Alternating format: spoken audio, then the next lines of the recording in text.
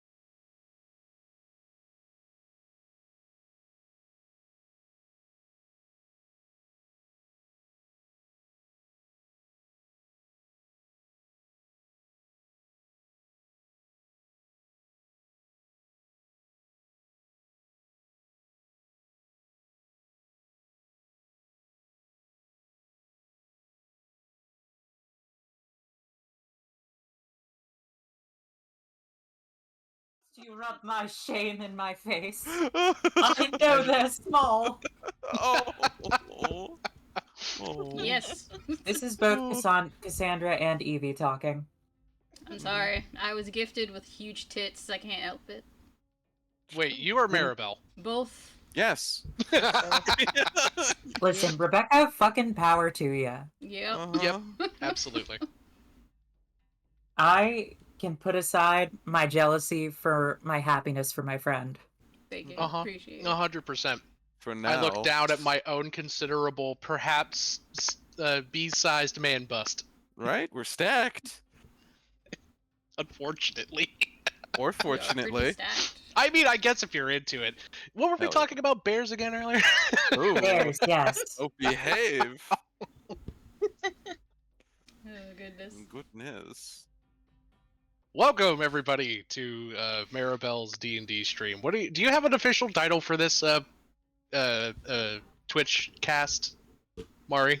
I never thought about it. I just have a You different probably title should. every time. We also really never named ourselves as a group. It's probably just Sigil Campaign at most. Yeah. I think it it's is like actually just Sigil Saturday Campaign. group. Right now it's just Dungeons and Dragons Escape Emrakul or something. There you go. that's the title for this stream. I mean, that's fair.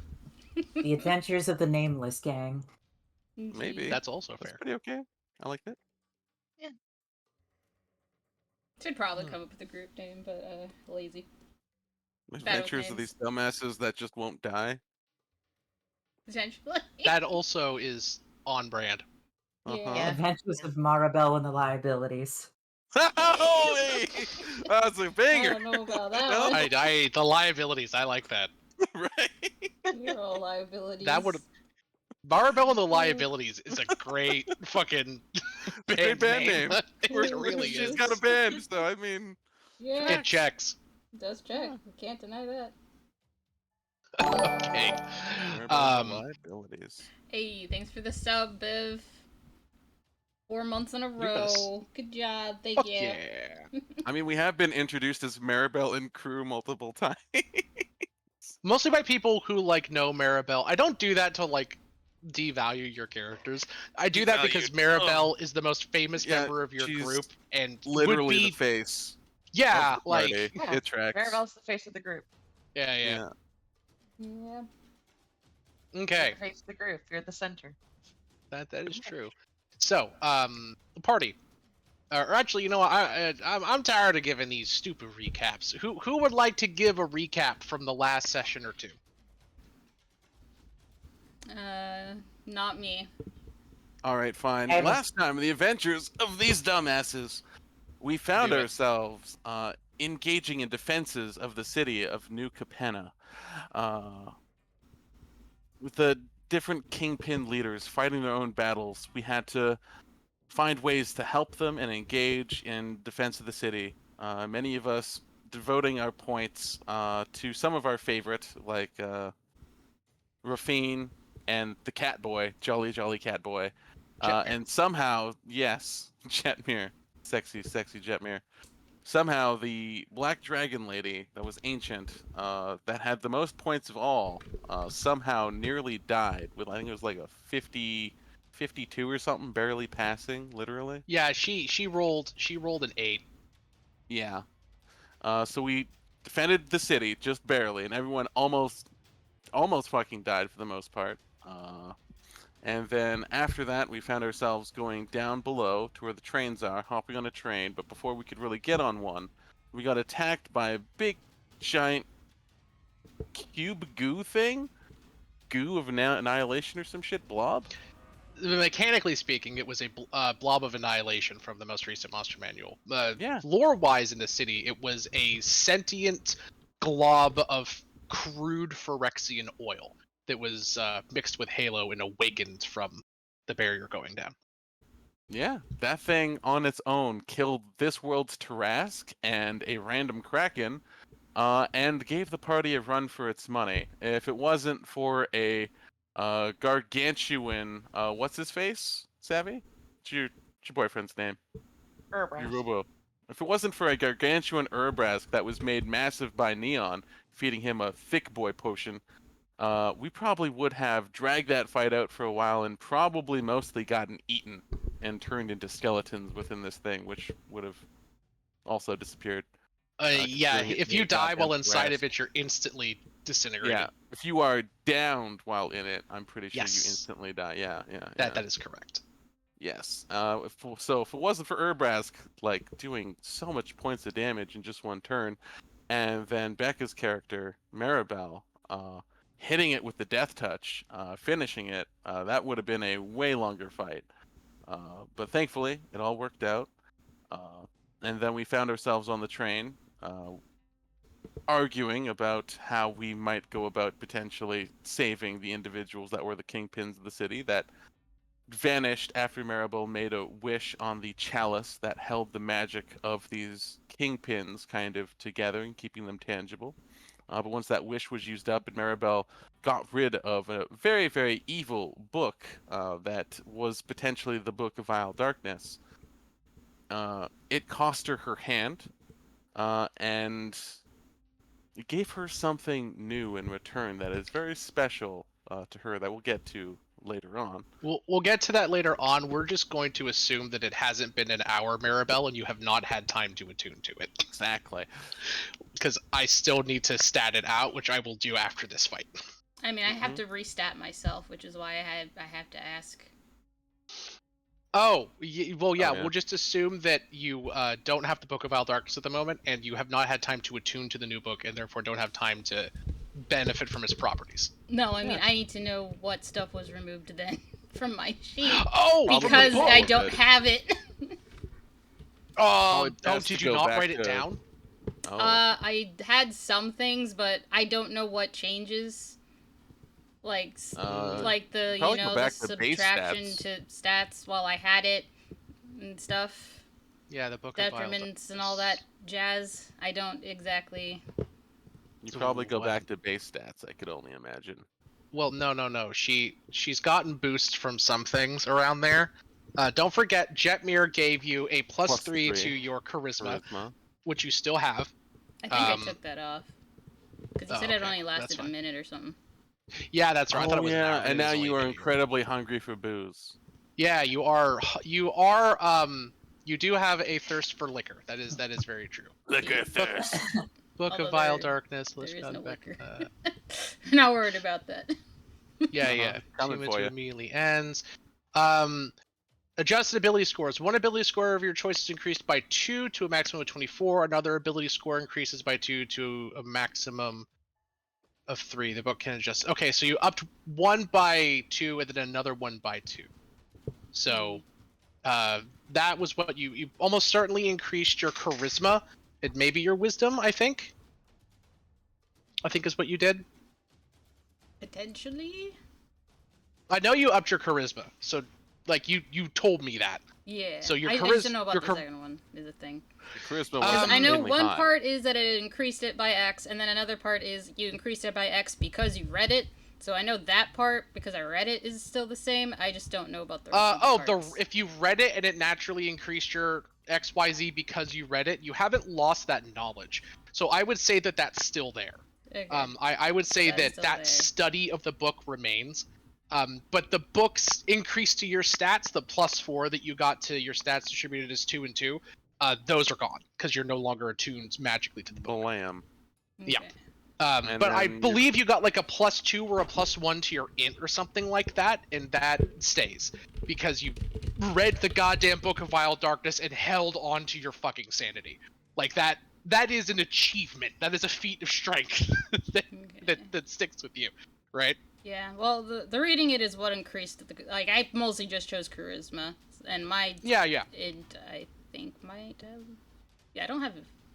I don't know. And then I know there was, like, a minus to my strength and stuff. I don't know where that sits. Oh, that was from your that was from the detrimental properties. Okay. So is Minor that detrimental no- properties. When you become you got 10, which was when you continue the artifact, one of your ability scores is reduced by 2. So that goes up to 3. Or that goes up by 2. You also lost the the other one was like you had disadvantage on like every save you could imagine. And that is Oh my obviously gone. God, why does Yeah, your strength become -4? Holy God. That's what Yeah, I'm yeah, trying yeah. to figure out because like I didn't have originally a 6 strength, so that's why I'm No, like your Yikes. the strength was 8. subtraction. I do remember that. Your strength was bad early on. Oh So the God. -2 checks. And you didn't get that negative twice. So that would be the only thing from the book that would be affecting you that is now gone. I know it was from the book because I think it was like a -4, which is why it's a 4. Because I I know it don't was strength that did it. I just don't remember which part of the book it was. Because I had no other thing that affected my strength stat besides the book. I don't remember that. The book doesn't naturally drain any other properties besides the minor or maybe you roll minor and major beneficial properties for that. Sure, might bump it back up to have. 10. That's fine. That could check. Okay. Write these things down in the future. Okay. I have decided to start taking notes. Oh, nice. Nice. It is a good idea. And I told you all at the beginning that I would not be taking notes for you. I have enough notes to keep on my own. Yep. I have notes spread out on every single story. It's a good time. I'm sure it is. It sucks so much. I'm sorry. Go back and find all my notes on all these different stories, because this one interact with that one, this one interact with this thing, and then oh God, just getting all the items together is also a massive pain when I figured that out. But whatever. Okay, so did we figure that stuff out? I think so. All right, and then after Maribel figured out her whole book situation, we began arguing on how we may or may not be making deals with devils, Cassandra and Starry, to be bringing back the kingpins.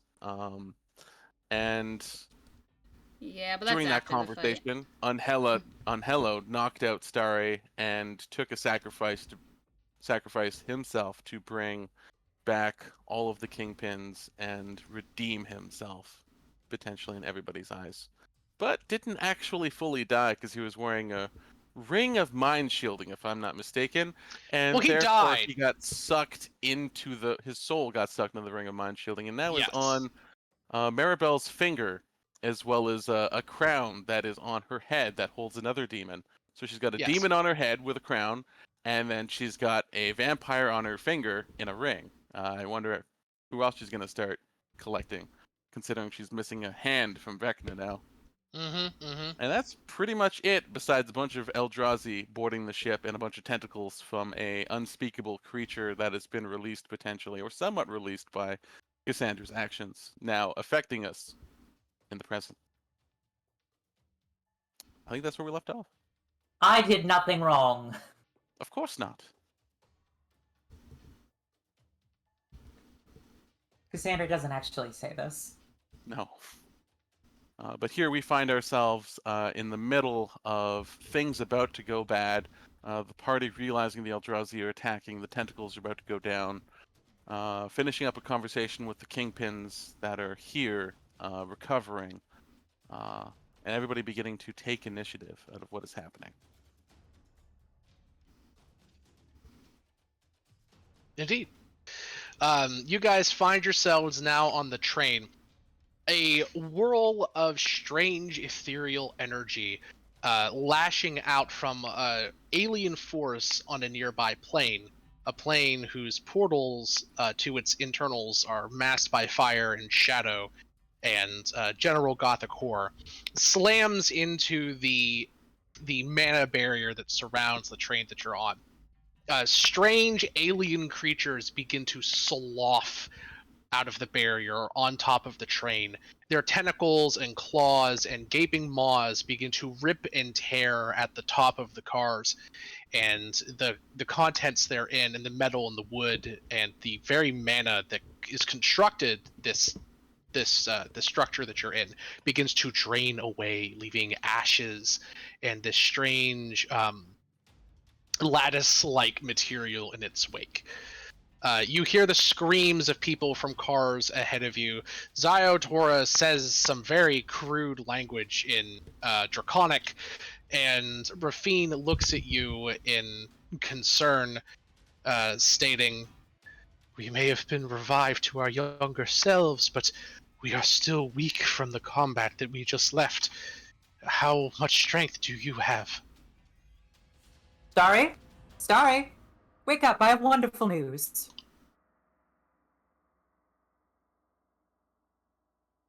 She's very Sorry. much unconscious because she's at 0 hit points. No amount of slapping her is going to wake her up. You gotta heal her. You do. Wow. Angelo really did a number on her. I did not. He hit her for 54 damage, non-lethal. Yeah. You see a big welt on the back of her head.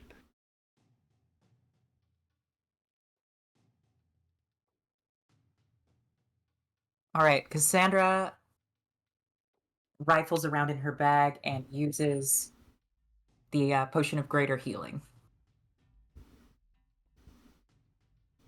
That's 44 plus 4. I guess I'll roll it.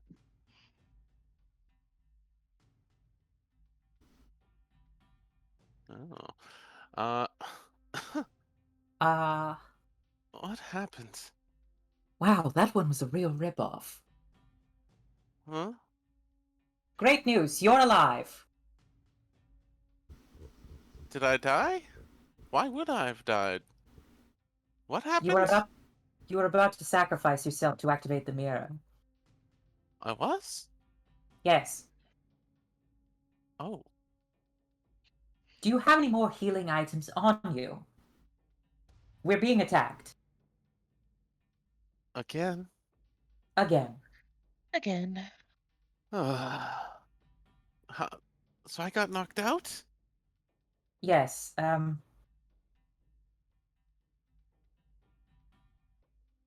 was, I'll deal with that later, I suppose. All right, yeah. everybody, huddle together a little bit. And Starry will cast Mass Cure Wounds, which is one of the last ones she can cast today. That ain't bad. 30 points of healing to everybody. That brings me to an even 40. Oh, do my Ooh. temporary hit points go away since Oh Starry got no, knocked No. out? you so have those. Don't worry about You do. that. They And stay. they don't Starry stack with what Starry just gave me, right? No, that's just regular No. healing. 30 That's points of regular regular healing. healing. Temporary hit points just stay, they don't stack. If something like a bigger total goes over your temporary hit points, it gets replaced with that. But temporary hit points do not heal or recover or go anywhere until they're gone. Rockin'. Yeah. Mm-hmm. Cassandra has Alright. not taken a ton of damage. What are we doing? What's happening? Oh my Strange head. tentacle creatures, which I've never seen before, are attacking the train as it's going through this warp space. We haven't seen them before? Looks out window. Cassandra- Have we seen them before? No. But I Oh. can show you what they look like if you would like. I have photos for this. Oh yes. Show us. The one on top of your Reveal. current train looks like this. The fuck is that? It's an It's got raptor claws. It does. Yo. I don't know. I think it's more like a spider. Spider claws, raptor claws. I think they just kind of go into you at some point. Yeah. Wouldn't really be too pedantic about how they kill you. Mhm. But those look scary as shit.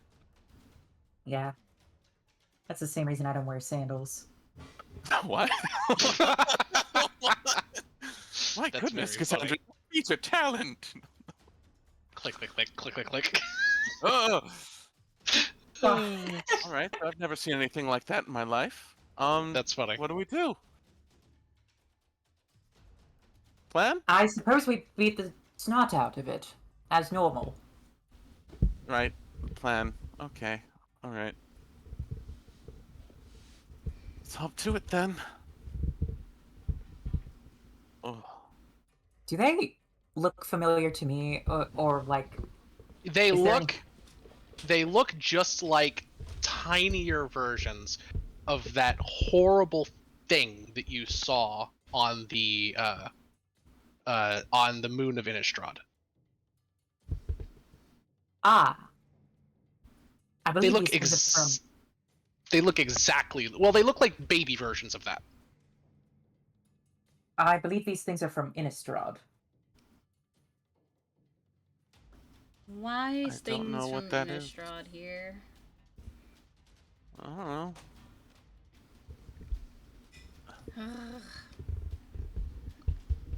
I.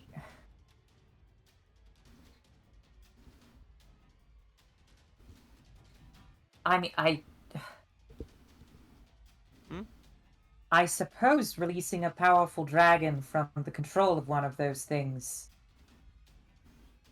may have garnered some ire.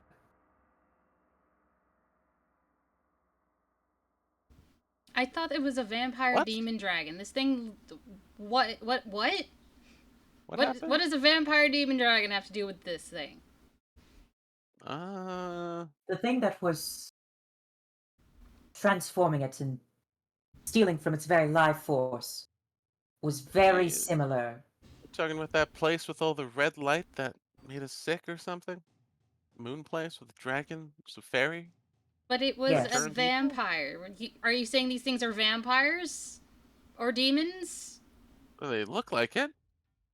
I believe there's some sort of parasite, but They look like it. I didn't exactly have time to collect samples. Ugh. Is there any memory of my interaction with that last one that would give me information on how, like, the nature of these guys? Any potential weaknesses? Give me a history check, because there wasn't, like, your interaction with it was so brief that you wouldn't get knowledge, but you were told things about this that you might be able to remember. All right. I'm just gonna Hell cast Mass yeah. Cure Wounds again because we seem to have time. You remember that these things were referred to as interdimensional parasites called the Eldrazi. They are creatures that feed off of the very mana or the very magical essence of things. It would almost be like a creature eating the weave of mana itself. Spells likely won't work well against them, and if they touch you, they will kill you very fucking dead. Oh my word. Oh, my side hurts. We seem to have some time. Well, Cecilia, who might I needs have you Mm. healing? for a moment? Of course. Starry kisses your cheek ever so slightly, and you feel yourself empowered with 120 hit points. Oh wow, thank you. Yeah, yeah. I mean, I don't want you to get hurt again. You seem to take all the force that we don't. Thank you. Oh, ignore that. And now I'm out of higher spell slots. Let's go. I can cast Fireball a few times. The dragon called them Eldrazi. Eldrazi? Eldrazi. Okay. Parasitic creatures that consume the very weave itself. Ah, that's fun. Okay. Sounds Magic life- like a pain. Oh, magic's gonna be difficult? So, what? These things were controlling a dragon? The dragon? Huh? Rebecca, I want you to roll me 1d10, please. This is going to determine... 6. Okay, so just remind me that you know 6 pieces of vile lore from the Book of Vile Darkness that you can reference in the future that you're able to retain after you disconnect from it. Okay. The first thing that you learn is how to become a lich.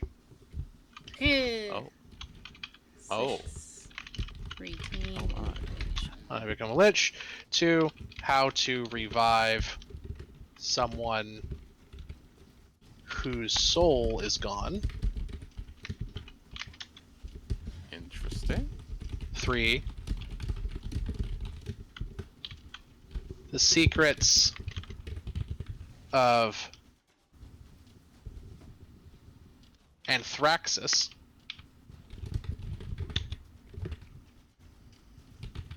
4,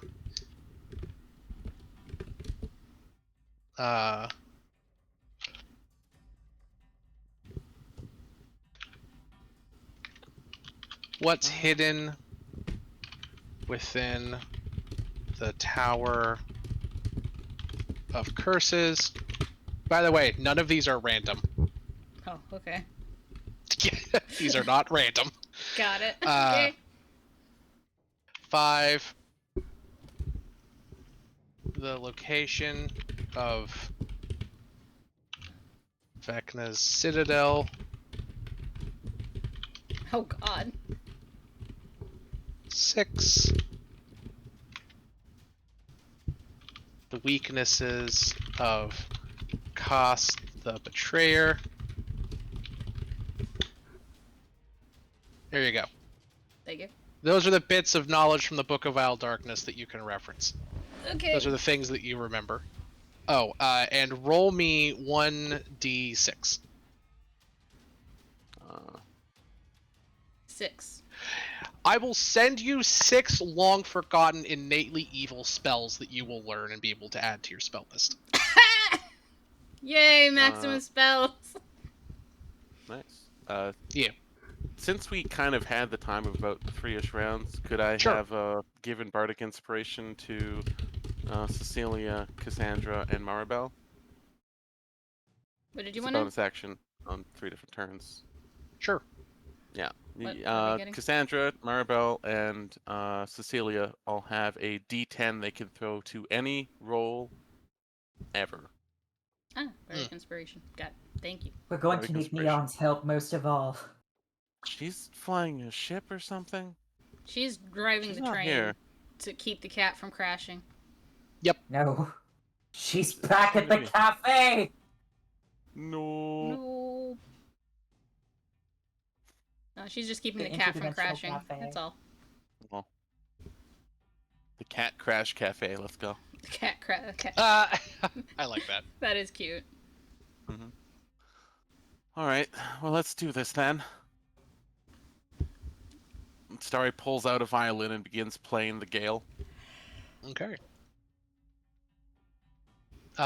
As this happens, as you guys are sitting here, I want everyone to roll initiative. Oh yeah. Oh yeah. Oh, everyone's gonna get another D10. Let's go. Where the hell is my buttons? Where's my character? There's my character. We click that. We hit initiative. Holy shit, that's huge. Nice. McMuffins. And then we throw a D10 at this. Hell yeah. Get that legendary plus 37.16 initiative. Nice. Disgusting. That's 21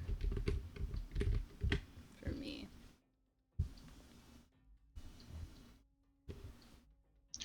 This boy gets a 19. Oh, And don't forget, okay. this combat is supposed to be interesting, but these guys are not. They don't look super powerful. The creature skitters down, sending a explosion of dust and metal debris as it lands on the ground around you. Its strange talon claws clicking across the metal floor of the train car. Jetmir lifts up his staff, now lacking the demonic magic which empowered it. Rafine readies her claws, although her wings are limp and she looks far worse for wear. I did heal everybody in the train car for, I think it was like 64 points of healing. Yeah. If everybody did catch that, I cast another mass healing word or mass healing wound, mass cure wounds. Oh my god. Don't for worry, I can't talk today either, bro. 34 points of healing. So make sure everybody caught that and put that on their sheets after the previous one, which was 30, for a total of 64 points of healing. I'm Starry. good. My HP was not touched because temp HP Oh yeah, was I not am destroyed. well aware that you're as safe as a bunny. Same with Cassandra. Yeah. Yeah, and now hopefully Cecilia. The only person in danger is Wiggles' eyebrows Starry.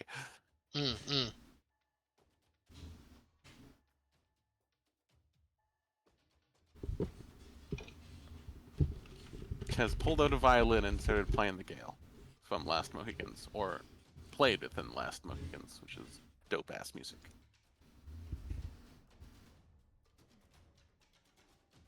All right.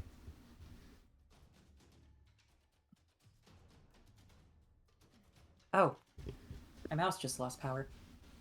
Oh no, Yeah. it's never good. Oh. Is this thing within 5 feet of me? Mm-hmm. Looks like Oh, it. technically it takes an attack because I roll initiative and use a bardic inspiration. I thought it That's a moving 21. there was what started it. Not that you were It being in it. front of me and me rolling initiative means that I get to use my bardic inspiration, which means I get to automatically apply my bitch slap to whatever is within 5 feet of me. Well, no, I mean I thought it being there is why we rolled initiative, not that initiative was enacted before it moved. Thought it was already there. The act of rolling initiative just means I trigger bardic inspiration, which means it's within 5 feet Yes. of me, which means it gets an attack. That's That is it. correct. I see. I'll allow it. I mean, I don't know if it hits or not. Just a 21 for 8 damage. It ain't nothing. Probably does. If it do, it do. But it's just part of rolling initiative for this character if it's in 5 feet of her. Which is a cool thing, but it kind of never happens. It's the first time it's ever been triggered like that. You whack it for 8 damage. Hell yeah. Star hits it with the back of the violin. Let's go. Kong. Kong. Kaboom!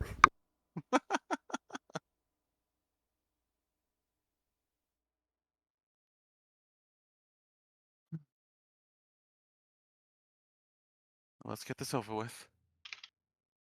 And I will do the classic, the standard, trading with Maribel. Who has a Classic 21.12? 21.12. I will copy your initiative, you copy my initiative, and we have traded. Okay. You got a 37.16 on yours? 7.16. Bam. Initiative traded. Trade successful. Yes. Now your Onyx is a Steelix. Oh yeah. Actually, you had advantage on initiative because you have Foresight cast on you. I don't know if that matters to you. Oh yeah. Yeah. I guess A lot I'll of roll things that you're one more good at. time. It. I If mean, Zoe does were it? here, she would have doesn't laughed really at that matter. joke. Mm-hmm. Oh damn! It makes a 4-point difference, I guess. Yeah. Which is technically 25.12 instead of 21. Oh. I forgot I have Foresight on me. Thank you. Yeah. I would have Random. completely forgotten entirely. Yeah, I'm here to keep you honest, Becca. Make sure you remember all your buffs. Yeah. Keep that girl honest. Indeed. Keep me honest. When we're 'cause I accidentally don't getting remember. weaker by the second here. Yeah, I'm just like, oh yeah, Foresight. Oh yeah, I'm buffed out to shit. I'm roided out of my mind. Yeah. Basically a mini boss or full boss at the end of Well, that. you were a mini boss before you lost your book. Now you're kind of a normal PC again. Yeah, I'm a normal But with PC, Foresight. but I was a mini boss before. But in the You were last fight, I was terrifying an mini. I actual don't know about boss. mini boss. Shit, you would have killed the whole party by accident. Well, no, because like last fight, I was definitely a full boss. My DCs were, No, higher than any terrifying. boss in any Higher freaking than thing. God, dude. It was 27? That's nuts. 27 DC. That's not okay. That's broken as It was shit. not an okay amount of DC. No, that's Boss spooky. couldn't even Couldn't pass save. that even if you had like proficiency and like all of the No. buttons. It's Indeed. like your chances are still garbage at saving that. You would need to be a paladin with a Aura of Protection to have a chance. Yeah, I would like fucking bless on you too. Yeah, be like, Goodness. yep, nope, You'd have now to I'm be like passing. Percy or some shit. Pretty much. Only for a moment, Maribel was God. Yeah, a god fucking roided out of her mind. Indeed. Actual boss. I wouldn't say mini boss.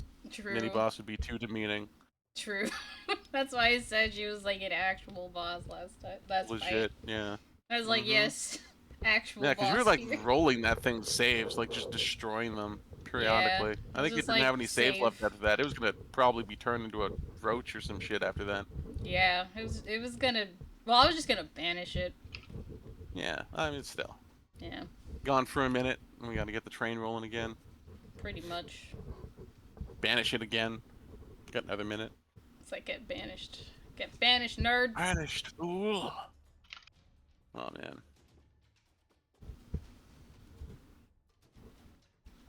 Alright. All right. It is. I'm guessing you and Mari switch. Yeah. Oh, yeah. Oh, yeah. Oh, Mari's initiative went back down. That's weird. Oh, why? Oh, what is Mari, why, it's your why turn. did it go back down? What? I don't know. Huh? It was like 30. Yours is at 37.16, I think. Yeah. Yeah, There you go. 37.16. And yours is I'm at 25.12. 25.12. Yeah. There you go. Still had mine saved. Alright. Might want to reset the initiative real quick again, Sam. Yep. Well, blam. Alright. Oh, It's there's just probably one not spider? needed, but she's going to cast Conjure Celestial, not to be confused with Summon Celestial. As basically a beam of light appears in a 40-foot high cylinder and 10-foot radius. Hmm. And she's centering it like on it, I guess. So it's kind of big, so mostly like here. Yep. That way it hits allies too. You can put it like over here, and it will just hit the creature. Well, no, it's fine because it helps allies. It hurts enemies. So Oh, I don't here. have to. How big is it? It's just a 10-foot radius. Right, 10-foot radius. 40-foot 10 cylinder. 10-foot radius. So that's a 20-foot Where- diameter. Ping where you want to put it. This is a Uh, 10-foot radius exactly. It's like here. Right here. Yeah. And mind you, Okay. that's...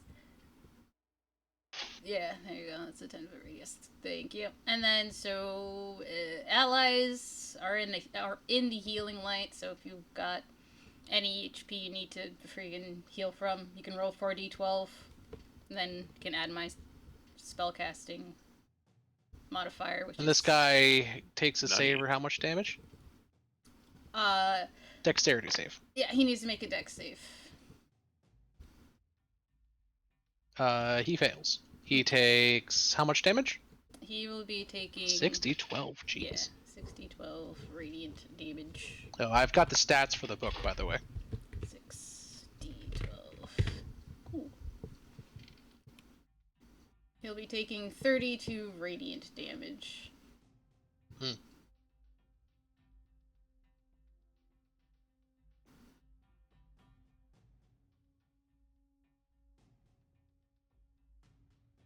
So that will be that, and I'll move my character back.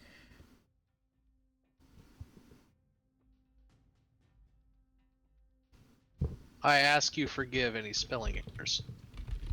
Oh, for...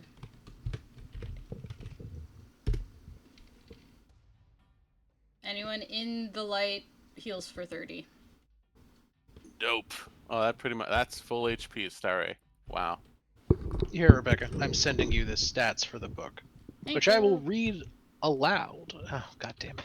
I went from 0 HP to fucking full HP in about 4 rounds? Damn. Nice. I'm actually going to just put this in general so everyone can see what the book does, because I like the effects of this book. You wanted something that involves the planes. Here you go. I do. Okay.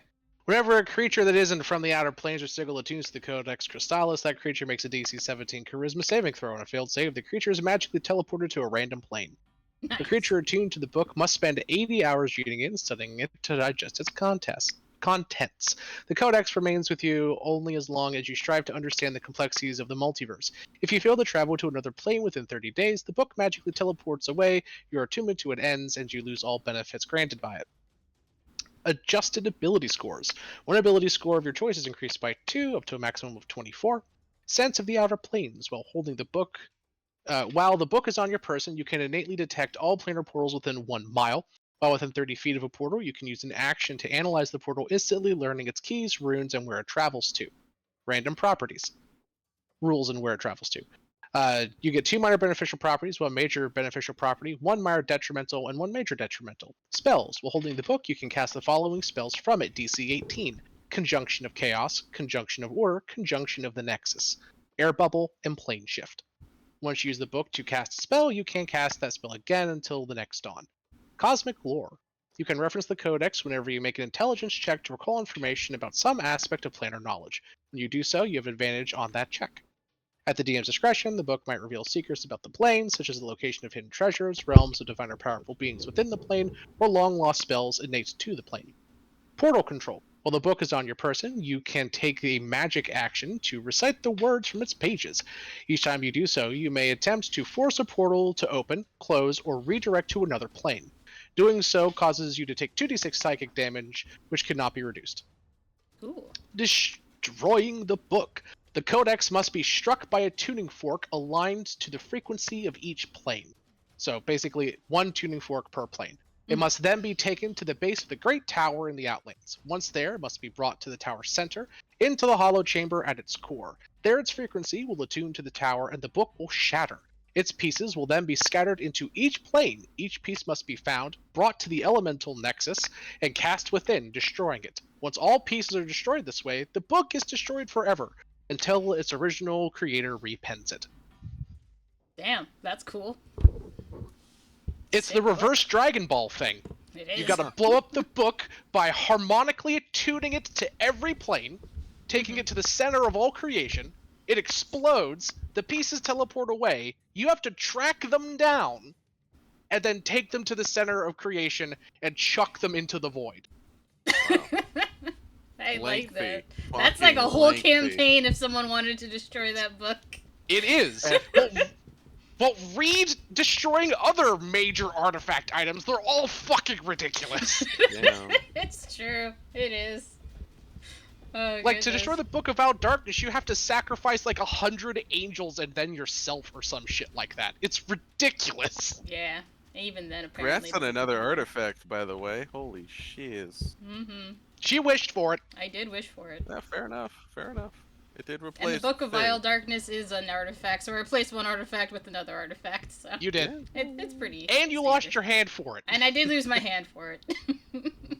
Which might actually matter mechanically. Yeah, that was brought up already. You know. Oh yeah, alright. So this thing gets sizzled the fuck. Starry, it is your turn. Oh, I probably should have thought of something to do on my turn, huh? I will inspire myself and then slap it. Yeah. Starry gives it a back kick real quick as she continues playing the Gale. And she will go around the other side, around here, You hit for where 12. Cassandra is. Dope. And she will. Any, many, money, mo. Do I have any spells that might do a Let's just throw command out there. Why not? It probably won't do anything. I'm not even gonna read command. Eh. I think it's a What's wisdom your- saving throw unless it's unaffected. It's DC 17. It passes. No, fair enough. She just tells it to kneel. It clacks and clicks at you. Clickety clack. Get off my back. Fair enough. Click That's and what clack it- it off my back. That's Starry's turn. That's what it said. Jetmir looks up at it and goes, "Oh my god, what is that thing?" Then he says, "I'll tell you what it isn't, attractive." And he casts Vicious Mockery at it. Oh. He is now a level 8 bard. Oh. Oh. It returned him to his original form. He's a level 8 bard. That is fair. He's a CR10. Still a Barely. scathing Jetmir, I review of already this thing. told you. It is an Eldrazi. I know. It also didn't understand him. It just looks like click clack. It's still unattractive, darling. You were scathing. Trust me. It's its turn. This thing's tentacles extend from its face and slither around the floor. It is gelatinous and undulating. It slurps over here, squeezing and twisting around in the spaces in ways that you didn't think possible. It The hell? screeches. It is very much non-normal. It's going to attempt to snap at Mari with a tentacle. It does Mari, have what's your AC? disadvantage. Oh, it is? From what? Farsight. Farsight. Farsight. Farsight. Who cast Foresight on you? Last Hey, session. hey, over God damn. here. Oh well, Hello. that was a 19 and a 20. Jesus. Damn. Well, the 19 I'm will s- hit. So I'm sorry. That's just It happens. kidding, honey. it happens. It happens. Now, You take. Oh my god. You Oh. take 18. I guess that would be slashing damage and are grappled. As its tentacle snaps and catches you by the ankle. So how much? What's that? How much was the damage? It was Uh, 13 and what? Or just 13 Plus slashing? 5, so that's 18. Okay. 13, 5. All slashing? Mm-hmm. Okay. Yes. Thank you. Still have my temp HP. Oh. It's going to attempt to do another rope attack or tentacle attack on Starry. Starry, what's your AC, dear? Let's see. 19. I'm sure it hits. 19. And it hits. You're going to take. Still maintain concentration. You do. You take 16 damage. Yes. 1, 2, 3, 4, 5. Then it is going to attempt to use its Eldrazi ability, Annihilate. I want each of you to give me a Constitution saving throw, please. Oh, I'll fail that real quick. Hell yeah. Consider that one failed. That's a 19. 21? That does pass. I know, right? 21. Maribel, what? 21. Jeebus. You guys both passed. You guys take 10 necrotic damage. The damage reduces your maximum hit points by that total. I'll put minus 10 in my temporary hit points. Let's go. There you go. Still temp HP. I'm still good. Mm-hmm. Yeah, you guys Plus feel the 8 to your magical energy being drained from your bodies as this thing is literally sapping the magic out of you. Cass, you see this horror show. Little flakes of dust are appearing around your friends like in an aura as the magic of the temporary hit points that was imbued from them by Power Word Fortify is being sucked and funneled away from this thing's very touch. Not from Star. She's just taking a beating. Very classic. Well, I mean, if Star doesn't have 10 hit points, then you see Hell her no. beginning to wither. She is getting her ass whipped and withered. Literally. Uh-huh. Ooh, Whipped and Withered is a great name for a gay bar. Oh. Oh my. Isn't Oh it? I think my. so. Mm-hmm.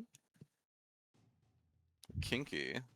Or not even a gay bar, just a kinky bar. I would go to Yeah, Whipped yeah, and yeah. Withered. Oh my. I had no idea, Sam. I like What if that look, I exists? like theme bars of all kinds. I could Uh-huh. entirely sing like a cabaret show or I like a see, speakeasy. Like I think that could be fun. Individual. I mean, Safi Absolutely. is the dommy mommy, so that tracks. Oh, 100%. Hi Mhm. Twitch. You like how women taller. You like to get stepped on, don't you? Occasionally. What are we doing, Cass? All right. I Speaking of wasn't. stepped on, Cass. No. What? Sorry, I have the strangest urge to give you a hard stare for some reason. I don't know why that could be. Please step on me. Starry says, eyes like in the middle distance, getting drained of her very life as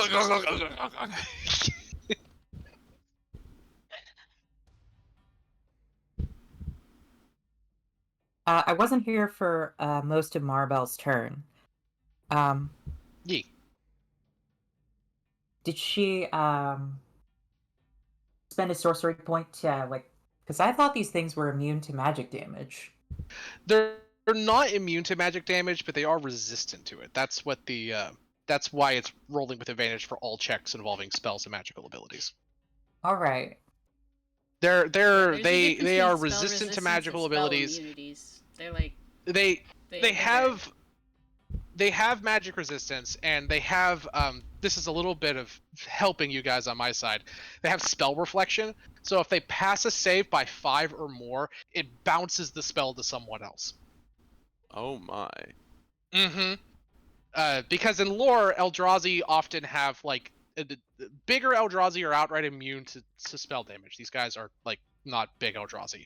But even lesser ones are immune to the effects of, or not immune, but resistant to the effects of magic. And the Brood of Kozilek and the Brood of the big one, Rebecca, help me.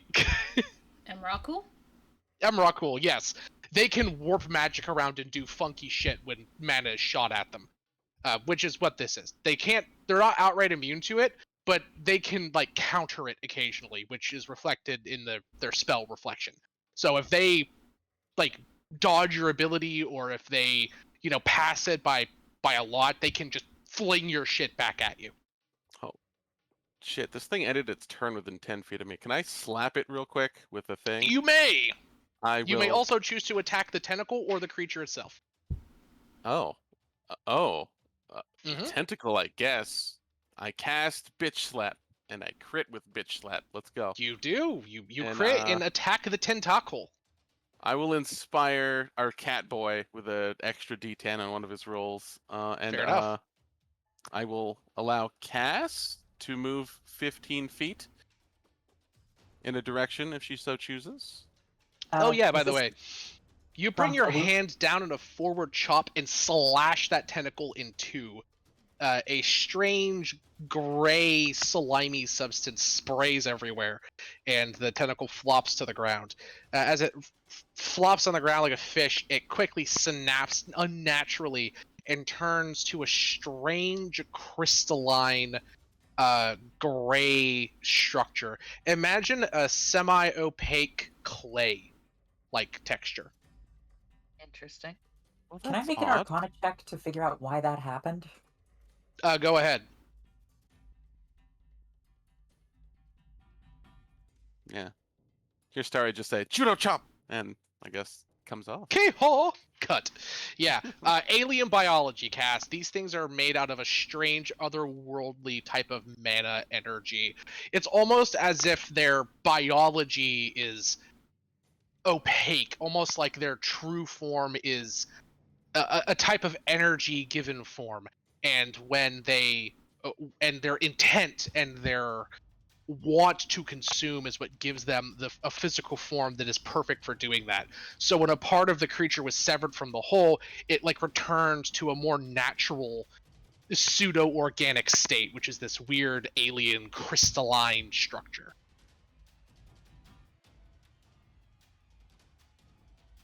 It's weird alien shit. They're more like shape changers than they are actual creatures. They're amorphous in their true state. Yeah.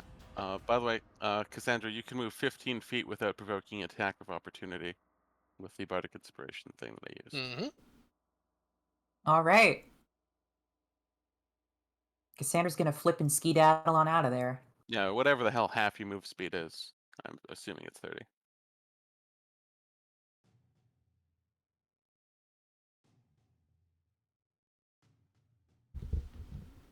Okay. I wonder if this will work. Go ahead. We'll see. You said both Maribel and Starry were grappled by this thing, right? Starry's not anymore. She judo chopped that tentacle right in half. Judo Right. Chop! But there's like a tentacle extending outward towards Maribel. It has a hold of her. Oh. Okay, so her position is within the creature's position. What? Nani? Like, where Maribel is standing is where the creature is. No, it has a long tentacle that's like lashing and has a hold of her. Yeah. Okay, that is what I was asking. Yes, I'm sorry. I was not sure what you meant. Okay. Here, I can make it clear. This is about the color of its tentacles. So yeah, it's like this, and it's got a hold of her. All right. Oh, interesting. Are you putting it in the ball or Maribel in the ball? Good question. You know, I'm gonna put it in the ball. Interesting. Interesting. Okay. Sure, that's fine. You trap it in the ball. You hear a popping noise as its tentacle is sheared in half. Maribel, the tentacle flops to the ground and turns into that weird clay-like crystal. This creature is now screeching, thrashing around, trapped in a big fucking hamster ball. So it's Oh funny. my. Well done, Cassandra. Is that it for your turn, Cass? Yeah. I guess I believe it has to make a dexterity saving throw. It probably will fail that. It's not very dexterous. Yeah, it fails that. Nice. Roll it out of here.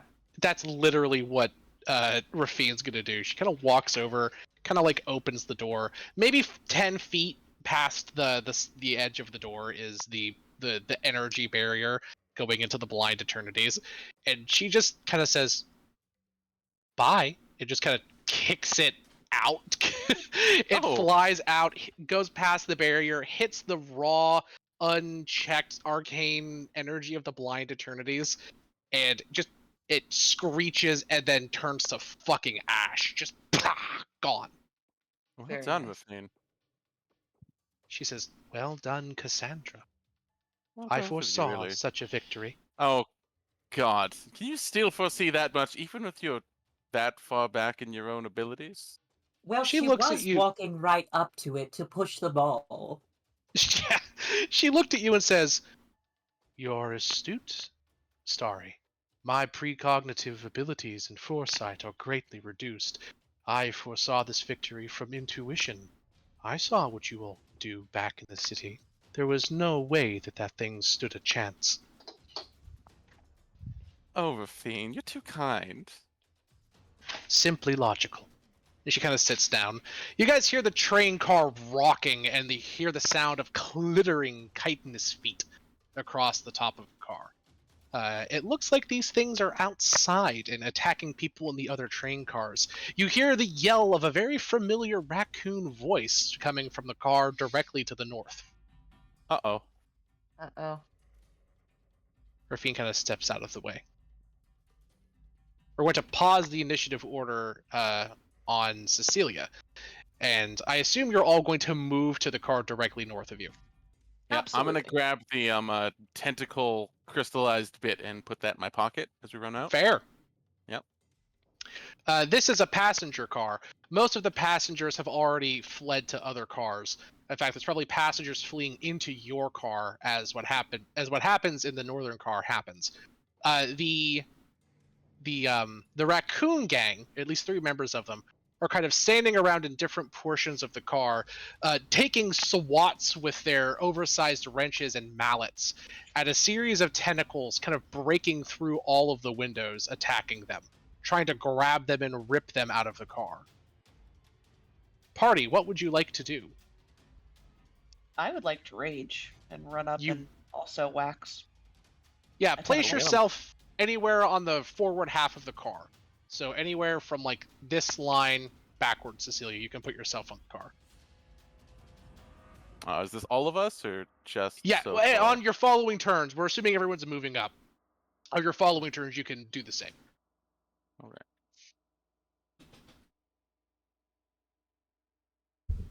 right. Whack. Cecilia, you hit the creature and deal quite a bit of damage to it. That would be 23. Yeah, you just like slam that tentacle and it slithers and slurps and is destroyed. Are those our raccoon boys? They look massive. Oh, they're not supposed to be that big. They're huge.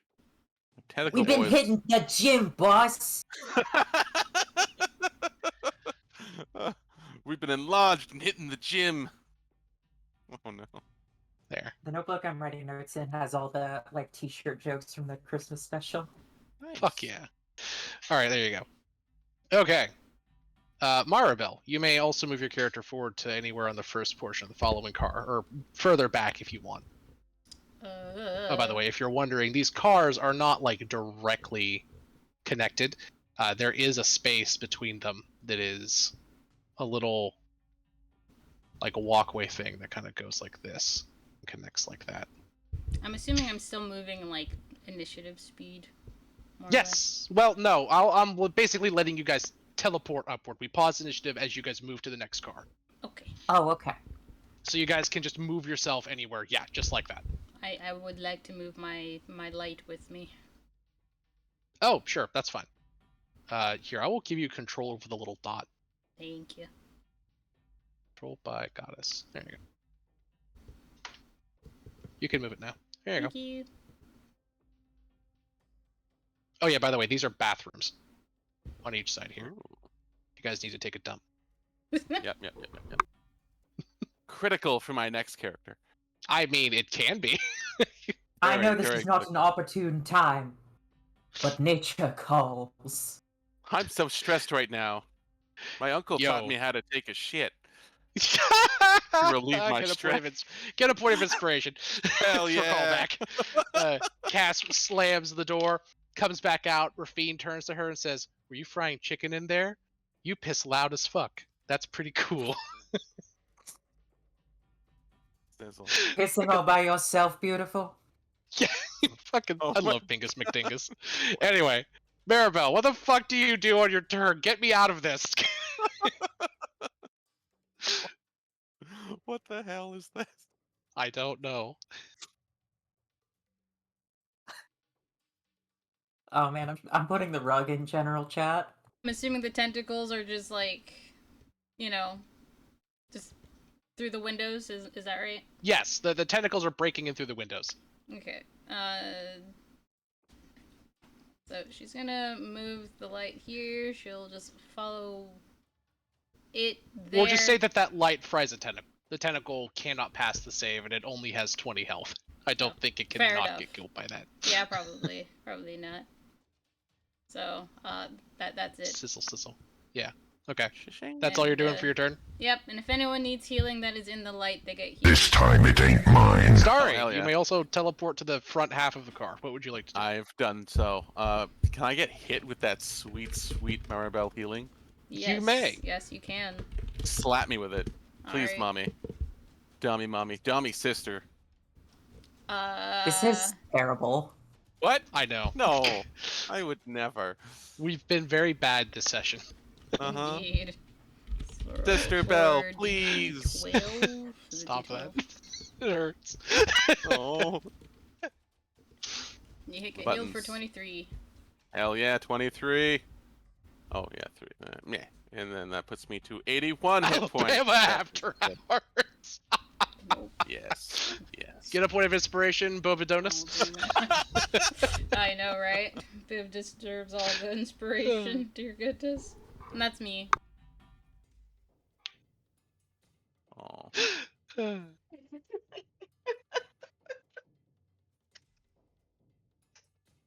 I will attempt to slap a tentacle. Permission to slap tentacle?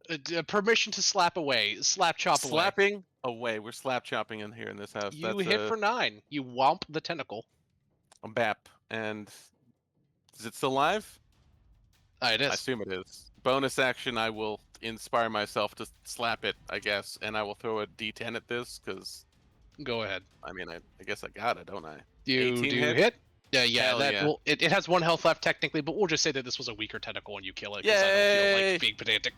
Whoa, I did I it! literally just said they had 20 health. Like, you know, what are you gonna do? Woohoo! That's my turn. Rafine is, it's Jetmir's turn. He's gonna say, "You guys got that up there. I'm gonna go check the car behind us." And Jetmir's gonna go this direction. Don't you dare die! I wouldn't dream of it. All right, it's the tentacle's turn. Astari, a tentacle is going to attack you. I'm ready for it. It hits. I believe you. Let's go. Take me you on a whimsical journey. You take 14 damage, and to all of your horror, Starry is ripped outside of the train car and pulled up above. Oh, she is screaming the whole way while still Yeah. playing her violin. You can all hear the violin with a heavy metal scream as a tentacle snaps Starry by the ankle and just rips her out the window. Starry, you are pulled 30 feet. I'm not going to really move you much. You're right here, but you're now on top of the train car. And I will symbolize that by putting you in this like box up here. I'm going to Nice. make the a outside box. Feels Yeah, the good. outside box. You'll see. Mm-hmm. Uh, Yeah. Close this, and then gray. Then this is gray. And make the outline black. All right. So here is the top of the train car. Oh my. Why won't it let me select this now that I've made it? Advanced. Do back. There we go. Oh wow. And then up Raccoon here. Boys. What's that? Raccoon Boys are still. Are they on the top? No, they're That's not down true. below. Okay. This thing is up here with you. Well, it was nice knowing you all. It's yeah. This thing. You see those tentacles growing out of its back? They get really long. And it's just looking at you, and you hear whisperings in common that you cannot. It's whispering to you, and you know that you should be able to know the words, but as you try and understand them, they just sound like gibberish, like word salad. You're one of those things that the more I understand you, the more stupid I get, huh? It just nods. And then it's going to it just like takes one of its little creepy forearms and like puts its hands around your head, and it makes an attack against you. What's your AC? It's still 19. That's a hit. I think it has advantage because it grappled me. Sure, I'll crit fish. Nope. Damn. You take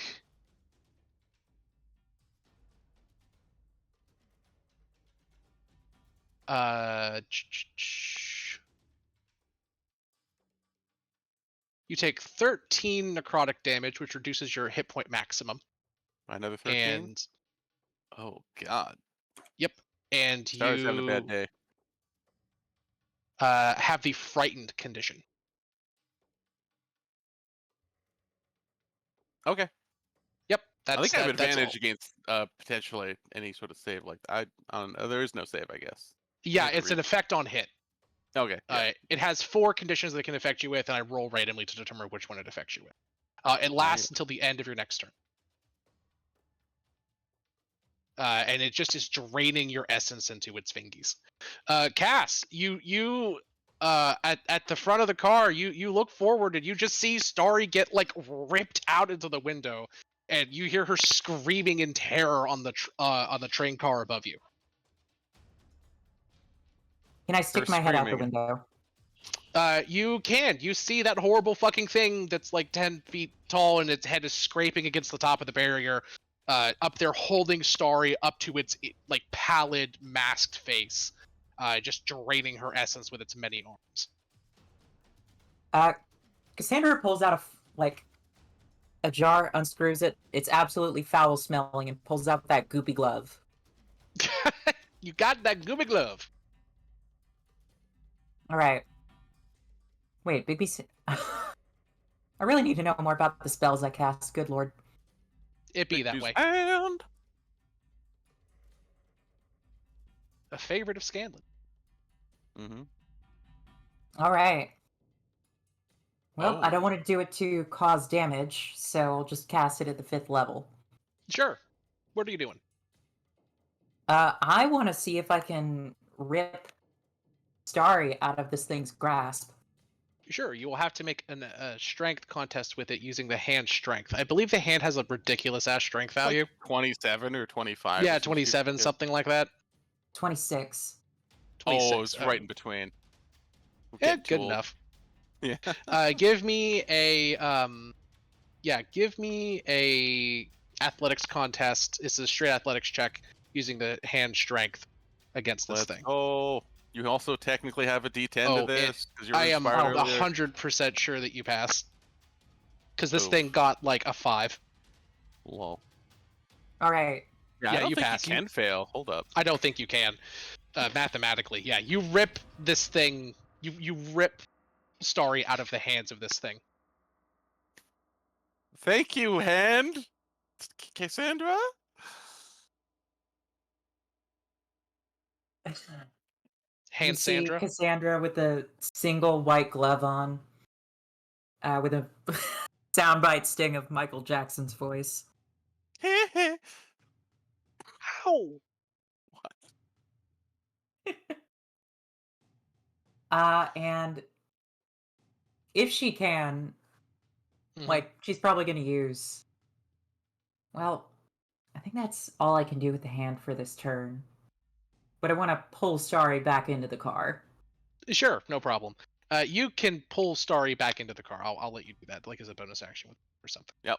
Screaming the whole way back. Let's go. Starry, you're back down in the Oh! bottom of the car. That was terrifying. Well, that was a frightful, 2-3 seconds of existence. Thank What you. was that thing? I have no idea. Maybe I have an idea, but I'd have to. 24. Do I have any idea? I can throw a d10 at this. Why not? Sure. Holy shit, 34. As you were having your essence drained by this thing, you glimpsed into its mind. Oof. And you were able to, because you connected with it, right? You Yes. were, you saw visages of an ephemeral moon-like creature attacking on the moon of Innistrad, attacking physical carvings in the ground that are the magical bindings and seals of something so much greater, screaming that it will free its mother from the parasite that claims it. As these engravings of a rune weaken and crack and break, the arcane chains that are binding this greater alien force to the moon of Innistrad is slowly weakening, and it's pulling itself away. It's extending its arms like tendrils out to other planes, other places, to drain them of their mana, to strengthen it so it can be free. What you're seeing here in front of you isn't actually what this thing is. They're like parts of a creature, an energy creature that when it enters a physical plane, it changes and rips. Imagine yourself as a fish in a pool of water, and you see a human hand dip into the water. Your plane is the water, you are the fish. The hand is the extension of this thing, and the human body that is controlling the hand is its real form. You're just seeing little extensions of its true self. That's what you're fighting. It's kind of like a hand in a fish tank. This is going to take more than a minute to explain. But does It's that from make a sense moon. to all of you? Oh, yeah, that was cool. Yeah, I can't take credit for that. That's from the actual Magic the Gathering books, how they explain the Eldrazi. Nerds. Yep. Yeah. That's what you're fighting. And that thing is up above you. You can hear the sound of slithering as its tail kind of sloughs against the train. Where do you did that, Cass? It's Rafine. Rafine is going to hop on top of. She's going to go outside here and hop on top of the train car. You hear her barreling towards this thing above you, and it sounds like she crashes into it. I might be misinterpreting something. I thought that What's the up? dragon was not Eldrazi. The dragon is not Eldrazi. It is not. It is trying to free its mother, the moon, from having a parasite inside of it. Entrapped Gotcha. within it. Yes. And- the okay. the Eldrazi god-like creature Emrakul is trapped in the moon with a magical seal. The heroes of the Magic the Gathering city didn't know how to kill Emrakul. She's a god essentially. So instead, they trapped her in the fucking moon. They just sealed her away. And this moon dragon, a literal child of the spirit of the moon, sees that the Eldrazi in the moon is corrupting it. So he wants to free her. And it was kind of trapped and bound in a mountain. You kind of unvampired it and set it free. And now it's up there as a ghost doing its fucking thing. Didn't the dragon die? It did. It's up there as a ghost. Ghost dragon. Remember, Yeah. Innistrad is a Dragon, plane of that's ghosts? a ghost. Whenever something dies in Innistrad, it comes back as a ghost if it has unfinished business, which it It's kind of super did. ghost. Business I is pretty see. unfinished. Yeah. Gotta save Mama. Yep. I see. Cecilia, it's your turn. What? Yeah, it's something from the moon. Yeah. Oh my word. All right, there's one more train car worth of shit left. In the car above you, you can hear the sound of many people screaming in terror. And the sound of what almost sounds like crackling or sand rustling. That's how I would describe this. Time to rush in there and start wailing. Beat the piss out of him. Get him, Cecilia. Yeah, Cecilia, you run up to the next train car ahead of you. You see, as you open the door, a new Capennan citizen reaches their hands out towards you.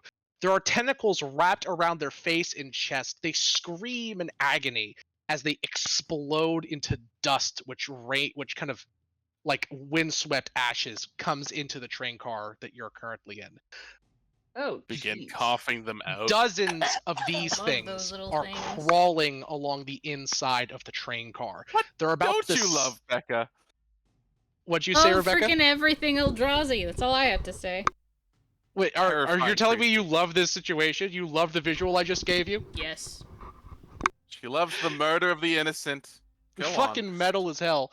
Right? Yeah, you see dozens of these things, about maybe 40 of them, crawling along the inside of the train car like horrible little spiders. They're about the size of a cat. These things are called drones, and this is what they look like. Hate them. And they're going to be represented as 3 swarms in here as soon as the token that I made for them fucking uploads.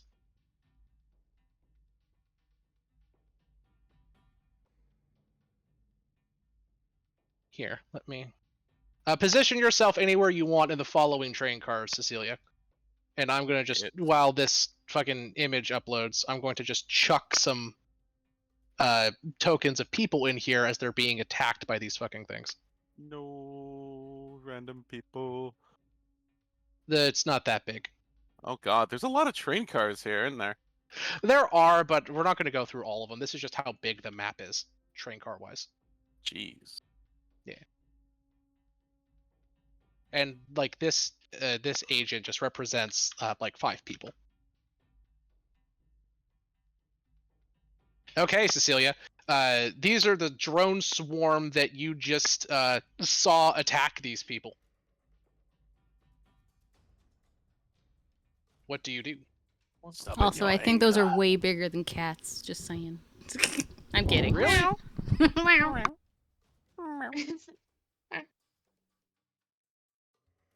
Why do you say that? I guess from the scale of this, but I always pictured drones as being tiny. Alright. You know, Either way, they Tiny hunger for drones. spiritual flesh. they really, like really cats. do. Mm-hmm.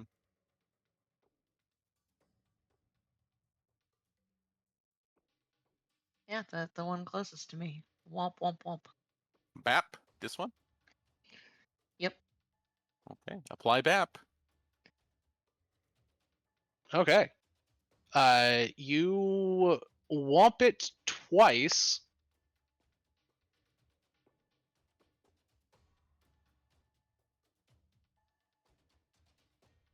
And you hit it twice. And it looks like you've already ruled damage.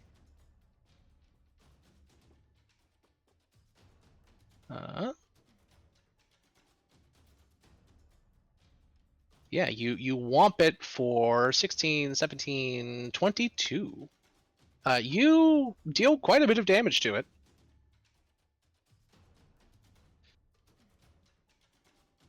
And I'm just gonna have these guys keep going on the CR, the level 19. Maribel, you may also move yourself up to the next train car if you would like. As the drone swarm begins, is like dusting people.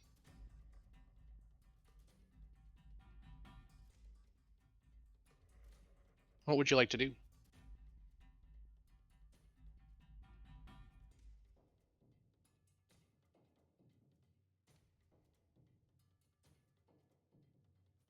Wish to fry everything that's in my light that needs to be fried. That's fair. Sizzle. Where is it's the damage again?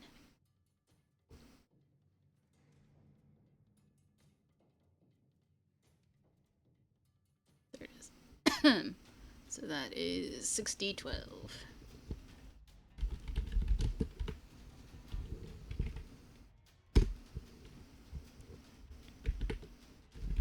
That didn't work because I had 2 slashes. There you go. 34.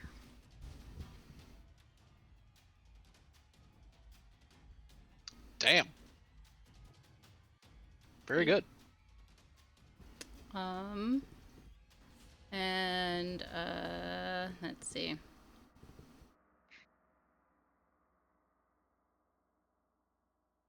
I just need to double check if that's a bonus action or an action.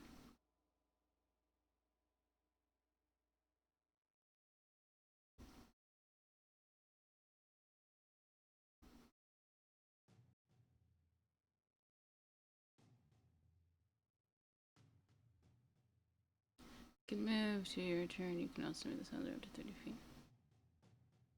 Oh, it's all that is neither. That is my movement. Okay. So I can do other things. Other things. Other things. I really don't have that many AoE spells, which is very sad. Wow. So, wait, I'm looking at the wrong thing here. When it comes to how many cats there are and where people are, where would they be, or are the people dead? The people are not dead. They're cowering in terror. And there's about 36 cats in this room. Each of these groups, or roughly 12 of them. Okay. Wow. So, people icon are just the people. Okay. They're just like in terror. Yeah. Okay. So she is going to do another AoE spell. And this is going to be Synaptic Static.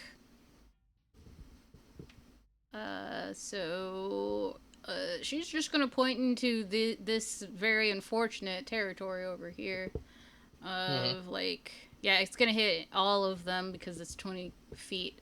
And she... Let's see. They fail. They all need to... Oh, okay. I was gonna be like, they need to make an intelligence saving throw, but they all fail. And they die. Okay. You kind of raise up your hands. A wave of psychic energy rolls through you. They scream, and then they all explode into dust. That dust then weirdly, like, turns into a big wall of spongy, like sponge-shaped, like it's perforated, crystal structure that is actually kind of like making a barrier because there were so many of them. You can move through it, but you just have difficult terrain. Fair enough. She's gonna yell at the people, like, get behind me if you can. There's this, like, spongy crystal structure here that's difficult terrain. Yeah. The people will move to you at the start of the Eldrazi's turn. Okay. Starry, you can move to the car ahead of you. All right. And I can just get up to these guys, potentially? Yep, sure, go ahead. Okay. Starry will leap. Can I get caught by this healing in any way, or do I have to, like, stop there? what? Let me double... I think it's when you walk through it. Let me see. Whenever cylinder moves... You can bathe into the light whenever the cylinder moves into... And you can see whenever a creature you can see. And yeah, it's whenever you enter or end your turn there. So, you can pass through it. Lovely. Starry runs through your light, gives you a wank. I will roll... Healing, please? Yeah. Please save Starry Roll from dying here. 4d12. I don't know how many things make an attack Nah, when that was a low roll. run up I'm to them. sorry. Low roll. 6. Hell yeah, 6. Let's go. That ain't nothing, though. 1, 2, 3, 4, 5, 6. Flat 60 HP. That's not bad. It And I ain't. will run up and try to be a problem. I will tag problem for. Oh, and add 5 because I keep forgetting to add my spell modifier to it. Oh, nice. Oh, wait, sorry, not 5. Sorry? It is, I will throw a where's my D10. sheet? 7. Oh, wait, no, Add Sorry 7, be a not 5. problem? Never. Never. Alright, Neither. try. So does that first one miss? What did you roll? I'm sorry. It's a flat 12. Oh, no, you hit. Oh, wow. Wow, It's a that's swarm of fantastic. squishy little idiots. Of course you hit. Yay! Starry revels in the squishy idiots. You do. Yeah, and then she will, while she's playing the gale on her violin, continue to throw another kick, inserting the heel of her high heel into one of their head, or at least attempt to. With another That's a 12. hit. God damn. It Yeah, hits. that's also an inspiration burned, and that is her turn. All right, it's these guys' turn. At the start of your turn, these people run this way and get stuck in the gunk. This creature is going to go over and move into Starry's space. Oh God, Starry's engulfed. Let's go. You are engulfed. Starry, give me a wisdom saving throw as these things are crawling all over you, and it's not pleasant. Oh, I'm gonna fail that real quick. Yeah, I don't know. Yeah, no, I'm failing that. Yeah. Most certainly, Oh, you. Maybe if I throw a D10 at this, maybe it'll make a difference. There's a She's good chance you gonna- could. The save isn't super high. Oh, that's not maybe. You pass. 7 plus You 9? are Hell not yeah. afflicted by the fear condition. Oh, okay. Yeah. But they are going to make an attack against you. What's your AC? 19. They miss. Interesting. Yep. No advantage or these- anything for surrounding me or some shit? Uh, Or +2 or something? technically it will be a +2, but it's still not enough. These people are going to dash past and get down here. And then these Get out of creatures here. are going to start crawling along the outer walls of the train to try and get towards you guys. Cass, it's your turn.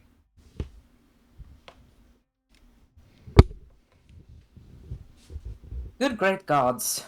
This is all my fault. A tad Nice. bit. Well done.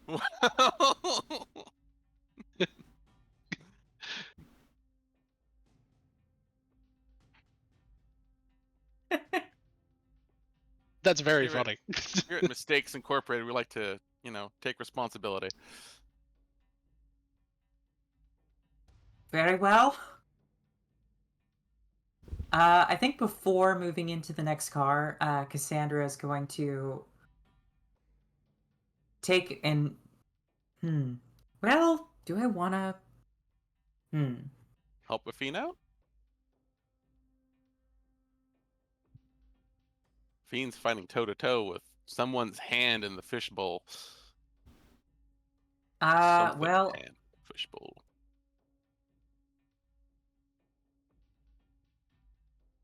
all right. Okay, True Seeing is not a concentration spell. Nice. It is not. And you still get to use your hand as a bonus action.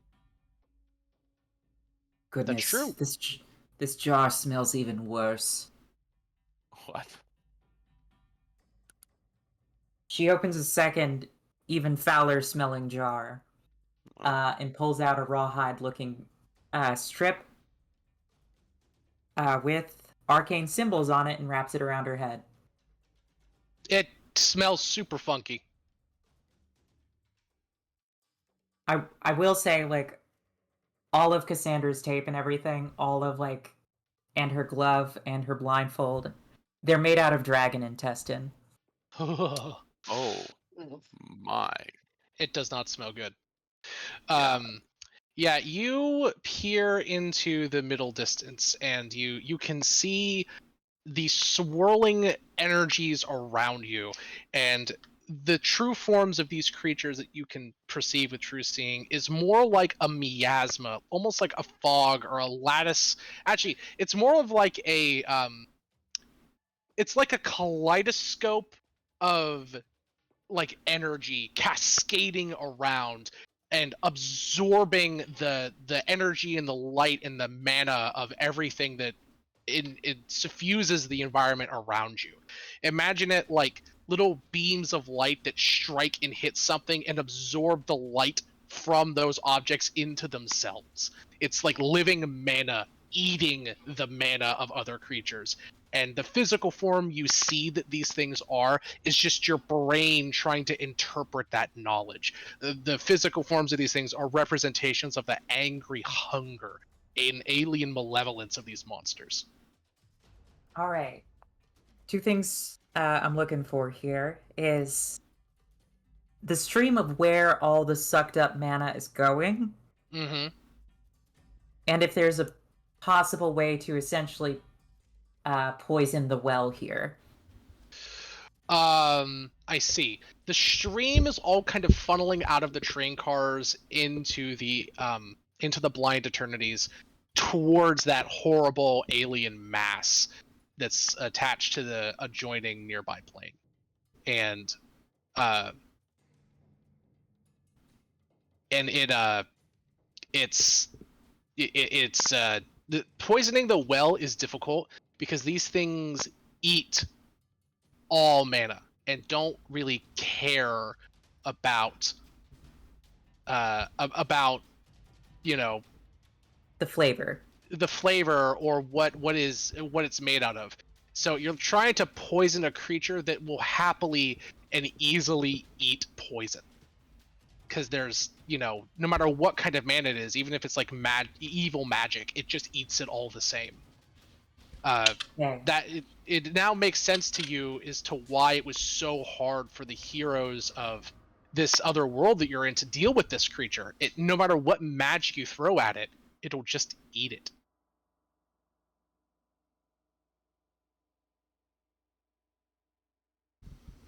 All right. Tricky.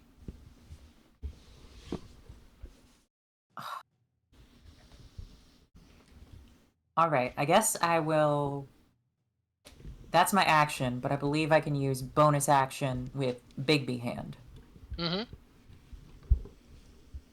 Can I move up to the next train car? It's relatively empty. It looks like some of the riveteers cleared out some of the monsters here. You guys aren't the only ones fighting. So you can't move to the northern train car, but it's mostly empty. Oh, I mean, like, where are Starry and Mari and the rest of the gang? Yeah, they're to the north of you. You can move up there. You can. Okay. It goes up and then like down over here.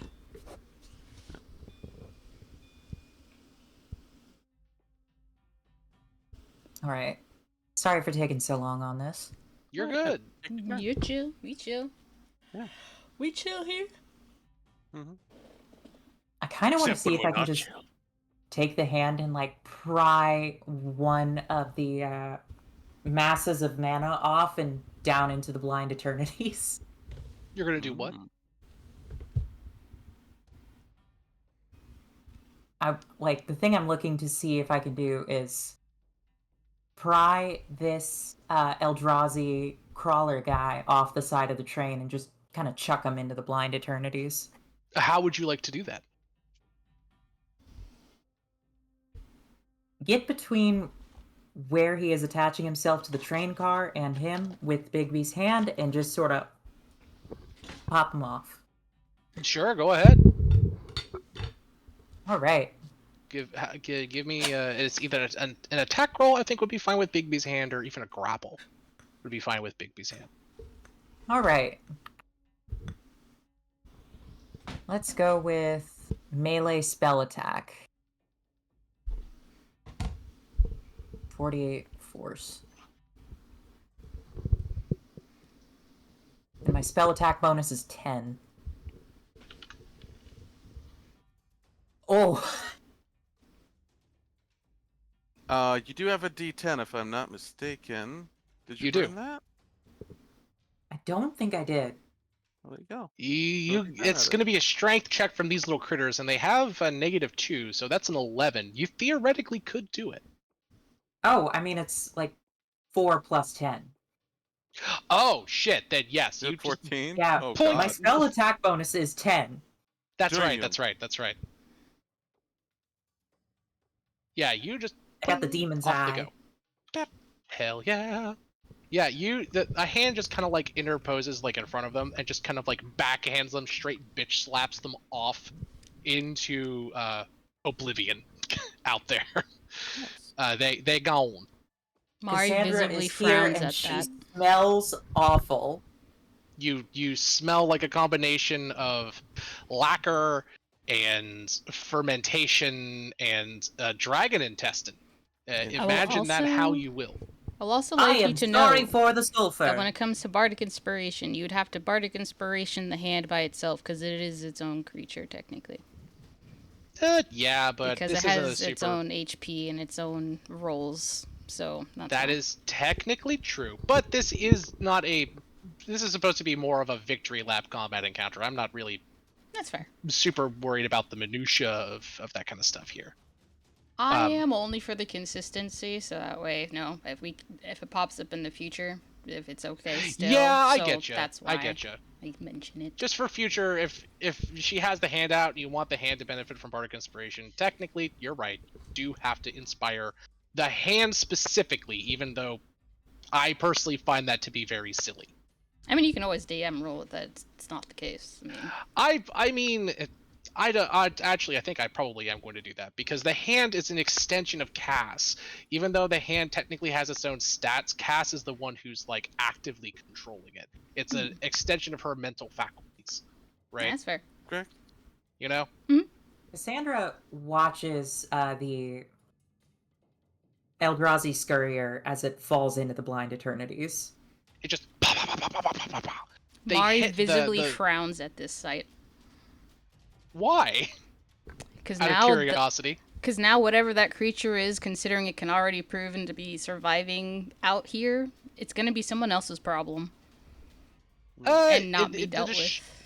The violent destruction of the Eldrazi's physical form seems to have like damaged it pretty considerably. To be honest, it's not like completely destroyed, because again, these things are ephemeral beings. But it had to expend energy to make itself physical to attack you guys, and then it just lost all of that energy that it expended because it's the physical form that it had to create just got dusted and turns to ash again. But doesn't mean that there isn't something out there that it can get that energy back and continue. I mean, theoretically, That's why she's yes. Like, But you're not stopping Emrakul anyway. You're like batting away her arm that's reaching for you hungry. So, yeah. But it's just why Mari frowns, that's all. No, that's fine. Yeah. No, absolutely. I don't think we're the only plane being attacked. You're not. If you look into the distance, actually, you can see across the blind eternities more hands of this horrible thing stretching out across the distances, reaching into far-flung plains and sapping them of their power. It's all my fault. Why do you say that? The Lunar Dragon. The Eldrazi sapping its energy. I freed it, and now it's trying to free its mother. Oh. The Eldrazi are sucking energy and mana from other planes in order to fortify their defenses against the dragon's ghost. Kinda. That's not exactly correct. Let me help you out here. The Eldrazi is chained to the moon, and it is sapping other planes of their mana because it is hungry, and because it wants to break out of the moon faster. So the Eldrazi is parasitizing the moon because it doesn't have a choice. It's kind of stuck and trapped there. The Eldrazi doesn't want to be in the moon. It wants to be out eating other planes. The dragon wants the Eldrazi out of the moon because the moon's its mom, and it wants a parasite out of its mom. hilariously, the dragon and the Eldrazi want the same thing in a roundabout way for the Eldrazi to not be in the moon anymore. I see. So the moon is not a home for the Eldrazi god. It It is a is just the prison. garbage it's sucking on. Correct. It is a prison it is stuck within that it desperately wishes to be free of. It is entombed in there. Yes. And the dragon wants the Eldrazi to be out of the moon because the moon's its mama, and it doesn't want its mama basically being used as a unwilling prison for an eldritch horror. Right? Yeah, it's Yeah. pretty awkward. So that's the situation. Ari's gonna frown a bit. So the dragon's the problem. In a roundabout way, yes. Well, that's unfortunate. Nothing we can do about it right now, though. It's gonna look ahead in the train cart. But that is going to be a problem. I hope it doesn't end up coming through the blinded eternities to our area. It probably will. The way in that time. you said that, my brain went blind eternities. Blind Nice. eternity. I don't know why. It just did. and I Honestly, think it's that's because funny. she has the biggest token, and we all know it's because she has the big boots. Oh my. We know Oh why. This way, betwixt the peaks. Yup. Betwixt the peaks. Why are we Gee. all down bad today? I don't know. It's just one of those days. Yeah, you know what? That's fair. That's Yeah, fair. yeah. Alrighty. So, yes, I you forgot guys. this thing ended- What's it that? ended its turn, technically, with Oh, me calm- inside it, so I get oh, to yeah. punch it. Well, do we really want to fight out the rest of this? Sure, why not? I forgot about this thing. If I'm being entirely fucking honest, you hear the sound of an Eldrazi above you dying as Rafine claws it to death. Woo! Nice. Cecilia, kill the thing that's eating Starry. Yum, yum, yum, yum, yum, yum, yum. I wonder if Counterspell just destroys them. Might, who knows? I believe that's still mana. You have to spend mana to get rid of mana. I believe it probably is the same effect. Pretty much. Hit and hit. It takes 13. 13, 14, I can math, 19 damage. As Cecilia hacks these things in half left and right as they're hopping towards her. Maribel, you see these horrible creatures. What do you do? Mari moves and has that light go up there and will heal Starry and sear the Eldrazi. So Sear it. Sear it. I have to keep looking at the damage because I do not have this memorized. This is the first time I've ever got to really go melee against some shit. It's great. 4d12. You're doing good. Starry, Yeah, you for a heal for bard. 13 plus 7. Hell yeah. And then it is going to say take 60, 12. And it'll take 34 damage. Ooh. Then action, she is going to... I keep looking at the wrong one. I have too many sheets and I don't even have as many as Starry. Yeah. True. Just waiting for that to load. Okay, there it is. Since Starry's in the middle, I can't do Synaptic Static, otherwise I'll be hitting Do it. Starry. Do it. It would be very funny. Break her brain. Break her She'll take it. brain. What's the name of the old... Oh, Go ahead. sorry, go ahead. No, you Star did. yells at you, do it, I can take it. She can't take it. So, sorry to interrupt you on your turn. What was the name of the Eldrazi god that's stuck on the moon? Emrakul. Emrakul. Emrakul. The Notes. brood mother, the sire, all sorts of horrible things. I guess the only thing I can really have her do is going to be chain lightning. Okay, sure. Roll damage. I Oh don't. I my did the math. They God. actually physically cannot Well, they pass. just try. Yeah. Oh, I just killed Starry. Whoops. I didn't mean to cash in my kill Starry token Cash so in, fast. let's go. No. Maribel, that's Maribel. deadly. Starry, your lives flashes before your eyes. You feel the cold reach of death from Maribel once Oh, again, thank God. reaching towards you. Then you remember a strange voice in the distance saying, "I'm not going to kill her until she kisses Cass, Cass, Cass." Then the lightning diverts at the last possible second, striking all of the Eldrazi around you. A series of cacophonous pops ring out in your ears as you're surrounded by crystalline, spongy, clay-like material. Oh, thank you, Oh. God. God, sir. One of them. Yep. Nothing to do with the fact that chain lightning doesn't, that I choose the targets, We're not talking Wasn't about gonna me. hit Starry at I all, like but to you know. accuse God for believing I'm in her. taking some DM fiat here. Thank you. No, you're good, you're good. God's trying to hook me up. Don't get in the way. The Raven Queen is just holding up a punch card with Starry's face stamped on it Oh, 7 God. times and just says, "One more and you get a free smoothie." Ooh, I want that smoothie. Nope. That's all. All right.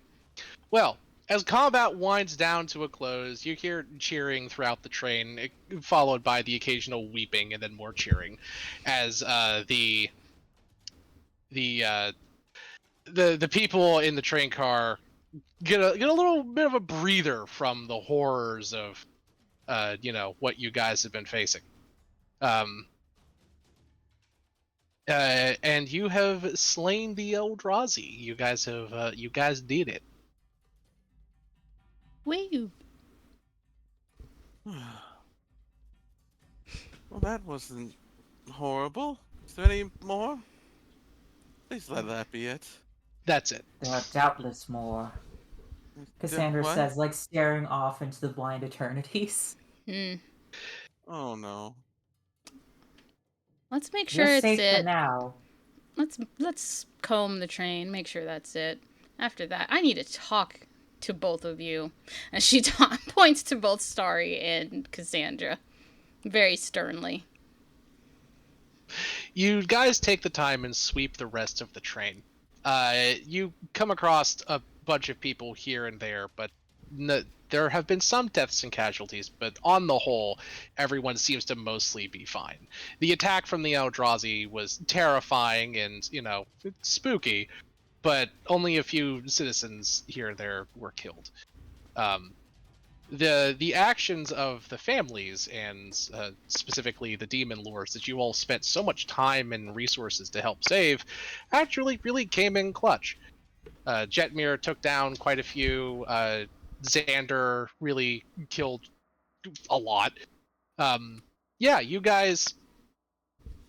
If it wasn't for your actions and your overwhelming successes back on back during the previous fight that you all had, this could have went very differently, at least for the people on the train. None of you were ever at any real risk, but there could have been more casualties and the vibes could have overall been hampered here and there, but you guys did it. Yay. Yeah. Maya also lets people stay under the light while it's still there if they need healing. Oh yeah, it is appreciated. Yeah. Yeah. Starry's still bloody, but she's under the light and nothing. It's not helping at all. Is there a reason the light's She's not sweating helping? a bit. She's down quite a few hit points that are unhealable. Oh, unhealable. She's Got it. just sort of like sweating. Yeah, you have to Bleeding. long rest before that shit comes back. Yeah, it's fine. It's fair. Well, I'm I a bit more think tired you than should lie usual. down, Starry. It's been a long day. Very. You look tired. We should all rest. I feel like I always look tired. Feels like I'm cursed to work a 9 to 5 or something. Oof. Imagine working 9 to 5, Mari says. What a way to make a living. Mhm. Imagine only having to work 9 to 5 in the modern day. Hmm. They definitely use your mind, and they never give you credit. Never. Was there something you wanted to talk about? Also, how long was I unconscious for? I don't know. I Ugh. wasn't exactly. I didn't have exactly a timer out. Anyways, So, what happened to me exactly? you got knocked out. We resurrected them. Then we got attacked. Who knocked me out? The vampire who died. On Hello. That's Oh, weird. so that's his name. Yes. What a Oh, stupid and- name.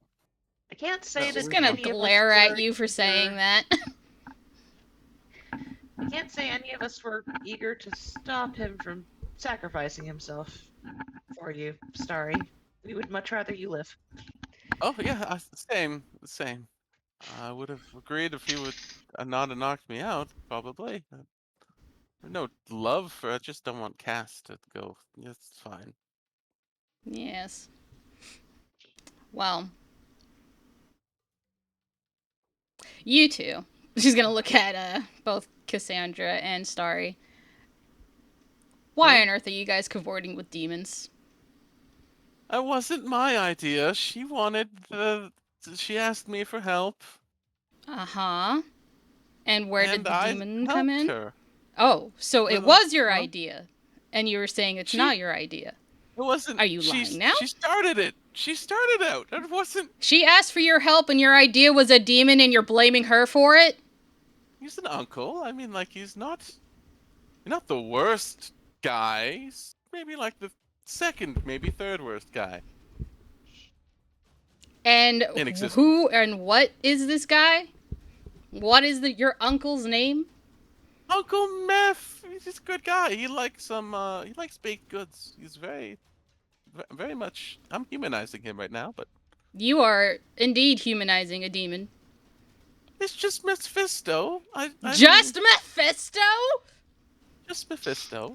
Good Oh dude. my gosh. He only enslaved a different version of me and trained me to murder people. And you thought it was a relentlessly, good mind you. idea to. Why? Why would He you think throw that me was in a the good air idea? And catch me as a little kid after he stole me from Uncle Nana when I was. This is a different version of me. You see, Oh it was a my different gosh. time.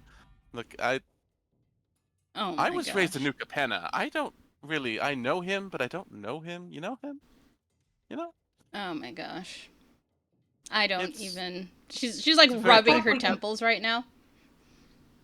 He's a Oh, good guy, though. Oh my. He only made me kill He's a few not a people, good that's it. guy. Don't freaking say that. I swear. He raised me to I be a don't good care. girl. All right. He is not a good guy. In fact, actually, I don't think you know what good is if it hit you in the face. And that He comment good, is to both of right? you. I feel like you're good. No. I was not good because I had the Book of Vile Darkness. And somehow I did less evil than you two. Tell me how didn't that do that was much evil. possible. I just work here. I don't know. Cassandra, like depressed, looking at the floor. Thoughtless, hopeful action. Lots of Good hopeful actions. Good intentions. Each one a paved- stone Mhm, Indeed. mhm. on the road to oblivion. Yes. Yes. I'm Classic sure you saying. know the quote. That the way to hell is paved with good deeds. We've only done a few good deeds that have No, paved a few roads. Starry. You are the party, even with me in it and my morals, is only good by the fact that our enemies are worse. We are not good people, and I am Point of pissed. inspiration for referencing the meme. Yeah. Wait, which meme? I posted it a while ago. Brother in Christ, we are only good by the mere metric of our enemies are worse. Yep, I loved that meme, and I'm like, I am going to quote it at some point. Nice. It's true. And I'm going to put it. Thank you for the inspiration. Mm-hmm. Anyway, she's like, we the people are we do is make us Starry. look good Starry, do by not interrupt contrast. me. Do not interrupt me, Starry.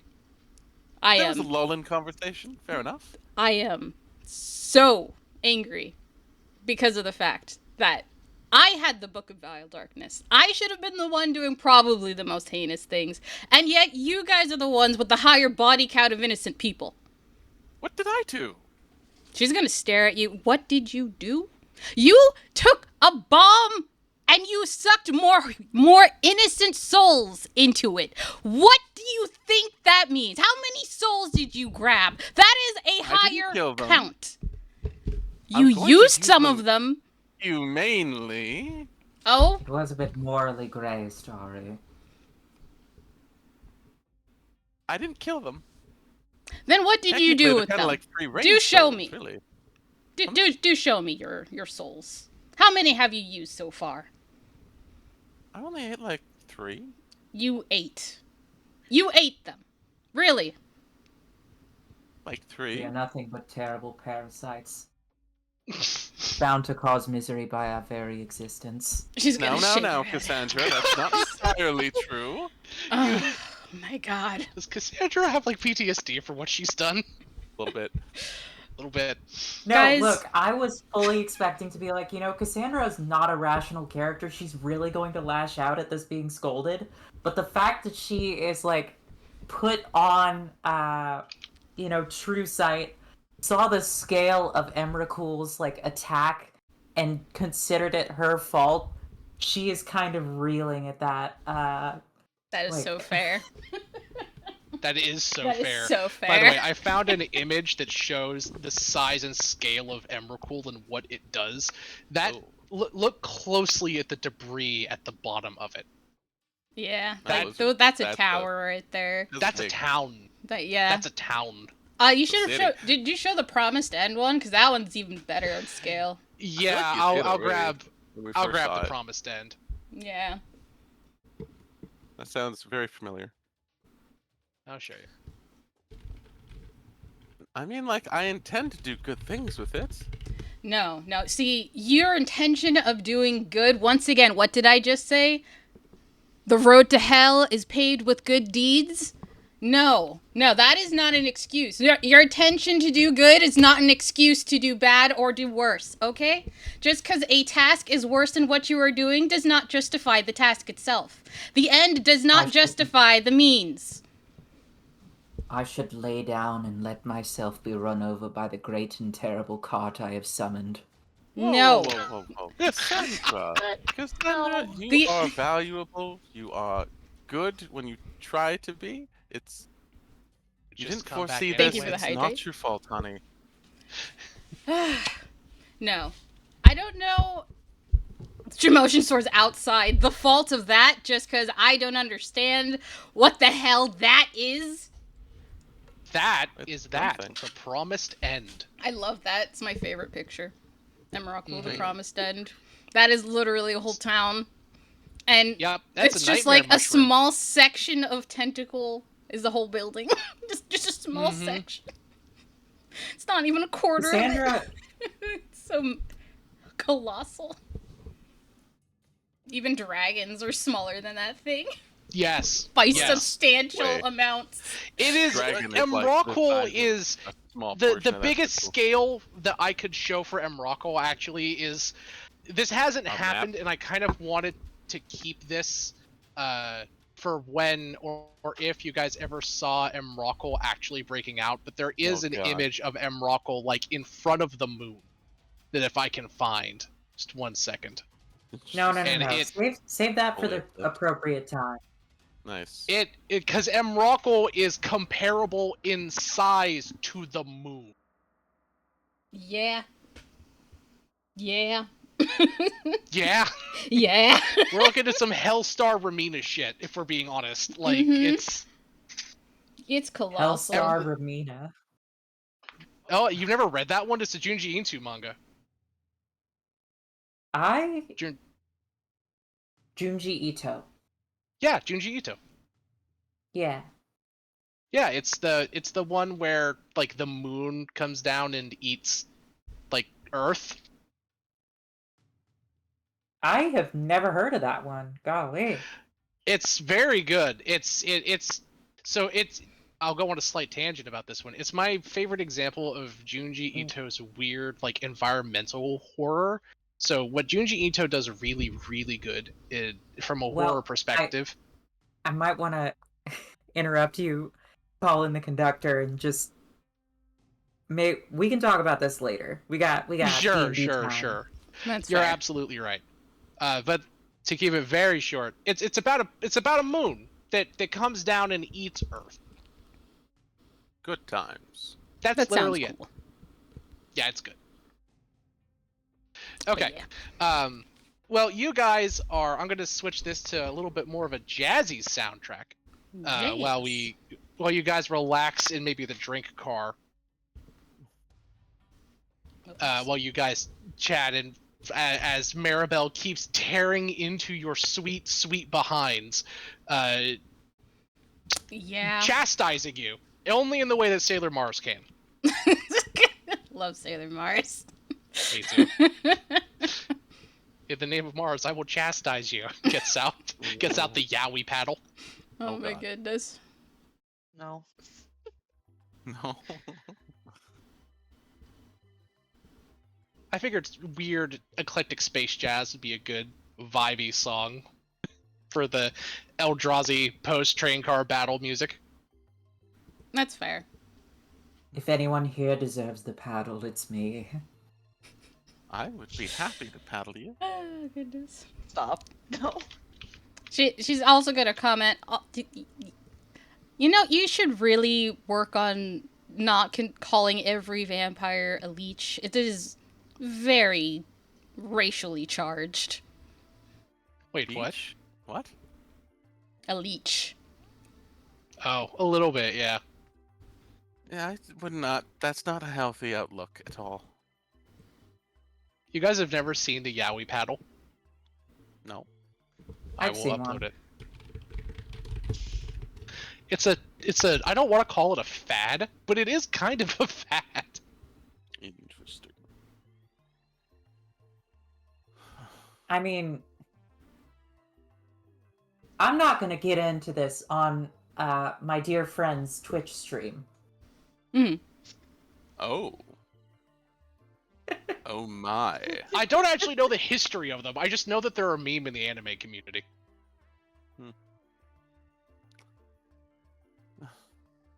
Mari, you know it's Biting hard my for me tongue. to connect to things. Can you say that I try again? to do good. I said, you know, Mari, it's hard for me to connect to a lot of things around doing good and, I don't know, being a hero or whatever we are. I just try my best to help people. That's all I look at when I try to do something. I think what you need is a different angle on it. You need to find lines that you should not cross. Like contracts with demons. That endangers the souls of the people you care about to be condemned to hell. Is a very good one to start. She'll be okay. Yeah. Have you looked at her recently? She's gonna motion towards her. Like, no offense, Cassandra, but I've noticed your tail is looking a little bit more demonic than usual. Did you notice? She just picks up some minor demonic traits from signing some deals with some despicable creatures. I don't know if you can hear the sound, but you can hear the sound of my nails tapping the desk right now. She's like, "Excuse me, when you said that?"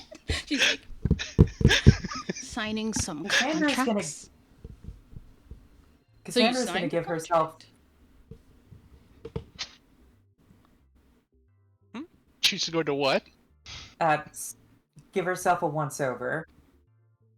Because she hasn't You do really look. You look more demonic than before. Your tail is a bit spikier, we'll say. Your teeth are sharper. You have a little bit more horn up top than you might have wanted. I offer I have you a horns. mirror. Only little tiny ones. I They're just offer only you poking out. Mari's hand mirror. She's like, here. Cassandra You looks are- at the mirror You and see just nothing starts because you are a crying vampire. because she can't see anything. Oh, yeah, that's wouldn't- right. I These wouldn't worry vampires about can't it. see themselves in the mirror. You're Or any lovely. reflection. I have lost the fairy ability to self-reflect. Yeah, You have. Wow, have. that's Deep. that really that what is has really happened. deep. I'm actually gonna write that down. I think that would be a good line on a song. Vampires Anyways. have lost the ability to self-reflect. Just I have lost the ability to self-reflect. Sounds like a very good line for a song. It do. It was a good song. So she's like, I'm gonna take that know. line. It's perfectly edgy. Yeah, but yes, you have horns. Your tail is more demonic. We know that you have become a vampire. Yeah, no, you're becoming so much more demonic that I am actually genuinely concerned for your very soul. Well, are you even demonic? I don't think liches and demons are exactly the same. I never said they were the same. I Why would you be demonic? Why does Maribel look like a tiefling? Oh, that's actually a birth She- thing. I was born this way. I was born under a particular moon, which gave me a particular power, and because of that, I was marked by my people, and thus I am, by birth, a priestess. As a priestess? Yes. Yes. Mm-hmm. The angelic, demonic mermaid pop star. Yeah, Princess. she's quite special. Indeed. But I'm not exactly like you. I mean, I was raised by a hag, and then I got dropped in New Capenna, and I had to survive there. Oh, Things like morals and understanding. and don't forget, what you were good raised and at some point bad with is- Mephisto, somewhere in that. Well, no, that was another story. Remember, she had horns. It was me, but it wasn't me. You know, Okay. I was raised in New Capenna. There was another story that ran away, and she was technically raised by you.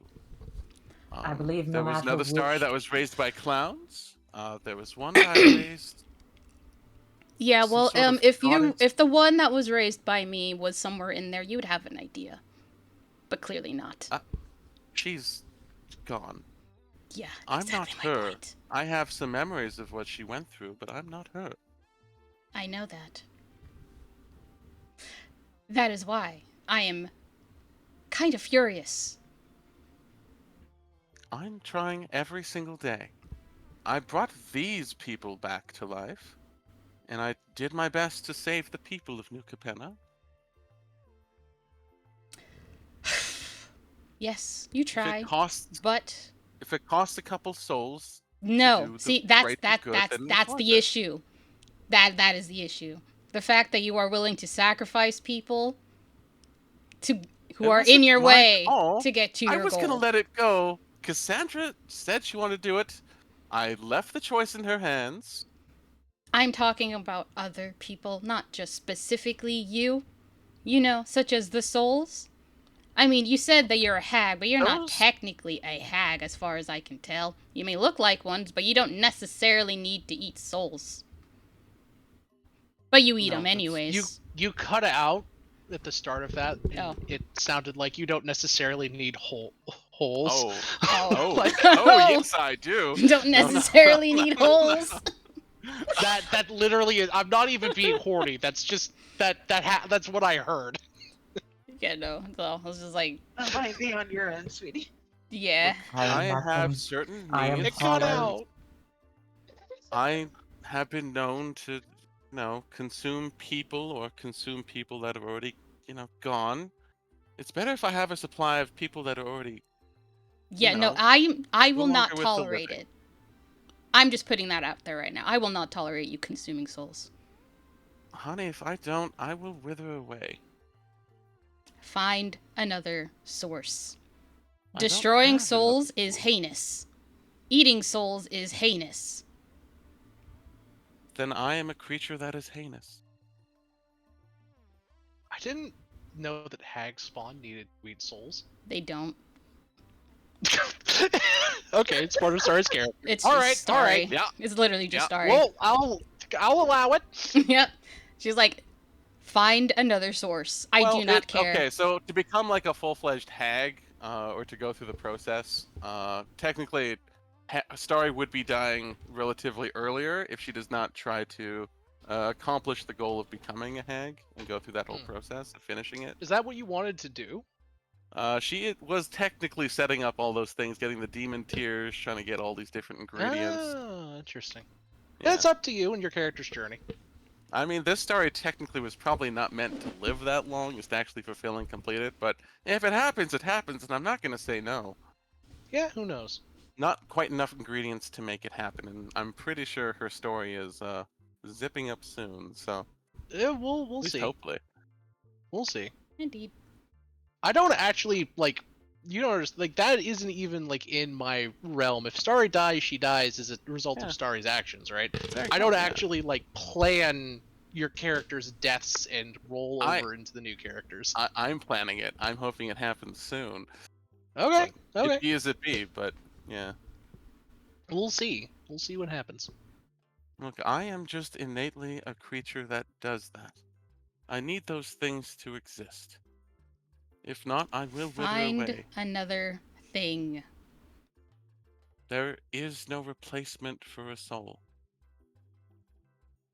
Didn't we like talk to Lidges before and they had other options back in Sigil? I can't remember.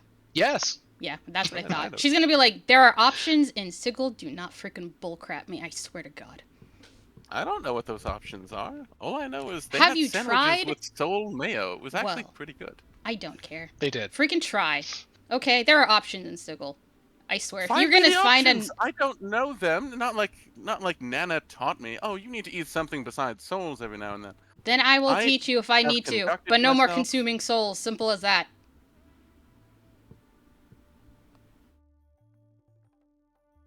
Not even to empower magic. I don't care. No, it's heinous. It's evil, and I will not have it in my presence, I swear.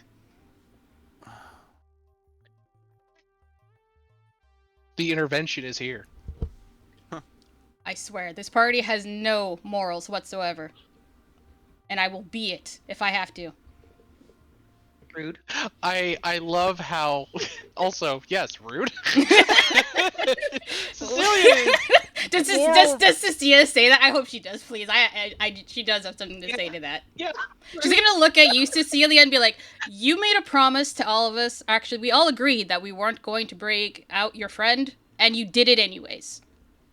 That helped is with a that, moral actually. break. Aw. It did. Yeah, If it wasn't for that, we would the not fact have that been, you also helped her victorious. also proves the fact that the party has no morals. You guys do If not we keep did not your word. do that, Maribel, then we would not be where we are now. When We he might was not have broken been out, we did successful. potentially not. But that doesn't change the fact at the time, because there's no way to know at the time. But at the time and now, it still stands that you guys broke your word as a party. That means your words to me don't mean much. And as someone who's very, very important, like, it is very important for me when I say things that I do them, I do not go back on my word. So the I fact asked that if you she guys wanted to just do do it, I don't and care, she Star. said Do you yes. not understand? You broke your word to me. That is The what I'm power saying. of choice is the fates itself. So you're saying that you do empowers not us care as in the well, future. even though you're the one who also said that morals and all that stuff you didn't know. So I'm trying to tell you, and you're just ignoring it. Is that how that is? I'm saying it's important that you let others create the choices that they need. It's the only way that we come out successful in all of this. I foresaw you becoming incredibly powerful in your future. I don't know if you've changed that by removing the book or not. What does that have to do with breaking morals here? You're changing the topic. I'm talking about destiny, honey. I'm not talking about destiny. I am talking about your word and us keeping our words to each other as a party and thus having trust.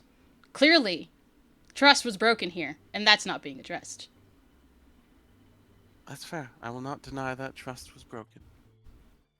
It has been broken enough times, which is why I said that I will be that line. Would you have us Also, I find follow it every really, bit really of your funny. word? With No. your whims being our actions? There is a difference between a line and my whims. Basically, I'm saying that if you guys say we are going to do something, we will do the thing. But you guys can still do whatever the heck you want. But actions have consequences. That is simple. No one is free from that. Well, then give me the consequences already. Oh, this You is the want to kill me, consequence. then kill me. If I was going to kill you, I would have done it already. This is the consequence. Me scolding you all. You will not kill Starry. What part of me scolding you all has to do with me killing Starry? I swear no one listens. I put the survivability of everyone in the group higher than anything else. I put our futures higher than anything else. Yeah, you put the future of Cass's soul into the hands of Mephisto. I don't really trust that. Those are dice that she chose to roll. Those Her are also choice. dice that you decide to put in her hands. She asked. She asked you for help. You gave her the option of going to hell. I gave her help.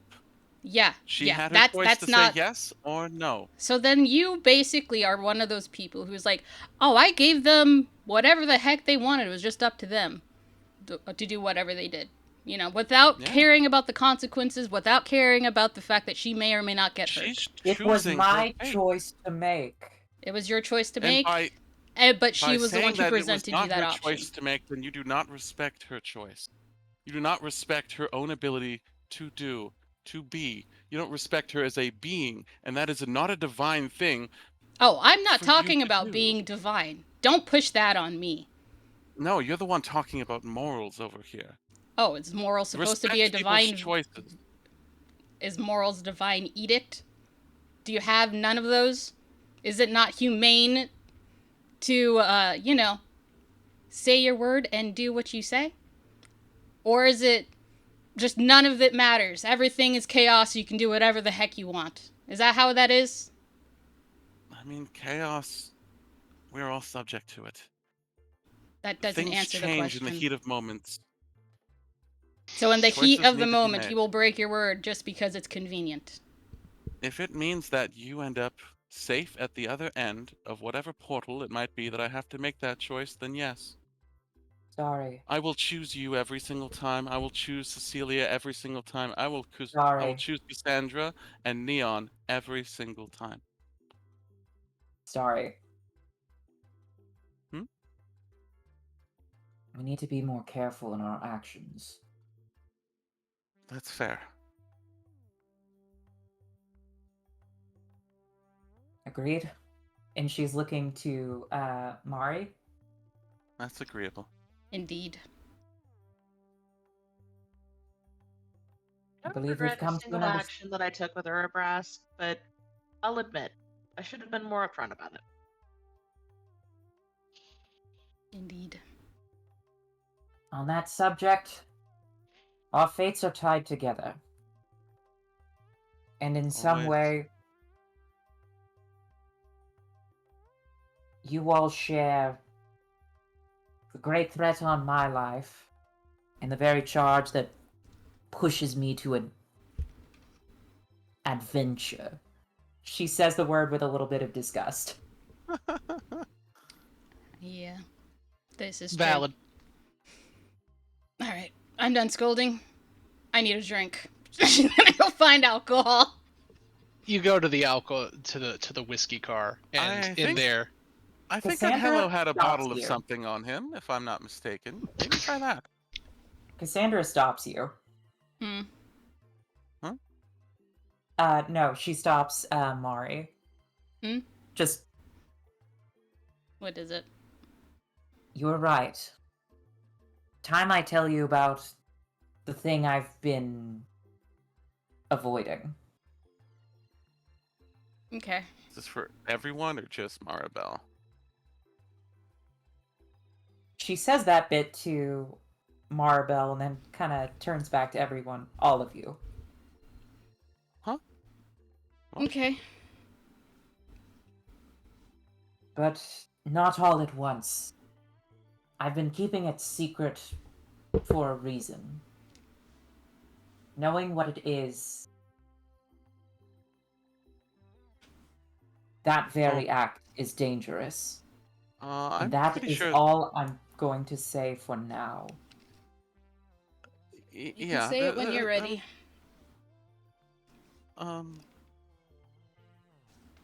Yeah. Probably doesn't matter. Yeah. Starry, Huh? you have something to say? Not a big deal.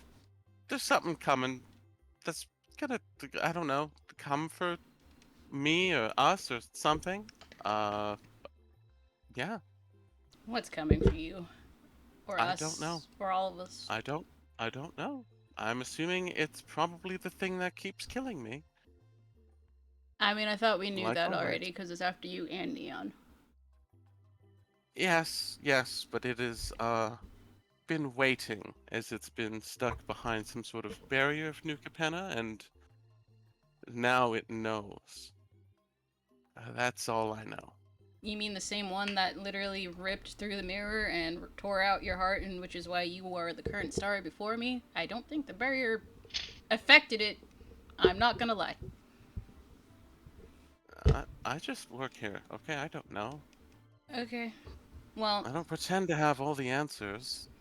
I just know what I've seen and what I've heard, and what people keep telling me is that I'm destined for something bad very soon. I'm gonna go and have some rest somewhere. Ugh. Yes, you guys have a long train ride ahead of you. It's going to take you a good maybe 8 or 9 hours before you hit the portal to Thunder Junction. So you guys can do what you like on the train car for the moment. You can drink, you can eat, you can converse with any of the NPCs, including your possum boys. What would you like to do? I tuned book. You tuned a book. You ready to roll for them properties? Sure. Oh, Yeah, okay. Let me open this sucker up. You get one minor beneficial, or you get two minor beneficials, right? One major beneficial, and then one minor detrimental and one major detrimental. So let's do the minor beneficial first. Roll me 2d100s and tell me your results, because I got the table open and I'm not looking at this, the Roll20 menu top. It says 2 minor beneficial, so I will roll Yep. 2. You said 2d100s. Yep. 55 and 13. 55. Well attuned to this artifact, you can cast one cantrip of your choice from it. So let me open up my big old book, and I'll grab you a cantrip that is not on any spell list that you would have access to, and I'll tell you what you get. Okay. Blackstaff's Book of 1,000 Eldritch Spells. Blast. Eldritch Blast. No. This is gonna be an old school spell converted to Oh. 5e. So we're gonna do Ooh. some fun stuff with this. Where's I my still big have the image of the ass? Yowie paddle like up. Yeah, we paddle. I thought you would enjoy that. Softcore don't. side. You don't? I like the Yowie paddle. Official Hendani comment. intonation paddle. Okay. I don't like Yowie, but I like the Yowie Yes, paddle. I think it's very funny. So, Maribel, I'll leave this up to you. What class would you like your cantrip? Warlock, I don't know what warlock. edition of books we're thinking about. Is it any All. class or it's all? Any edition. Yes. Any edition. This is the book that I'm taking you from. Literally has 1,000 spells in it, and it's every spell basically ever printed in D&D, Oh god. modernized to 5e. Oof. Damn. Okay. Fudge. That's not a class. I know. Fudge class, let's go. Fudge class. They just make buzz on their turn. Indeed. Fudge. I guess we will just. I have choice paralysis. Someone save me. Warlock. Warlock. Okay. All right. I just say that because they have the most cantrips. Okay. Hell yeah. Warlock, because choice paralysis is real with me. Quick, name a woman. Ah! So meta. Beyonce. Done. Oh my goodness. Okay. Oh, I like this one. Yeah, this is interesting. Ooh. Let me just double check to make sure it's not something stupid / useless. And then we'll see if this is a good one for you. How does Sorry, useless. Gaze- Let's go. Gaze of the Far Realm sound? That sounds fancy. I That know. also sounds up your alley. I know.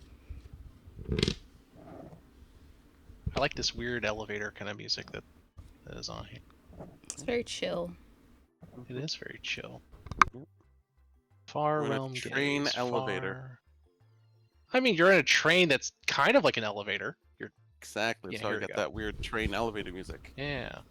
Okay, duration 1 round. Until the end of your turn, you know the location of any aberration within 60 feet of you that is not behind total cover.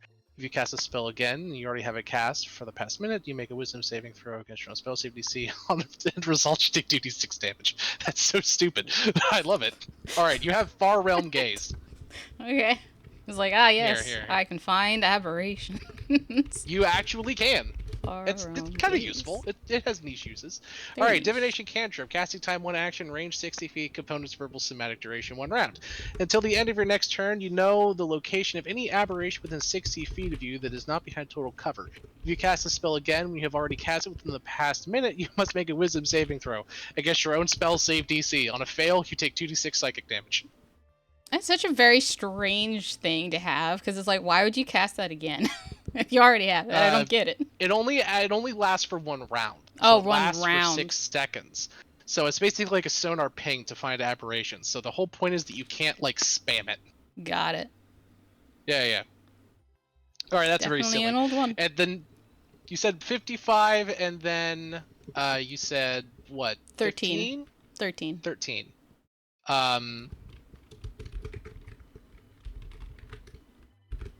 Let's see. You gain proficiency in 1 skill of my choice. What skill would you like to proficiency in? Well, what skill would you like? Looking through.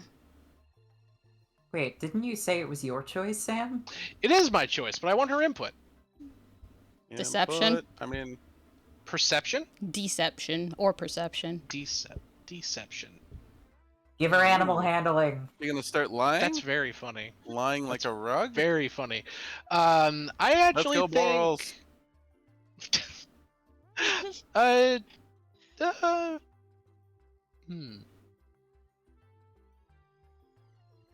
Yeah, sure. Deception's fine. I don't think that's an issue. That's okay. Deception. Yeah. Okay. Now for the major beneficial property. Okay. Roll another D100. 100. 83. That's pretty good. Oh. Well, attuned to this artifact, you can cast 1 spell of the DM's choice from it. After you cast the spell, roll a d6. On a 1 to a 5, you can't cast it this way until the next dawn. Okay. And I'm not going to tell you what the level of the spell is that you get until after I pick it, because I think it's more fun that way. Do we want to go with Warlock spell list again? Or do we Got want a to do D8 something else? here. Cleric? I mean, I'm already a cleric. I'm assuming this is still off. Wizard? Like outside of. Oh yeah, I'm normal not stuff. giving you normal shit. Yeah. There's gonna be some weird shit right there. Let's go with. Let's go with wizard.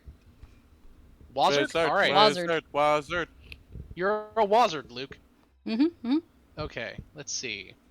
You're a lizard, Luke. Let's see. Claire. Or slizzard, dizzard. Lizard. Wizard. You're a king gizzard, lizard wizard. Hell yeah. Let's see.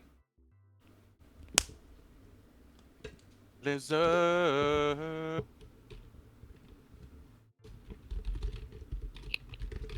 Interesting. Let's see what that does. And I'm not doing this so I can like not pick strong ones for you. I'm actually doing it for the opposite reason. I'm going through these carefully because I don't want to give you something that's like not useful. You're good. Yeah, You're good. because a lot of these old spells are actually really bad because they're like so asininely specific that you can't do anything with it. That's fair. That's fair. Oh, this is perfect, actually. You get the spell Sphere of Adaptation. Sphere of that. It's a 7th level divination spell that has a casting time of 1 action, lasts 8 hours, and requires holy water. You anoint a creature with holy water, and a 20-foot radius sphere of air surrounds it, allowing creatures inside of that sphere to breathe any environment. The sphere moves with the anointed creature for the duration, and the sphere does not protect from extreme hazards like cold or other environmental effects. So essentially, if you find yourself in a location that has no breathable air or is like detrimental to you, you make a sphere around them that like allows people to breathe normally. And I would even say that sphere of air repels like water and other like liquids, because it, you know, unless you breathe in any environment, which I take that to be environments filled with liquid too. Cool. I Yeah. dare you to anoint Cassandra and or Starry. Watch I us could burn. breathe in space. It breathes in space / Not while underwater. we're on fire. It's actually very funny. But it is, yeah, you get that spell. Here, I'll copy and paste it into Discord so you can quickly access it. Thank you. Thank you. There you go. Cassandra walks into the room, head drenched in water, and just says, "Apparently I don't need to breathe." Nope. Wait, did you You're try and dead. drown yourself? She's like, no, you're what? you're dead. The dead don't Cassandra need to looks at her breathe. hands in horror. Okay. All right, now let's go to the minor detrimental properties. Okay. All right, roll me a D100, miss, please. 80. 80. Ooh, spicy. I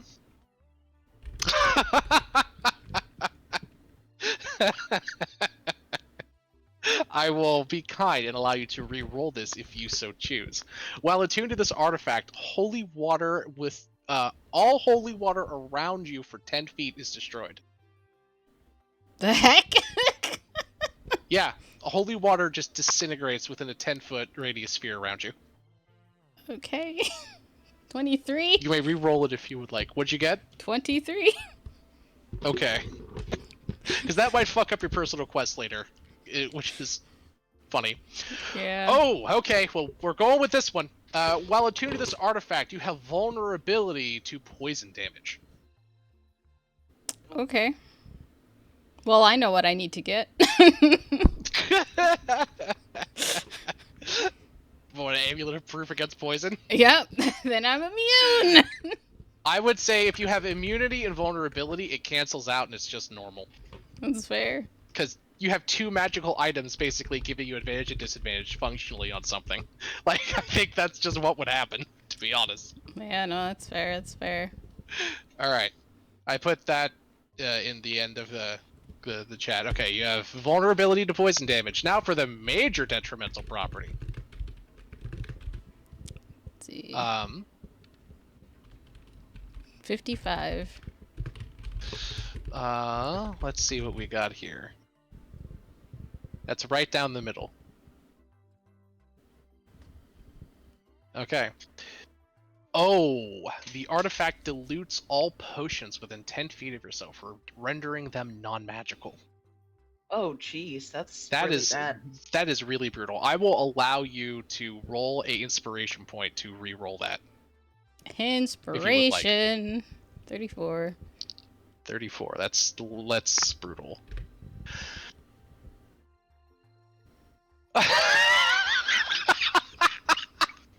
Clown? She turned to a clown?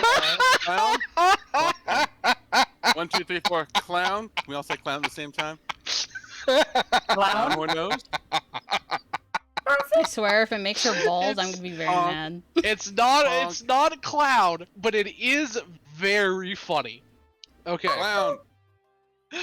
The first time you attune to this artifact, you instantly deattune, as the artifact gives you a quest determined by the dungeon master. You can't use any of the artifact's properties or reattune to it until you complete the quest. Okay. Nice. That's such a Wow. dick move. Wow. It's like, Go wow. for it. Okay. I'm not even making this up. Do Okay. you have to re-roll all this shit again later? No, she does not.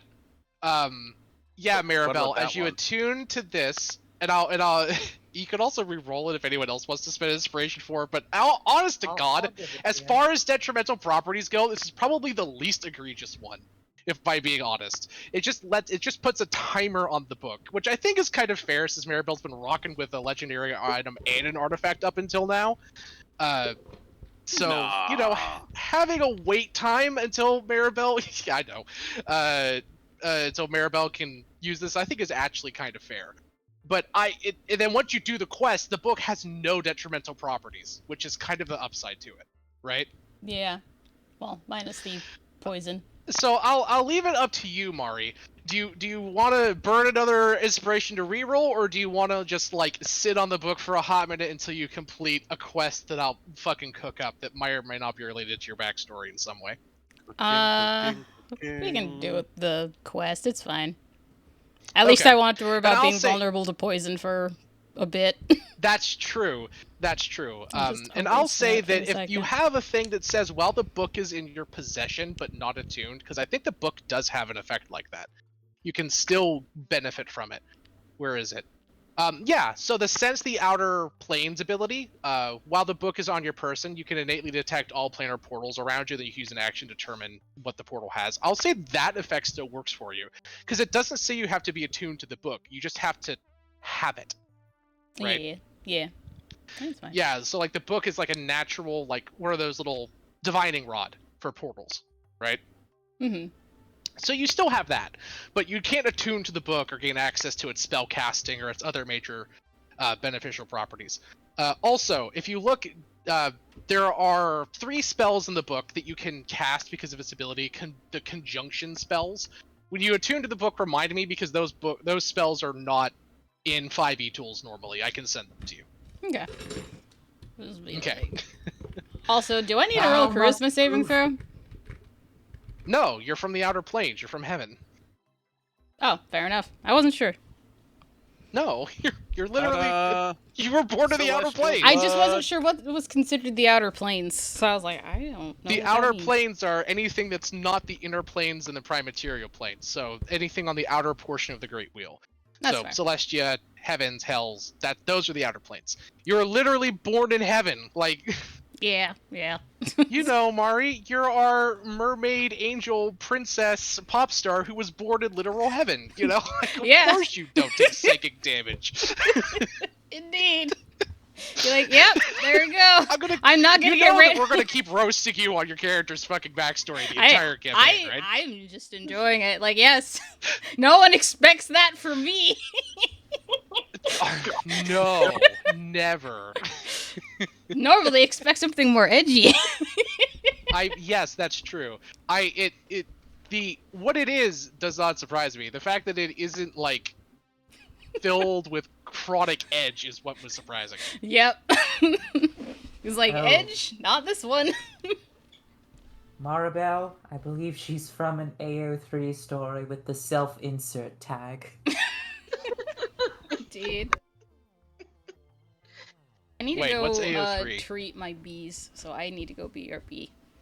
You know exactly Okay. what AO3 is. Let's, Hush. and I'm getting kind of peckish. So how about we actually take Yeah. a 25 minute break? I'm gonna go grab a snack, and then we'll reconvene at around 9:30 my time. Sounds good. Very Sweet, and then we might get to a brand new plane, Woo!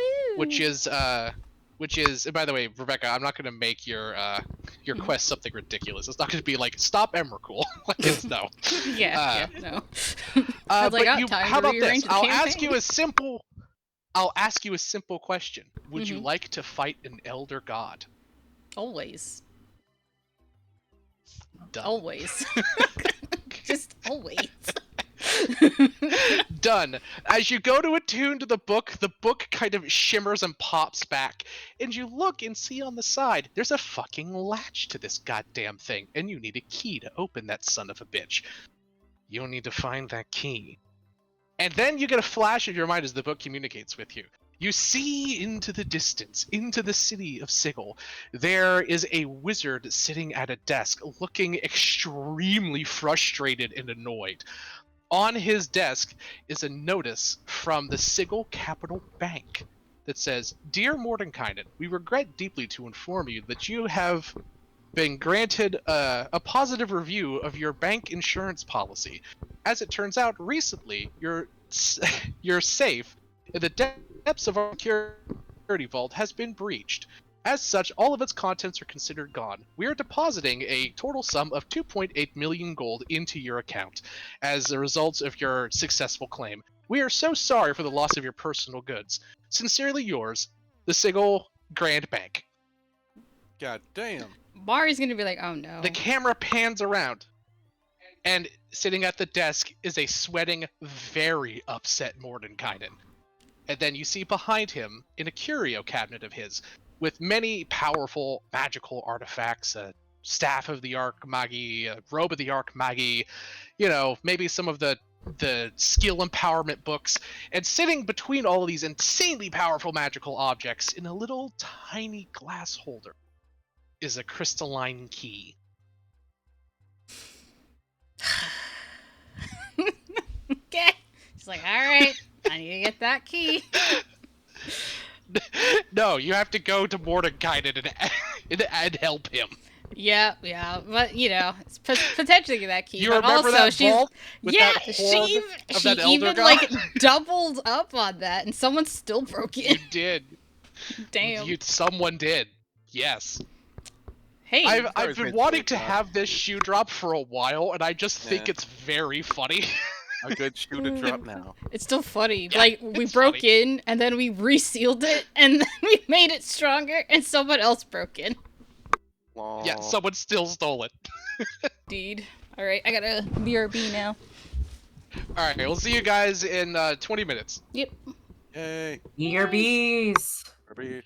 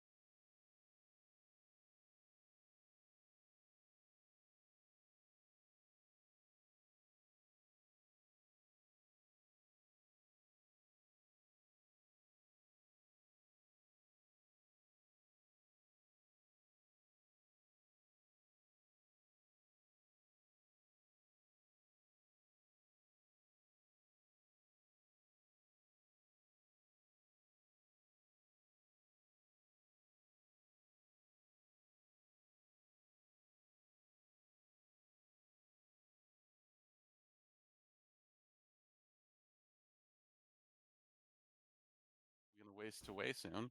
There we go. We are Nah. back, friends. Thank you for the waiting. Sorry for the long wait. But we're back. My bees are okay. Indeed. So, gang.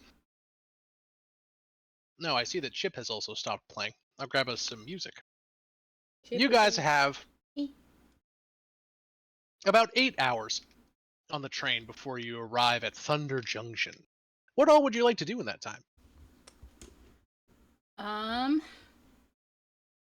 You said 8 hours? About. Starry's in her cabin looking at the jar of souls, picks it up, looks at it, and begins thinking about taking one or not taking one, and trying to take in the words that Maribel said. Picking it up hungrily and putting it down out of shame and guilt.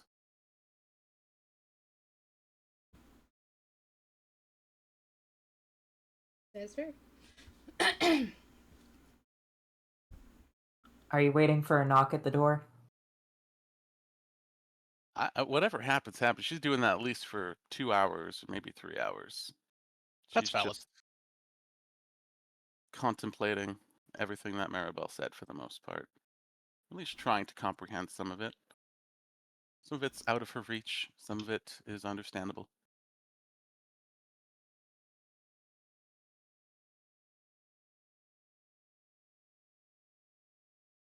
But yeah, what you guys do? Whatever Maribel is doing, whatever Cassandra is doing. Mari is I don't know how long. The thing never actually specified how long she was obsessed with alcohol, really. You're probably getting ruined tonight. I don't know. But she's getting drunk and then she's taking a nap. It's gonna be a long nap. Oh, yeah.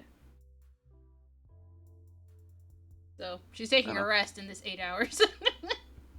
You caused any havoc while you are getting juiced on the sauce? Mari is an Ultra I sauce? love you drunk. So, Uh-huh. she's just telling people how lovely they Performance? are and how good they are. Performance. And she's probably also singing. Yeah, people are almost certainly celebrating your name, saying Maribel, Maribel, Maribel. Yep. So yeah, that's what she's doing. Give us a song, why don't you, love? Yeah, she's definitely singing songs and all that jazz. Cause drunk Mari is Adorable. very Maribel, friendly and Maribel. adorable, and just wants to spread love and affection. Aw. Adorable. Yeah. Is Cassandra anywhere around that? I feel like for the remaining You have like 8 hours you're playing around with. You do. oh yeah, I'm seeing the duration of a spell. For the remaining hour of true seeing, I think she's gonna sit on top of the roof of the train and kind of gaze out into the abyss.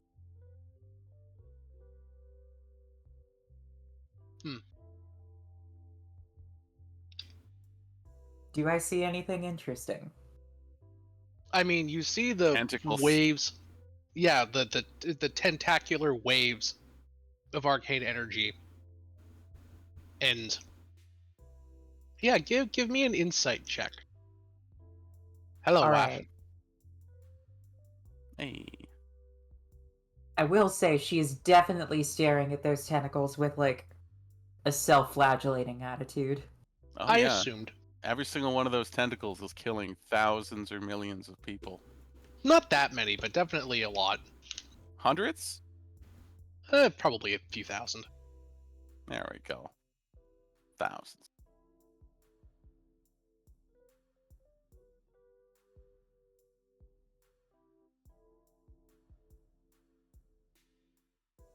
You... 23? Yeah. You can see many of the planes that these tendrils connect to. And the attacks on them seem to be lesser. As in, there's probably not more than a dozen or so planes being affected by this thing currently. And you assume, based on the size of the energy strands, that the attacks are probably no larger than what you faced here. 4 or 5 drones there, 4 or 5, dozen mites there. So, people are being attacked, but it's not an interplanar invasion at the moment.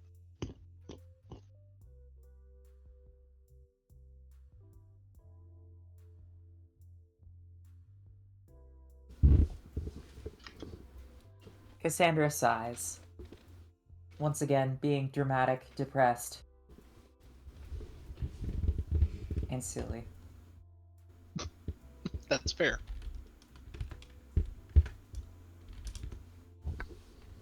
How long By do the you want way, Yes. silly question. Mhm. But vampires are kind of considered like supernaturally beautiful. Yes. Oh, Does Got this- Cassandra's appearance change? sparkly Yeah, eyes? your eyes become keener, your skin becomes fairer. You overall become a bit more lithe and lean. All right, great. Dramatically crying with like sparkly anime eyes. Mm-hmm. Aw. Mm-hmm.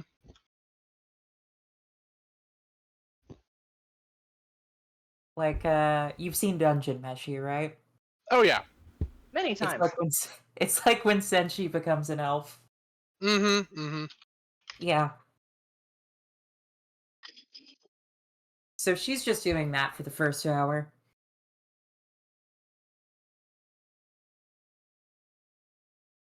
What are you up to, Cecilia? Hmm.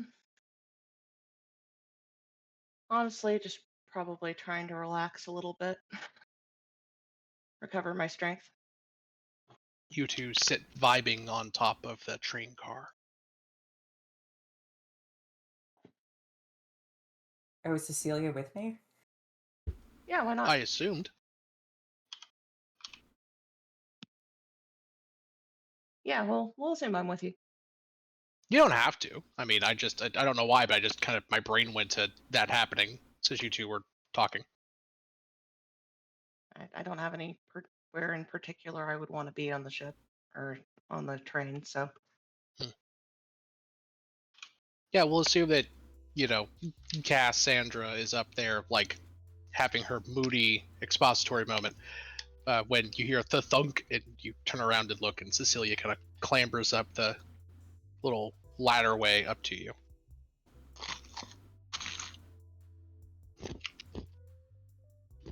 Cassandra,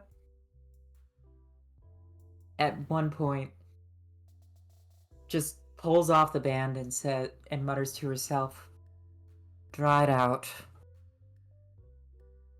Puts it back in the jar. Oh, Cecilia! Don't sneak up on me like that. Sorry, wasn't trying to sneak.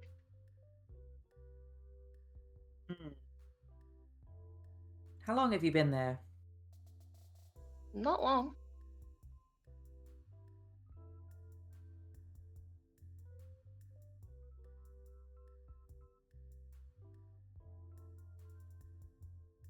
How are you taking your transformation?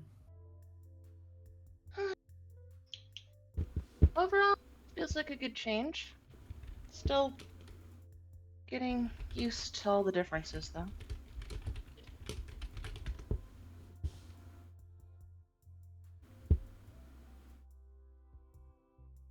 That's good. Seems like you're not taking yours as well. Anything I can do to help?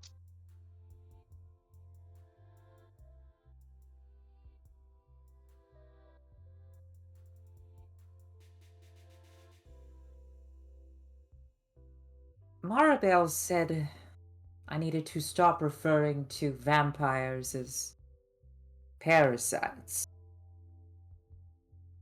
But what else are we? Creature like anyone else. I don't know of many kinds of creatures that don't take sustenance from something else. In a way, we're all parasites that way. I suppose. And it's certainly nicer than vampires back on Faerun. I Oh, know this is a fundamentally different thing.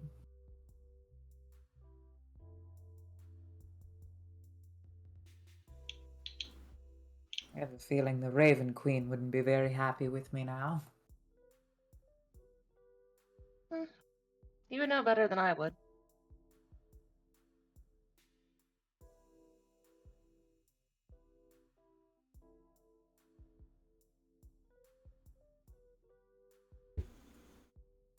What do you figure makes us who we are?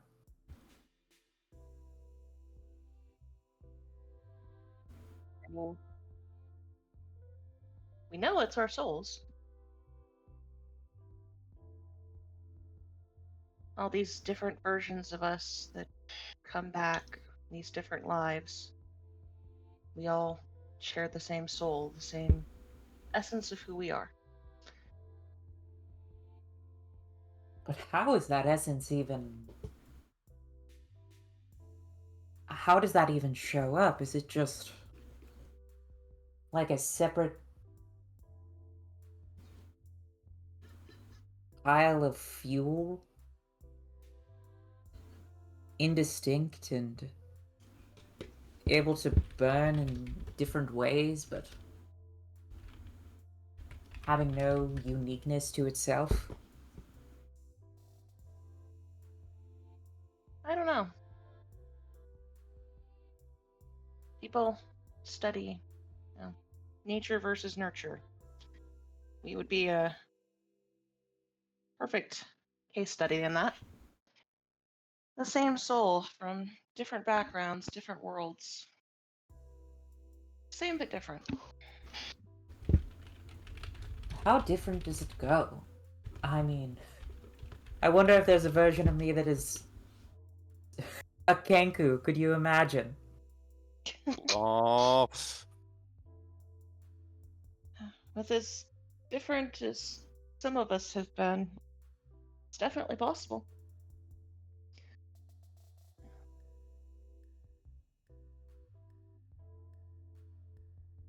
Wonder if there's a version out there of me that's not mechanical in the slightest. Seems unlikely, but anything's Perhaps possible. some gallivanting tabaxi with a fiddle. That might be a stretch. I've never known how to play an instrument in any of my lives. The meta commentary is astounding. I suppose there must be some unique essence to all of us that is distinct and with personality. I mean, I can't imagine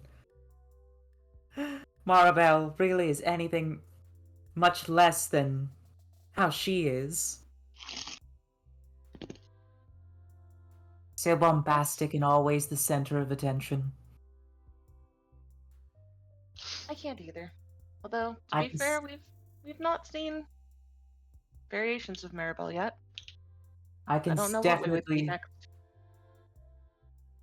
see her as some form of unkillable barbarian chucking spears this way and that. I could see that too.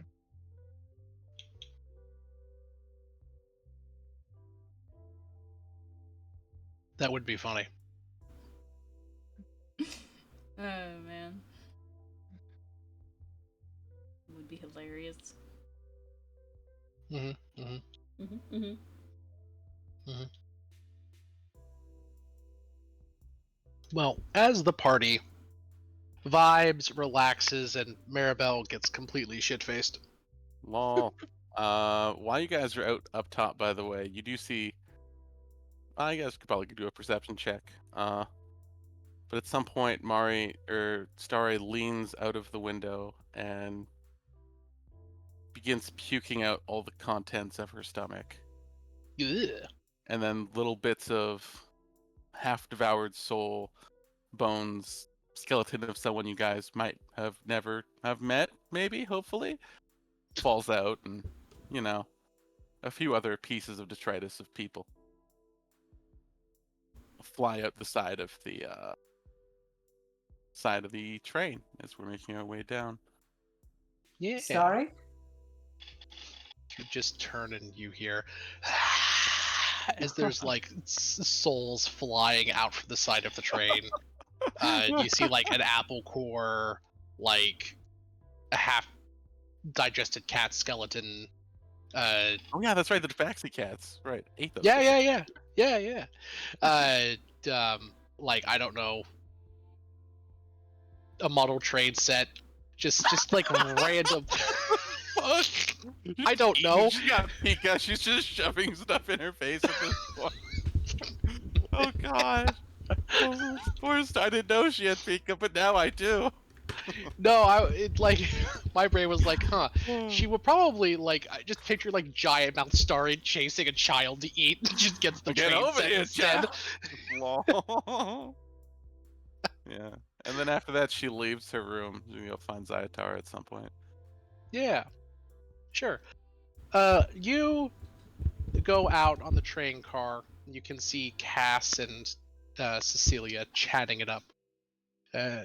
You go back and back and back. You know, past the Raccoon Boys, past Jetmir partying it up like it's 1975. You go all the way back to the second to last, and then the last train car, and in the train car with the biggest haul, Zayotara is lying there, weeping, rolling around in her loot. Oh, hello, Cocoa Puff. Good. Aww. Just like a kitty. He was trying to be bad, and he was trying to claw the back of our couch, but So when was my wife. Zayatara. Yes, but when my wife adopted him when he was a kitten, he had already had his front claws removed by The whoever fuck? owned him previously. Yeah, it's a really Oh. awful practice. But now he can't scratch anything up, so he is literally too baby to be bad. He can't even Oh. Damn. damage the couch. And we Remove the cat's don't. evilness. Unfortunate. I know we don't condone that, like doing that to cats, but you know what? What can you do? The poor baby. Someone did that to Aw. him. Yeah. Anyway, yeah, Zayotara is in the back of the train car, just bawling like a giant dragon baby, with her hands over her face. As you kind of come there and see her, she sees you and just says, "Don't look at me. I'm horrible, hideous. Horrible. Hideous? No, you're not. You're just as beautiful as you've I- always been. You're just a little younger. And I know that's awful to you, but some might see that as a blessing and a chance to restart and do over. She sits up. Chance to restart. Look at me. She kind of like shows you some of the scales around her neck. She goes, I am lacking all the wrinkles, the scars, the signs of my strength and triumphs. Look. She kind of points to her face. I don't even have my crow's feet anymore. How could anyone look at me and call me beautiful now? I'm so soft and my skin is so taut. And she just like lies back down and continues crying. Oh, Is she in human form or dragon form? She's a dragon form. it's true, Zayatara. You're not as old as you were, but you are still immeasurably beautiful in your own way. I know that means very little coming from a mortal like me. Anyway, I've come to give you something. She looks Hopefully up it at you and helps you says, attain your previous self, if that's what you wish. she sniffles and says, Mortal girl, flattery and gifts will get you everything. That's not what I'm looking for. That's just sincerely me. Hi, Cocoa Puff. Honestly, It was you'd be just a doing me a favor to be taking this. It was just a figure of speech, but your gift in my time of need and weakness is appreciated. It's not anything truly amazing. It is very useful, though. And Starry pulls out the container of souls. That seems to be radiating radiant energy and power. Yeah. just sort of looks at you, kind of confused. That is quite a gift. Why would you give me such a thing? That holds tremendous power and worth, girl, no matter what plane you're in. You find yourself lacking, and I find myself in no need of this anymore. She takes her hand out and says, I will see what good I can put to this, if good can be put to it at all. You Thank don't you. have to put good to it. You just have to use it. As long as She it's looks not at in you. my hands. That I can do. But I find myself, my curiosity piqued. Why give this to me? Why wouldn't I? Why shouldn't I? You're the only other person I could even imagine using something like this for anything. She nods and says, yes, but I can smell what you are. And I know what these things. She taps not the structure itself, but the little glass like glass port that you can see inside with. Yeah, the I deep blue layer? know. Yes, I know what they mean to your kind. This is a tremendous gift, especially for one such as yourself. Are you trying to get me into some deal of reciprocity that you hags are so known for?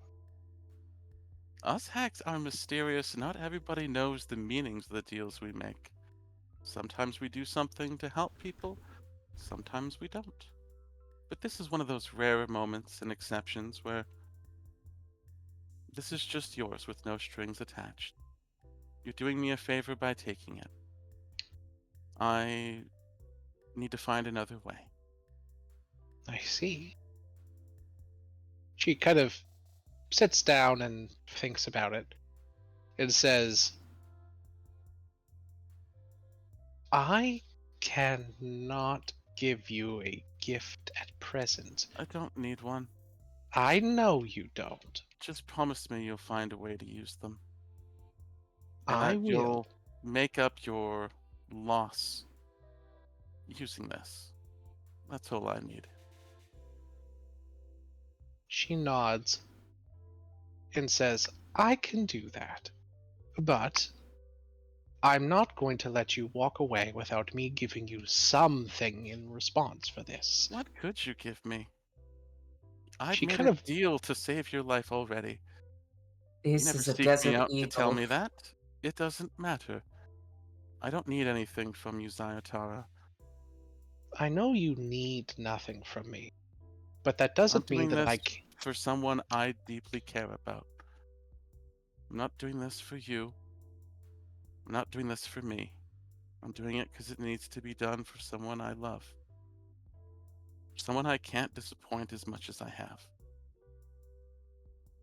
At that, she looks at you and her face softens. Yeah, Starry's face is dropping some tears. I'm sorry to put that on you. You've put nothing on me. You have given me something wonderful. Don't backtrack your kindness. It's beneath you. Now, why You're the don't you come second over? person to say that already. Come and sit down next to me and tell me what this is about. She kind of like pats the gold pile next to her. Like It's like, this is my and sofa. she just Come. Huh? It's like, this is my sofa. Come here.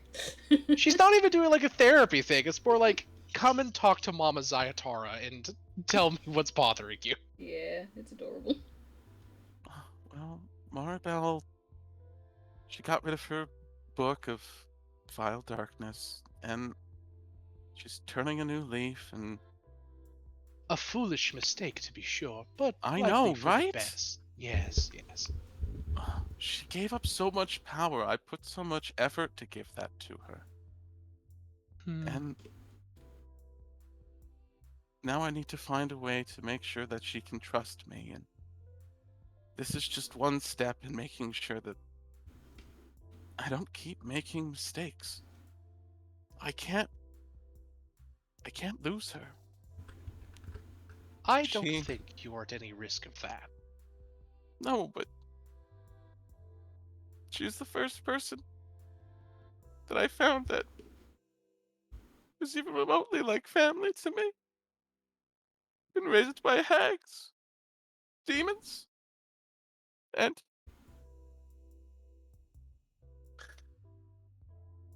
she's one of the first people not to ask for anything in return and to actually treat me like a sister. You as you're crying, you look up, you see her eyes glistening a little bit. Shock out of all of the most heartless of the gang bosses, you wouldn't have expected this from her, probably. I'm sure you know what it's like to not necessarily fit in and to have all these, people judge you for who you are and what you do. So I figured I'd do you a solid. Someone needs to look out for people like us.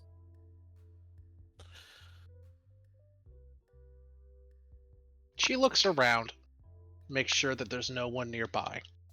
She kind of gets down, and she lies her long neck around you, almost like a cat curling up with a kitten. And she says, I had sisters too, you know. A long, long time ago, before New Capenna was what became. Mhm. There were 4 of us. And we had such lofty plans.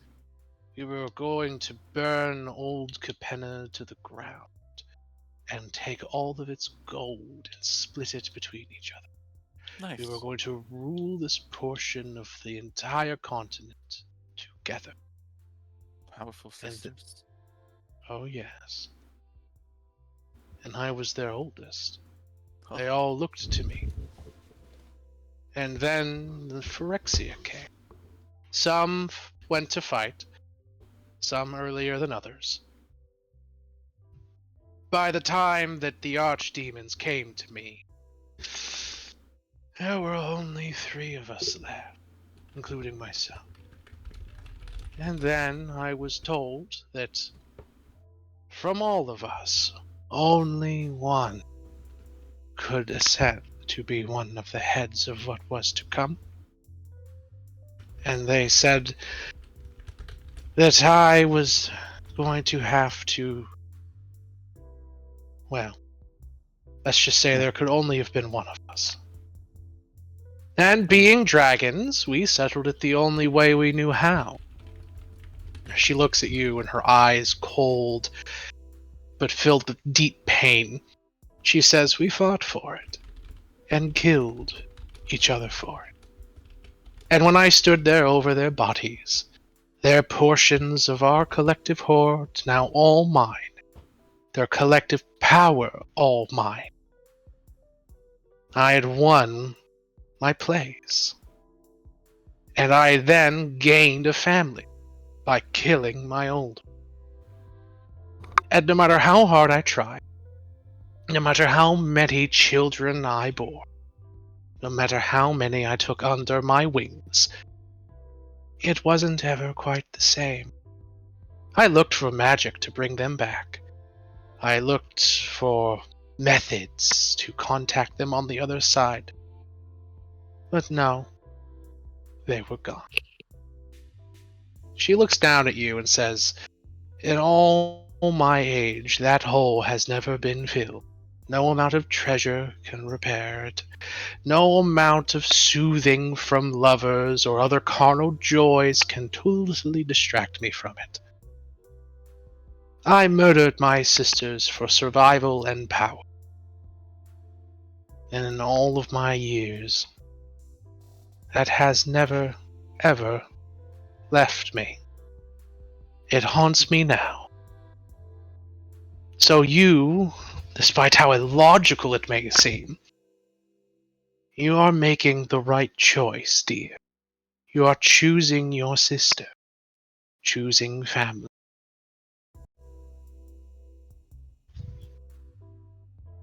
Thank you. She nods. Now hold still.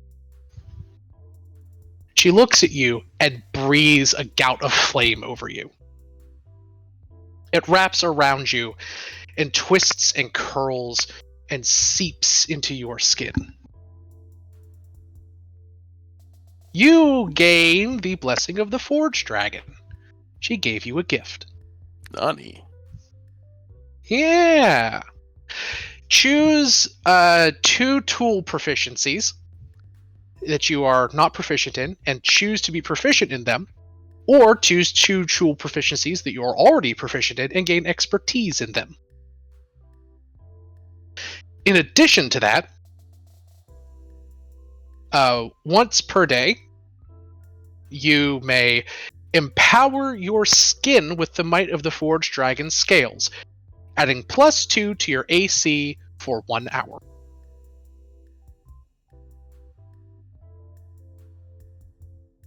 As an action? Yes, as an action.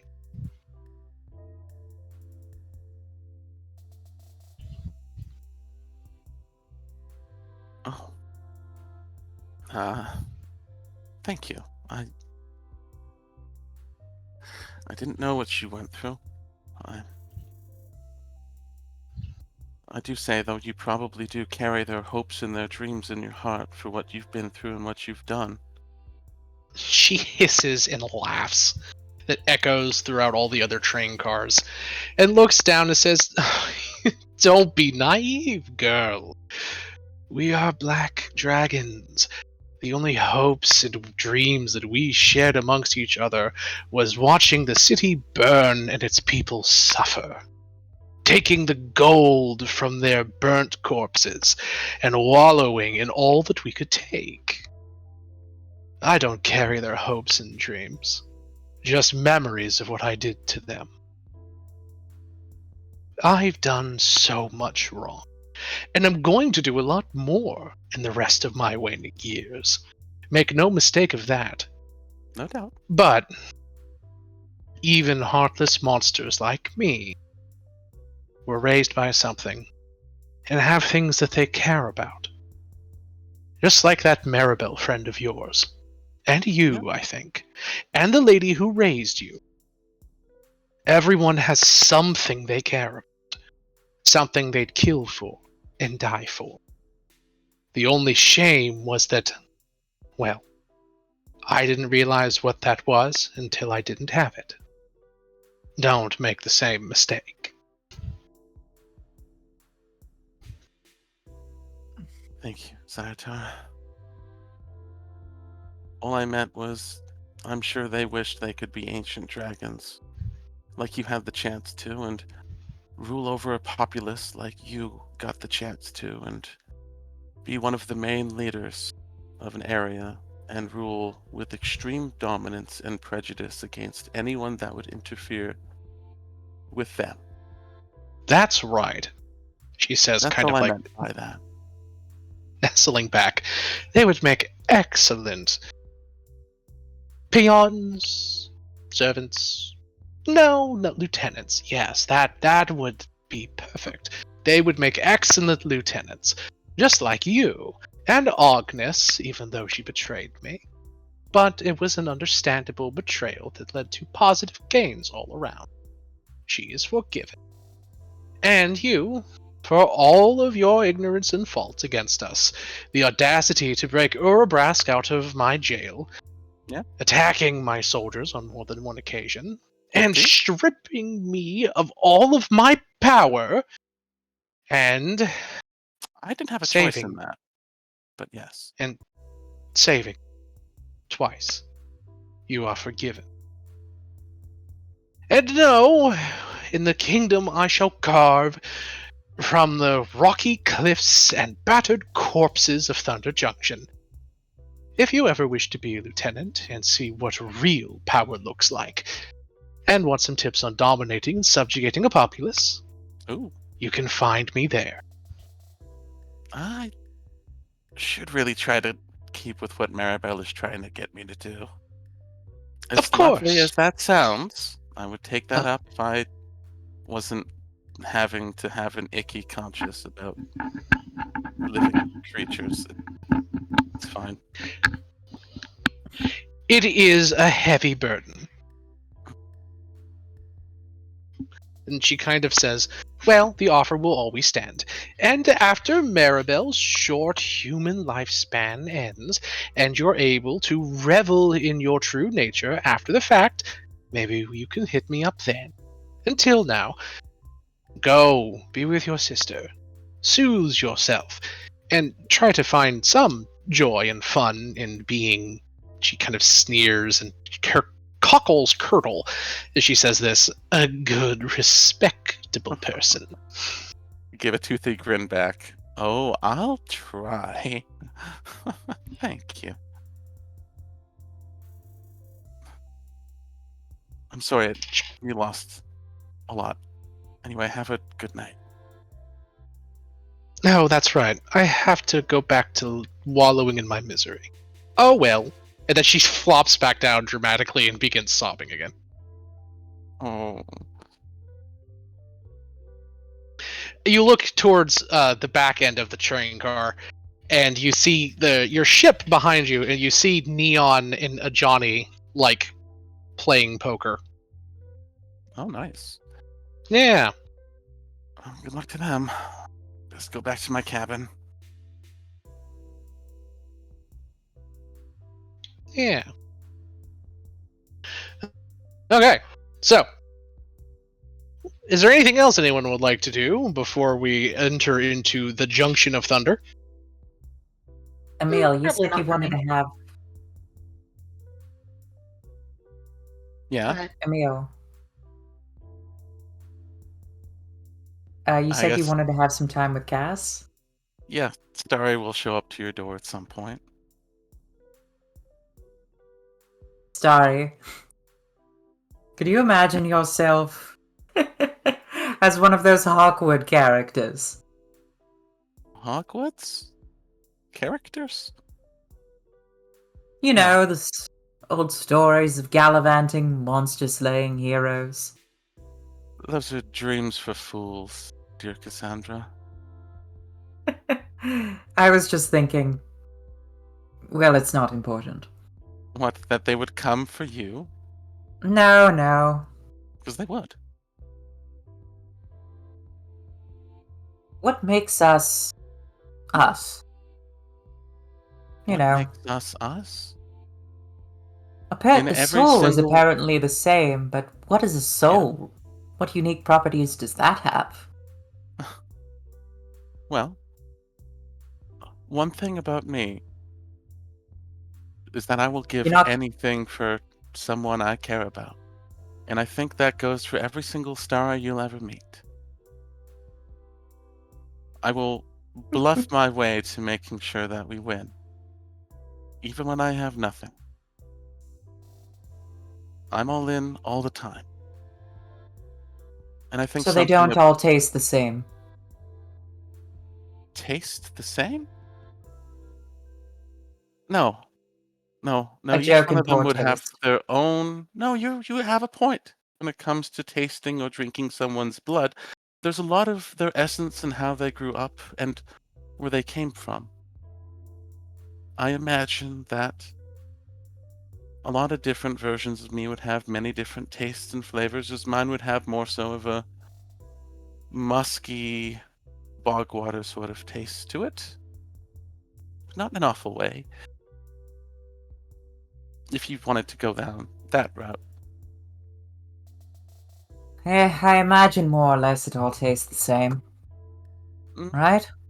No, some might have a bit more brimstone to it if you're dealing with, imps, fiends, demons, devils, and the like. There's a lot more different nuances to the flavor that can really be tasted, but it's not...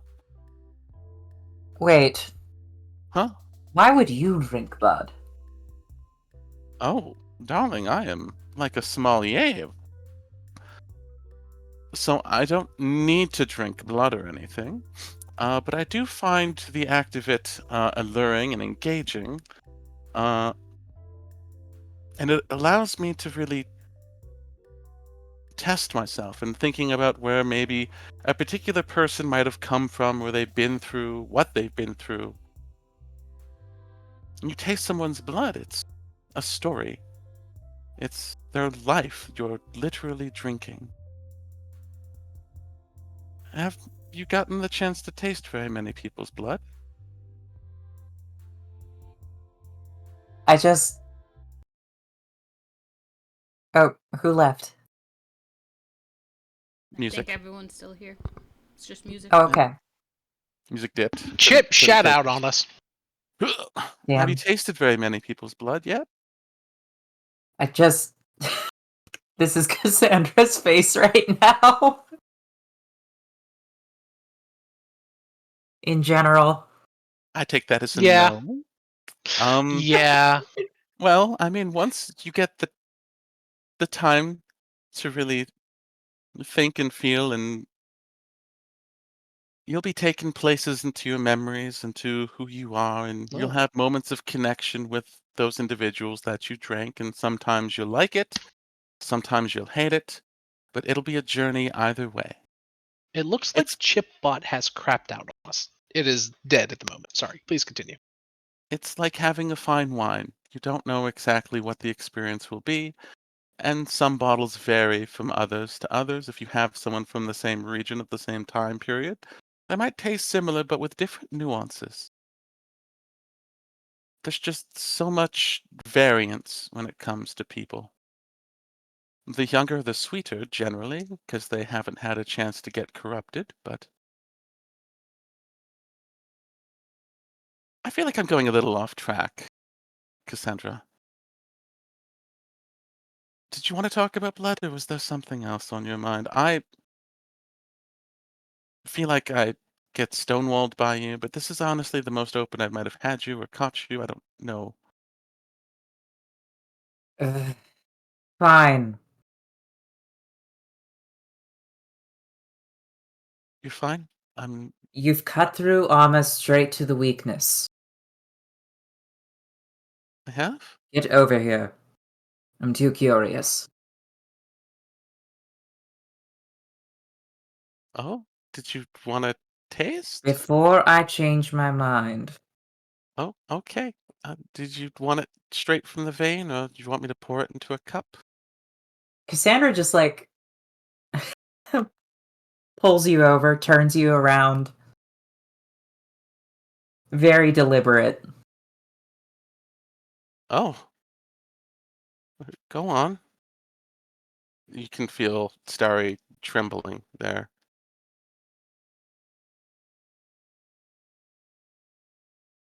Don't be afraid. Let's see.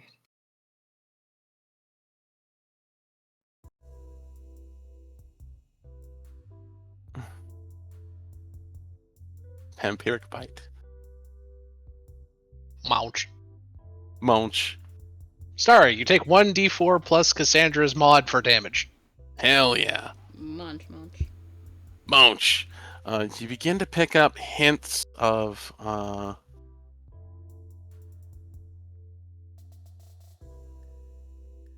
this sour-like berry, almost like a unripe blueberry, and then this almost musk and grassy dirt notes. DM, is it poisonous? No. It wouldn't be, no. Nah, I don't think so. You'd get almost this sweetness and this caring and this boldness of someone that would never give up their ground for someone else. However you wish to take that is up to you. If you like that or don't.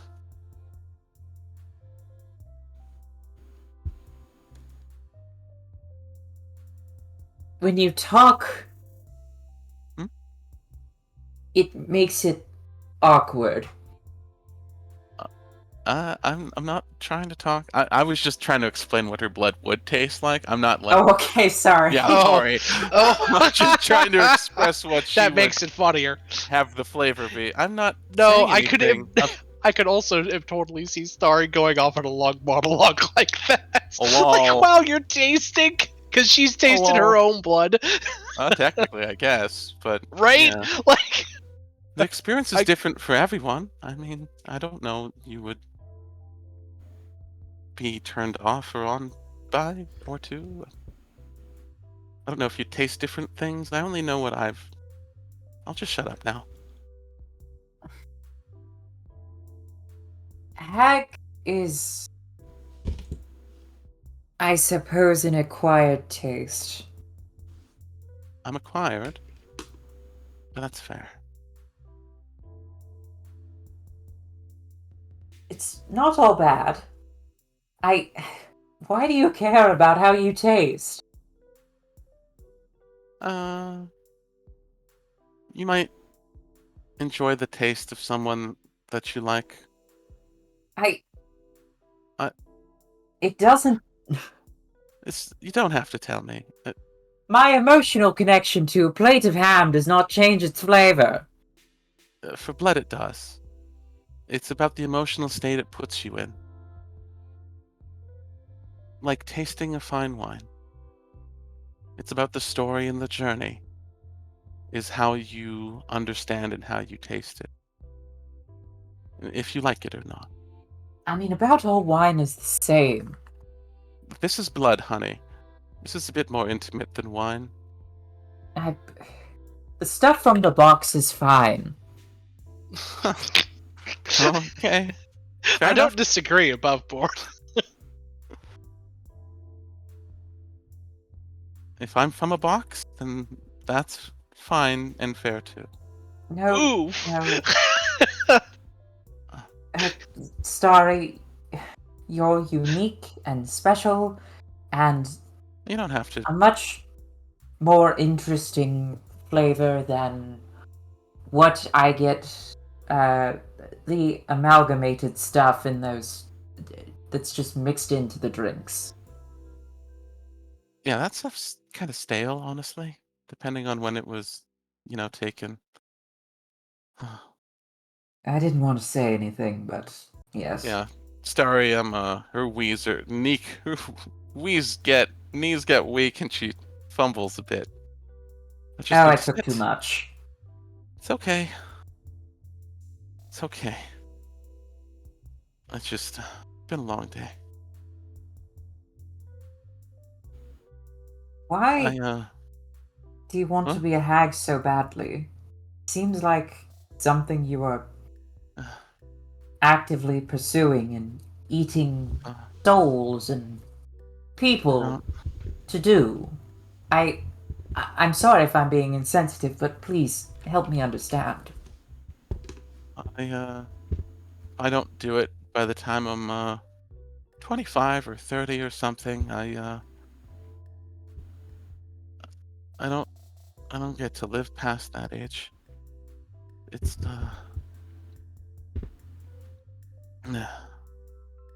it's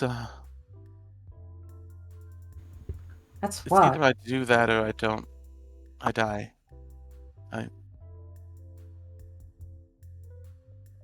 It's a transformation that it's written in It's my blood only- to want it. I need it, but I'd rather not if it's this much of a trouble. But I won't deny that I still need nutrition. 25 years. Yeah, about That's 24. not terribly long at all. That almost only a tenth of the natural human lifespan, right? Yeah. Well, Wait. lots of us get made, and it's not all of us are meant to survive, honey. Did you say a tenth? Yeah, Cassandra said a tenth. I don't know how long you think humans live for, but a tenth is good. Hell, you're close enough, honestly. The number's a bit higher. It's like 25% Both of you- to 50%, depending on. Both of You you know. get a point for excellent roleplay. Yay! I'm taking a Cassandra. There we go. Yeah, you get a point Well- of you get a point of each of you get a point of innuendo spiration. Oh, I mean, I right. maybe my grandfather was lying. I don't know who your grandfather is. Oh, maybe that's part of how we can get to know each other a bit more. Can learn a bit about your family, and maybe I can tell you a little bit about mine. He said he was 210. That sounds like a very old individual. Not as old as a hag or Nana, but old. Not terribly ancient. More And like like, adult dragon. he was still very active. I have to imagine. I mean, I'm sure humans at least live to 250, right? Like 50, 65, usually somewhere in their 20s, What? actually, for most. They don't get to live that long. So he was totally bullshitting me. Yeah, he didn't. It's okay. Not everybody knows everything, and that's okay. Wait. Cassandra is like staring off into the distance, doing equations in her head. That kind of meme. Yeah. The star is just laying there, kind of, or I guess sitting against the wall on the ground, just sweating bullets.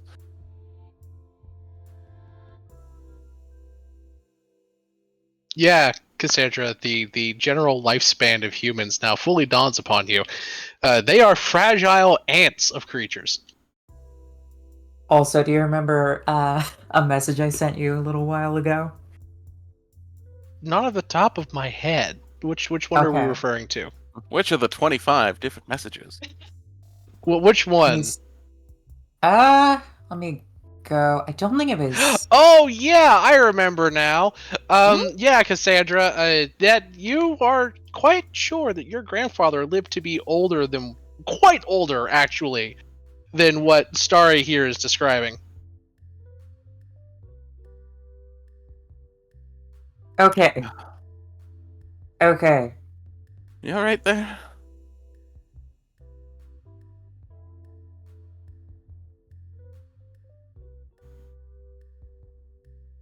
Yes. I'm beginning to think I have more secrets to unravel. Don't we all? Does having sex with a demon extend your life? What? That has nothing to do with extending life. I mean, it depends on if there's a contract involved. What? That's a question. I'm not a The demon. real question is, what kind of demon? What kind Maybe of it was demon? just a rumor. It could have been a rumor. I don't know. The star is getting red. Maybe maybe we could just talk about, a regular history. Not, you don't have to get into, who our grandparents might have gotten with in their younger youthful days or older days or at all. All I know is, my dad did my mom, and then, he left her, and then it all went bad.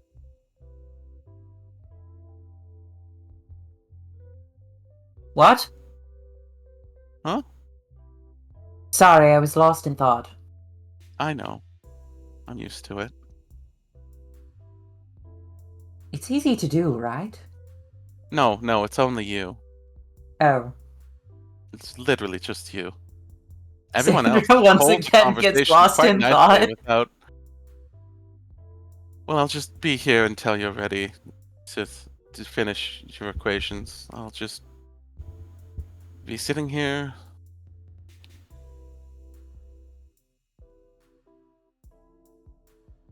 Starry sings to herself a little bit.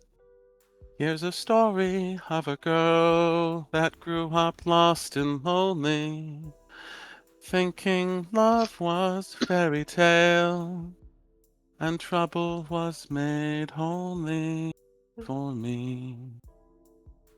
What is Cassandra's calculations telling her? I think she's figuring out why her previous self was a tiefling. Oh, I oh see. my. Yeah. Well, let me. I kind of want to see if she can suss it out in this moment, or if she gets the wrong Give me conclusion.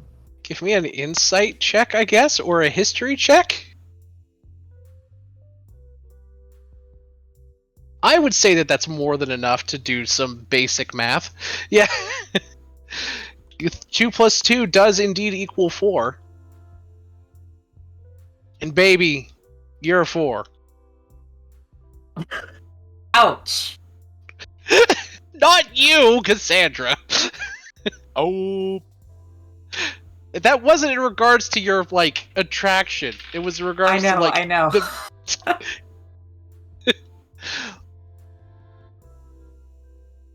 some people call me a 4, but I like to think of myself as an Ohio 9. well, Wow. you Look, I'm from Ohio. I'm allowed to say that. FIFO. I guess I'll come back if you need anything, Cassandra. I'll just be in my bunk. He extended his life. He made a deal with the demon. Yeah, he definitely did that. Especially if he's having relations with them. He almost May they certainly be. did that. If you're somehow related to that, then there could be a deal in place that may or may not involve your existence, and you might be part of said deal. I don't know. But these are things that you can guess. I'm innately tied to the infernal. Yep. This is something that is the same across all Cassandras, I would hazard to guess. All of you have a deal with some sort of devil? And now you just made a new deal with some sort of devil? Won't No, that make no, something potentially angry against the thing we just made a deal with, possibly, if you're already spoken for? that is a very good point.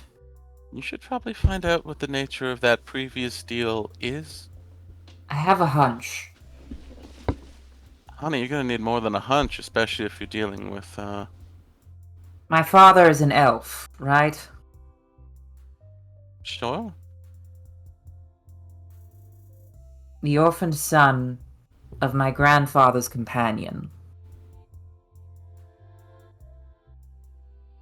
Orphan son, grandfather's companion? My grandfather adopted him. How do you care for a child that will live for centuries when you've only got half of one left? You make a deal for more life? Bingo.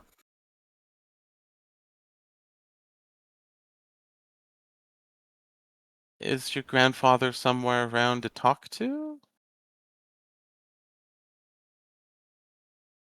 I assumed he was dead. Sometimes dead isn't always fully dead. Sometimes death is lingering.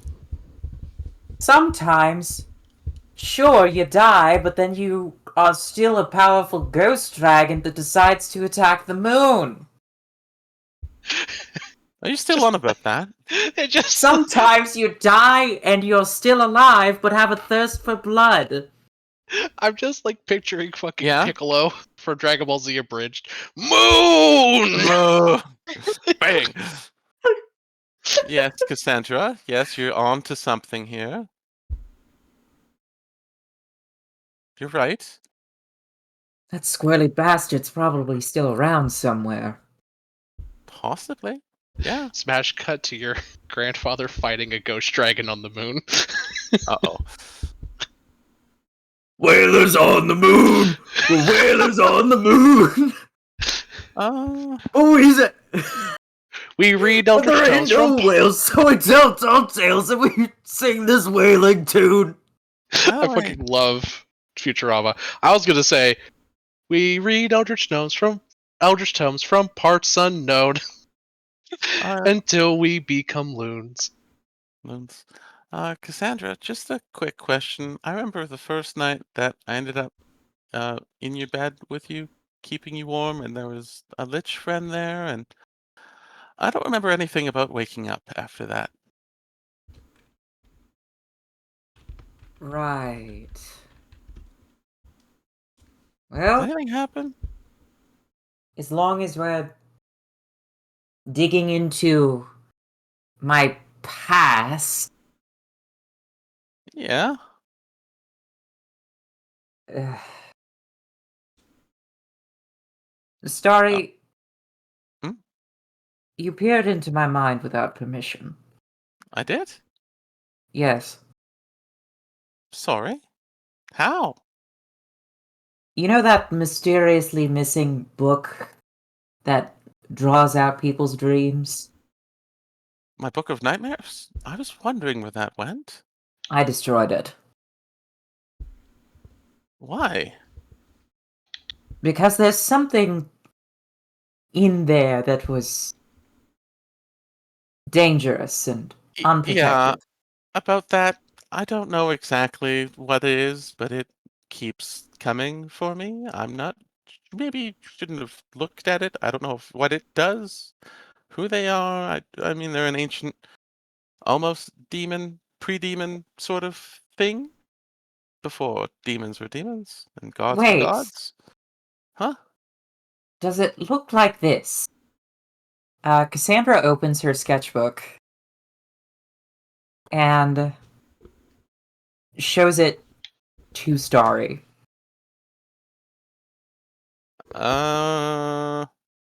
You see an it's the picture of the thing, right? Or like a pseudo drawing of the thing, right? I actually have an image for this. Oh God. Am I about to get mind fucked? No. It's Thank going to be God. cool. It's gonna know you know it Good? exists. It's gonna see you. No. No. No, Not again. it's going it's Can I let me give a little bit of exposition here, Hmm? real quick. Normally, this would be an extremely dangerous thing to carry around, and What? I don't know the nature of this paper or the binding of it, but it was from my grandfather, and anything written about it here seems to not have the same effect. I've Okay. closely guarded it, and I've not let anyone see it ever. But I can look at it and still be safe. Good. And then she shows you the picture. Ay, caramba. Yeah. It's do you actually have art of this thing, Evie? I do not. So I have Get us- something that is going to come off as a meme at first, but it is not. So the way that I think of this creature is that it disassociates space and proportions in space and the objects within space as from their meaning. So it removes your ability to identify logical space and reasoning. Does that make sense? So I'm going to show you a photo that was a real life pseudo meme for a little while. That I think kind of represents what this dog kind of is, what this thing is. I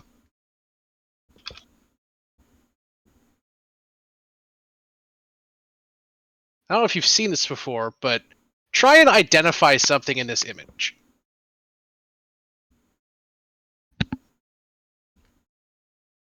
Open it up, take a long look. You can't. This is a generated image from early AI that creates shapes that our brain associates with things that aren't real. This is kind of what the dog does. It attacks your brain and reality's connection between object and symbol. Imagine looking at a room and the space and the objects inside of it become jumbled and unidentifiable. That lack of meaning and distortion in space is where this thing lives and moves. Does that make sense? Is there I love something we're this. supposed to look at? Oh, there it is. Do you not see it? It just took a bit. Yeah, identify something in that image. It abstracts and disassociates your like objects that it comes across. As it This- moves through a room, the things that the space that it takes up, everything in that space becomes disassociated from reality. It's still there, it's still objects, but they don't appear right. Their dimensions are wrong. Your ability to identify a bookcase as a book, a teddy bear as a teddy bear, becomes gone. Now these objects appear foreign and alien. It removes meaning from the meaningful. I don't know what I'm looking at, Cassandra. But this Exactly. is nothing like the thing that chases me. The thing that chases me looks like this, and I hand you a stone. Oh, a stone? Yeah. It seems to be one of those stones that Maribel always records things into. Oh. Cassandra grabs it. I'm assuming you play it or open it in some capacity. Yep, she smells it. All right. You see a moment through Starry's eyes where she's sitting at a marble table. Neon's right there beside her, and she looks around. She feels happy, excited, almost giddy, and she's looking around at the marble, shiny surface, looks around, and then looks down at the table she's sitting at. There's something not right about the shadows on the table. And something reaches out, grabs you by the throat, and throttles the life out of you. With all this fear, anxiety, pain.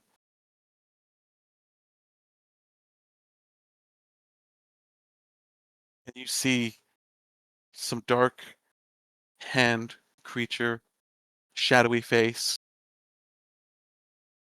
pull the life out of you as you drop lifelessly to the ground. You see Cass, Maribel, Cecilia, Neon as they were. And then it ends.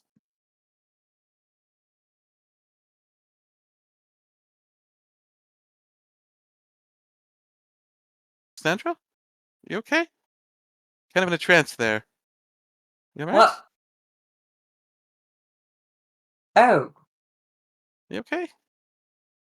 it seems the planes are not limited in their ability to create horrible, terrifying things.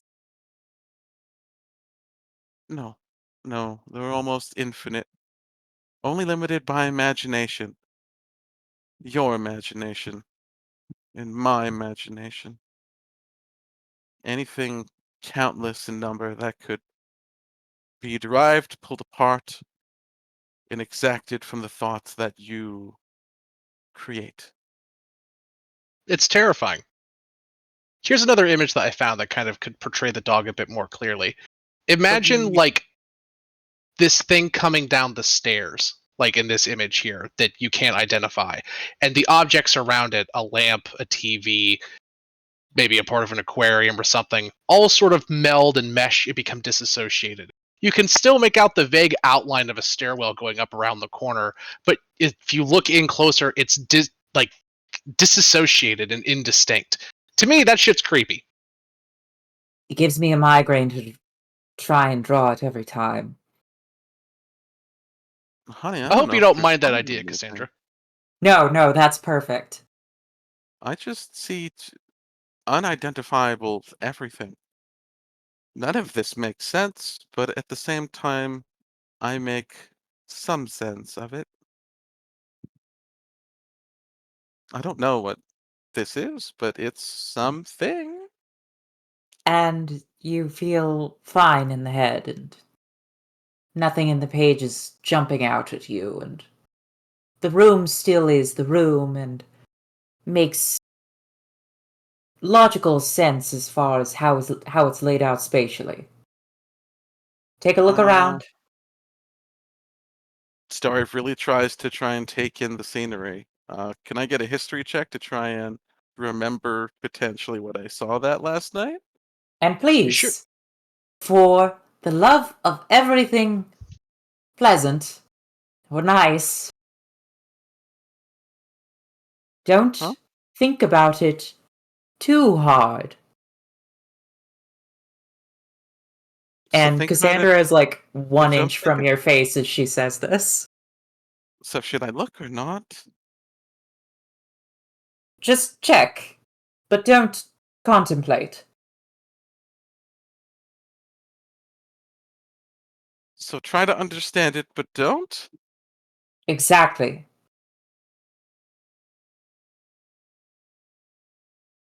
That's a 21. Yeah. You're able to remember the night and remember seeing something in your dreams. But it is like a dream, so that works to your benefit here. You see the outline of a room of an old man. Your perspective, you know, is that of Cassandra's, that of a child hiding under a bed. And you know that there's something in the other room attacking your grandfather. You're a You little know that girl. there's Something. something horrible. Your And grandfather. as you go in, you begin to know that you can look further and try and identify and make sense of this thing. And that's where you stop. You know that. Go ahead. I'm just putting in little notes here and there of what she's pulling out and saying to Cassandra as you describe it. Yeah. But you know that if you go that step further, if you try to make sense of that dark part of your dream, that squished amalgamation of sense and nonsense, that you know that there will be bad things. You know that when you saw it then, it saw you too.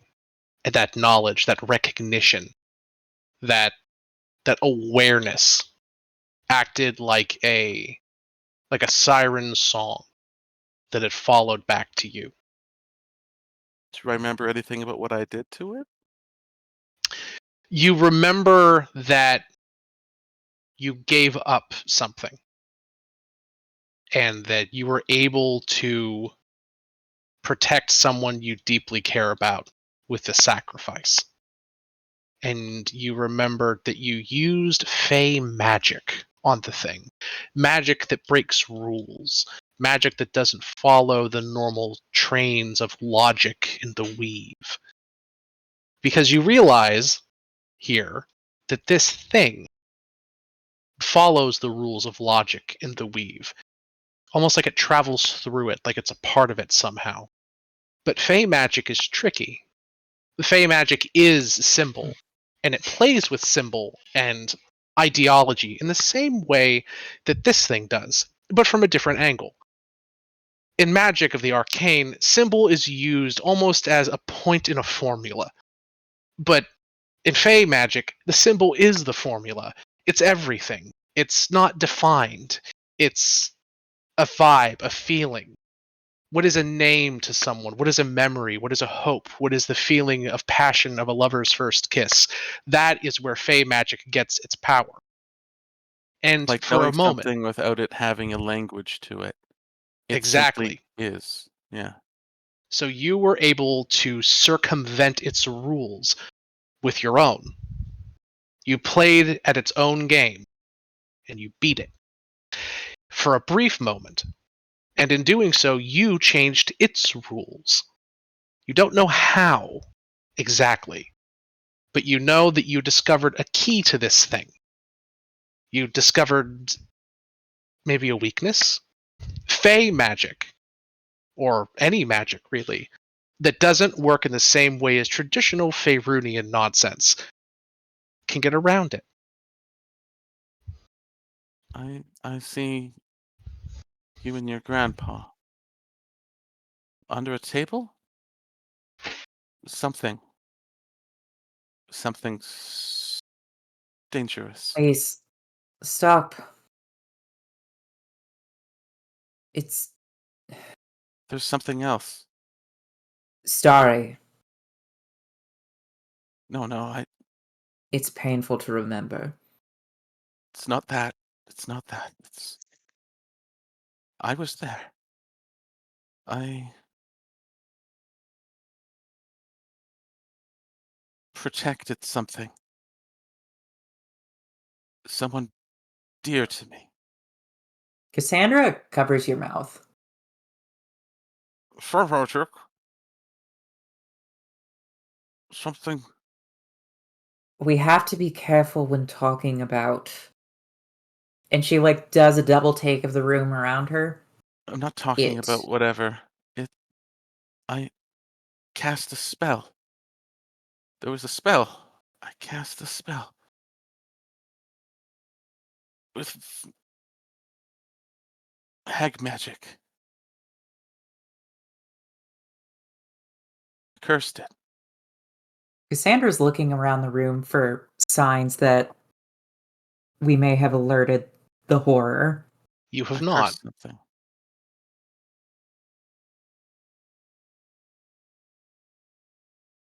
And At protected Starry's them. at Starry's mentioning of Fey magic and of cursing it, a memory twinges in the back of your mind. That book you read, there was something in there, something in one of the pages as you were barely able to make sense of, that now that you have the key reveals itself to you. There was a part that was written in Fey script. Does any of that make any sense to you? Do you remember the books, Cassandra, that you found in the lair a little bit ago? Remember the destroyed library, and it was a book written by a madman? Oh. Remember I that? protected someone that I love and cursed a thing. Cursed magic. Fey hag magic. Weak to Fey magic. And I gave up the demon's tear. I don't have the demon's tear anymore. That book. Ah. Did You she have throw it. it away? No, Oh. you have it still. Well, that's as far as I got. Sorry, Cassandra, if it's not of much help. If you turn to leave, Cassandra will like firmly grasp your hand while she's like furiously digging through her bag. Oh, Which you don't know how an elf that skinny and frail is able to carry a bag that full of books. oh. It is at least 80 pounds. That looks heavy. It is. You flip. Here. Sorry, starts grabbing books that are handed to her while she sweatily holds Cassandra's hand. No, The put those down. Down. Those ones different piles. Here we are. Uh, You Read pull it this. out. It's a tome that's mad and inane scribblings, but Cassandra quickly flips through to a page in the back. You look down, and there is a long scribbling that is two messages in Unsili, the language of the Shadow Fae, which I'm sure 100% Starry would know how to read. oh, that's unseelie. It is. Do you mind? Please. It says here. It says, the key, the footsteps, its presence. They can be found in that old poem of the Fey Lord Carol. And then there's a series of numbers. Wonder what those mean. Don't speak You can any of give this out me in a common. you can give me a history check, and you might know what poem it's talking about. Bardic inspiration on Cassandra. And the help action. Even though I think we have the exact same modifier to this, which I think is funny considering I have an intelligence of 0, but expertise in history. Also, I appreciate everyone's patience. I know this has kind of been a Cassandra-heavy session. Kinda. No, go for it. Like I wouldn't you even say absolutely really. have the spotlight. Get it, girl. All right. Did you say history check? Yes. Advantage and then plus D10. Holy shizzle.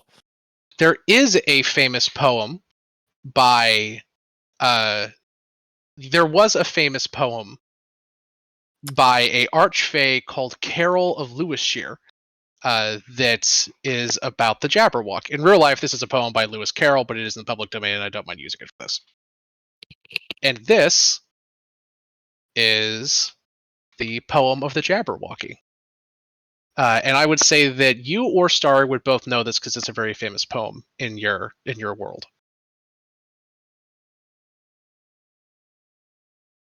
Would someone like to read it? Sure. 'Twas brillig, and slithy, and the slithy toves did gyre and gimble in the wabe. All mimsy were borograves, and the mome wraths outcry. Sorry, I didn't expect it to be this silly. There is a reason. There is a reason why it is this silly. I did Sandra, not pick this poem for no reason. it is like the images. They are there, but they're also not there. They're words, but they're not words. And look at Beware what the the message. Jabberwock. Magic, but they're only symbols without the language. There, and also look at Beware. what the message for this poem was. The key, the footsteps in that old poem. Beware the Jabberwock, my son. The jaws that bite, the claws that catch. Beware the Jub bird, and shun the frumious Bandersnatch. He took his vorpal sword in hand. Long time the manxome foe he sought. So rested by the tum-tum tree, and stood awhile in thought. And as in uffish thought he stood, the Jabberwock, with eyes of flame, came whiffling through the tulgey wood, and burbled as it came, 1, 2, 1, 2! And through the vorpal blade went snicker-snack. He left it dead, and with its head he went galumphing back. And hast thou slain the Jabberwock? Come to my arms, my beamish boy. O frabjous day, callooh, callay, he chortled in his joy. Callooh, Calais. Oh, joyous day. Yes, and you know that this thing that you're talking about isn't a Jabberwock. Those are creatures that you're able to identify and are known.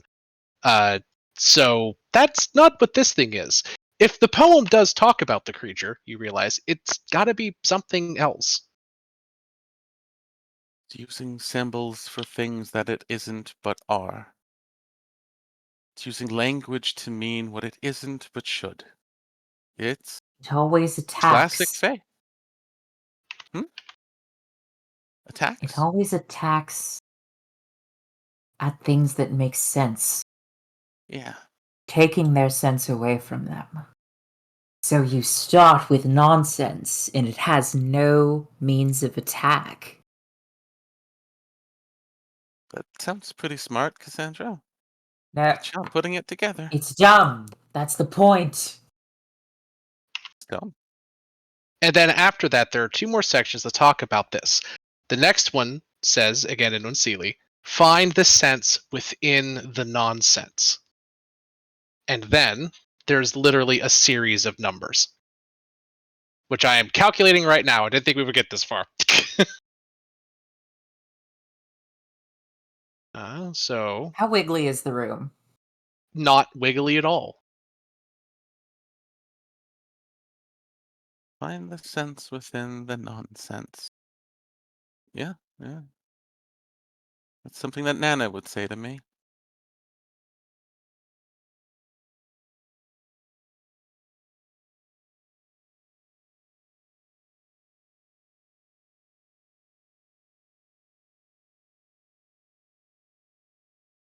Um, I am calculating these. So here's the first set of numbers. 35, 31, Oh my god, this is 29, what note taking is for. No taking. Let's go. and 17. Can always just rewatch the Decavods as well. That's also true. But I Juicy. will tell you that there is no need to take notes on this. Everything to solve this little tidbit is given within the information you already have.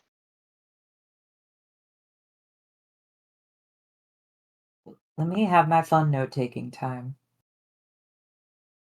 That's fair. Starry is right beside you, leaning into the book, looking intense at it, while The you next- are doing The as next you do. set is 20, 5, and this is some kind of code, obviously. 7 and 2. And they're separated by these dashes.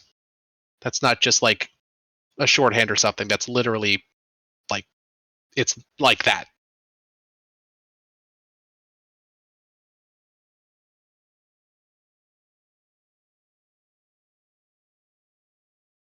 So this is what you have. What do you think, Cass? Or what do you think, Cass and Starry? What could this mean? I mean, Starry is no longer focusing on whatever they're working at. She is beside Cassandra and like a few inches from her face. She is That's fair. blushed and flustered.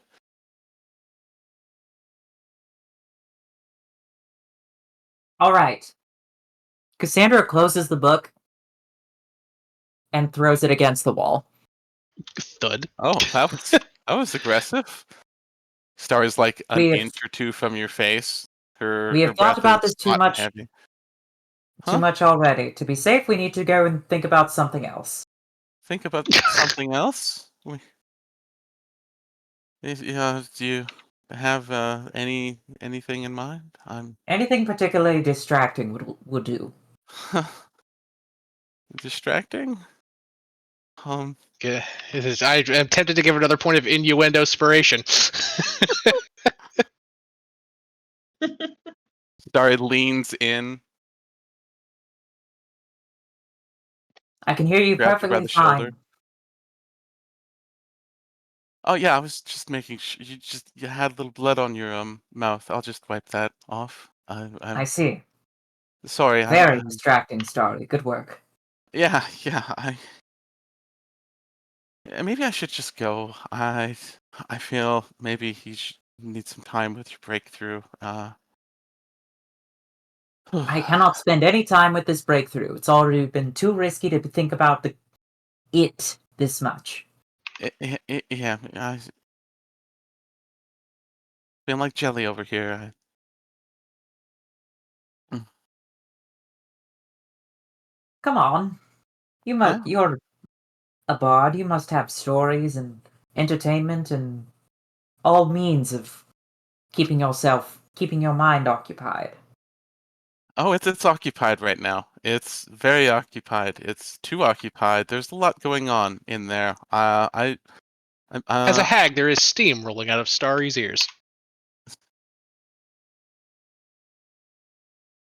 Perfect.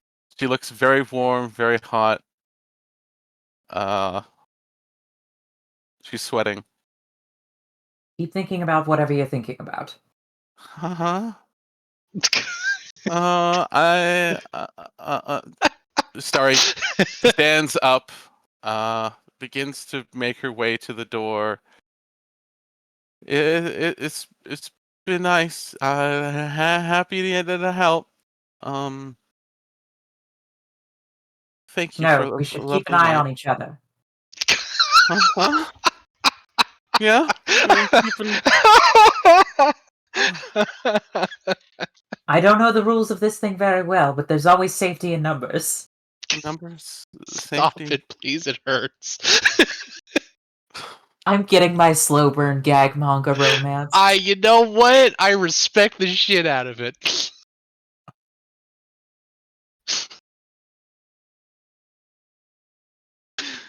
It's been a long day for Starry. She's a minus 32 temporary hit points. All of this is a little bit too much, and you see her very slowly begin to just droop to the floor like a pancake. Hey, my blood sugar's a little low. I'm just a little jittery. Are we under attack? Yeah. Yeah. Uh, This is a pornography if it was written by an asexual person. It is very funny. wonderful. Yeah, Starry becomes one with the floor at this point. By the way, these numbers matter.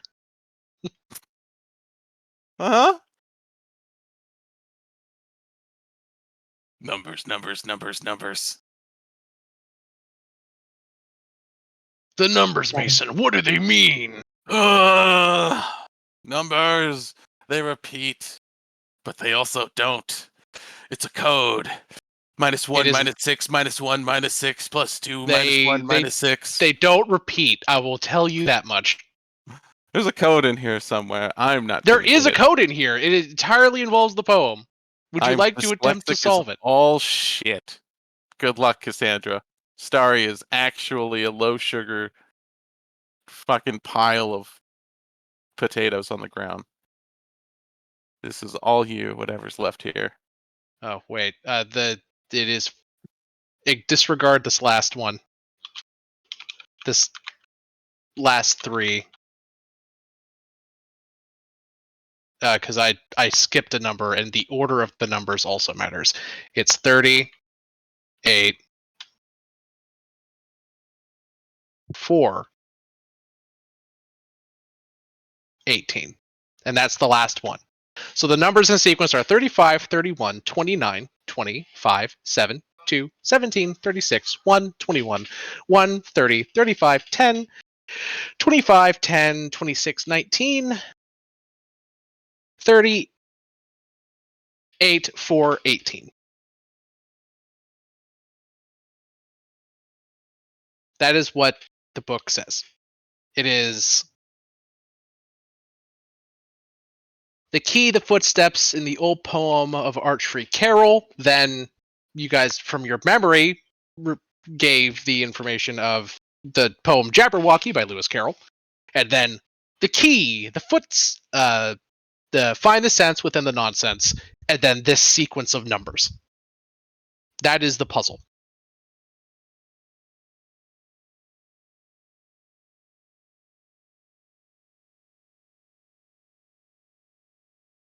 If you would like a All hint, right. anyone can. I have made no attempts thus far to solve the puzzle. Okay.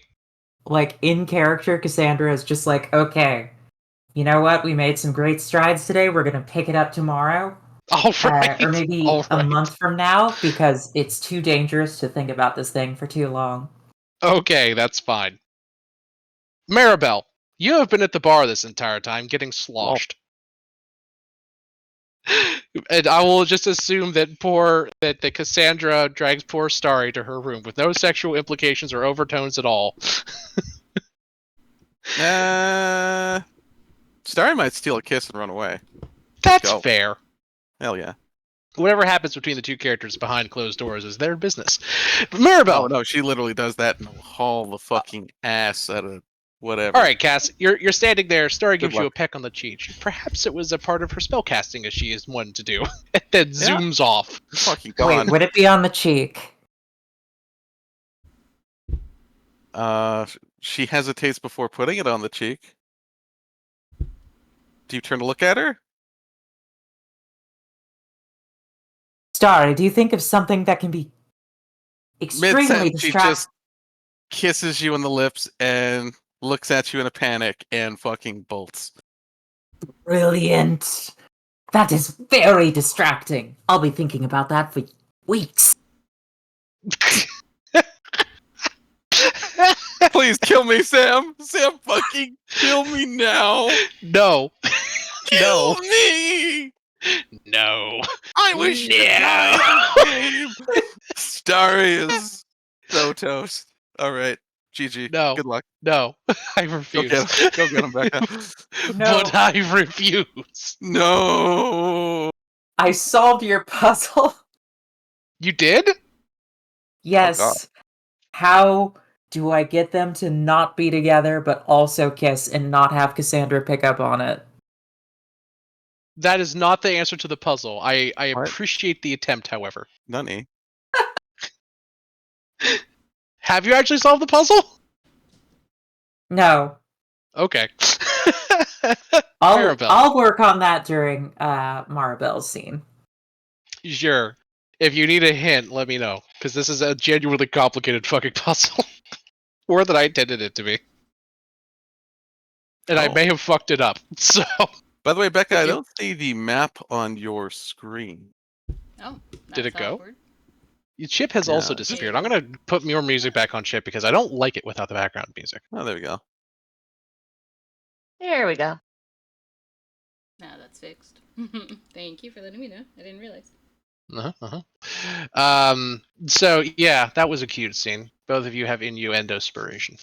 Yay. Yeah, as it should be. So yeah, you guys are Maribel, you're getting sloshed at the bar. As you're there, as you're there, Rafine comes over and sits down next to you.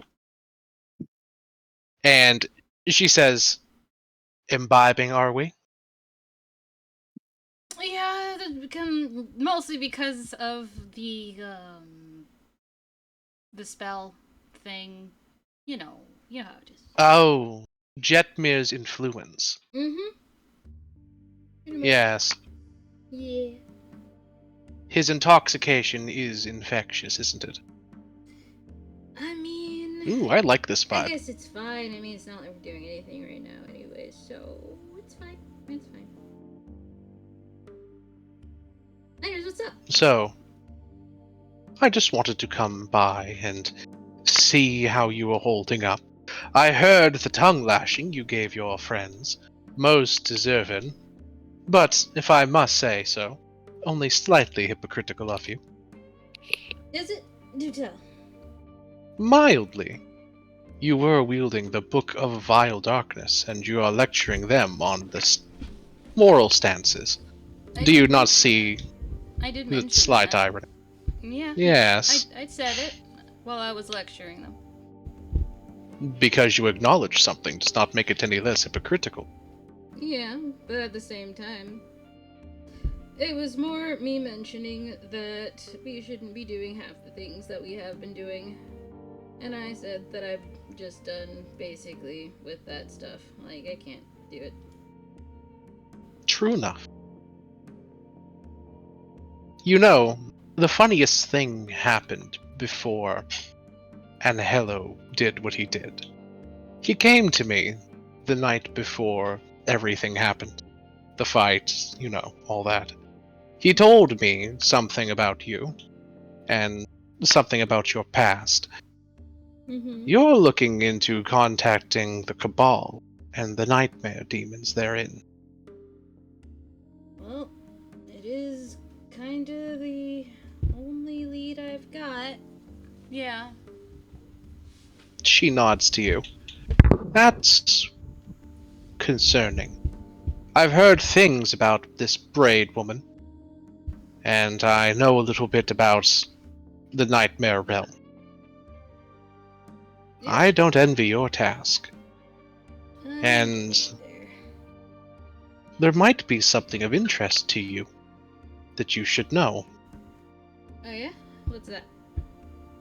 Yes, Braids was last seen in Thunder Junction, where we're going to. She apparently was causing quite a bit of havoc during the last war with New Phyrexia. Her and some patron of hers that she was working with. Oh, They fled to Thunder Junction when the Omen Paths opened. I didn't know that. Indeed. You may be able to find her there and squeeze her for knowledge. Braids herself or her friend? Braids herself. She is a nightmare creature, and she has taken in lot with some bandits out there. A rather nasty troop, from what I understand. Oh, that is fair. If that is the case, then that would definitely save me some complicated ritual to summon her myself. I should Indeed. try to find her. It also would not behoove you to summon Braids. The last group of powerful mages that attempted to do so, well, they did succeed and summoned Braids to their realm. All of their heads exploded. Because of some kind of magic spell, or... No, that was just Braids. Huh. So, I mean, I don't... I mean, I could be wrong, but me finding her with a group of bandits versus me summoning her would... I feel like there's danger either case, I'm not gonna lie. Well, yes, but the ritual that summoned Braids to their realm, they had to funnel her through themselves. And that, I believe, is what caused their heads to explode. I suspect you would have to do much the same, and likely would garner similar results. After all, she is a being of pure nightmares. She doesn't exist in our plane naturally on her own. She must be given shape and form. And, well, she used them to do it. Got it. Okay. So, Thunder Junction is not a normal place then, if she can have her own form there with the bandits. I take it. No, it is. She just, well, she didn't lose the form after she mated with those people. She walks around as a shadow flesh amalgamation thing now. Very terrifying. Hey. And, well, she slips into the nightmares of other creatures, kills them, and then uses their remains to animate herself. Ew. She's like a nightmare lich. You kill her, she goes back to the nightmare realm. She kills someone on the physical plane, their head explodes, and then she forms herself out of their remains.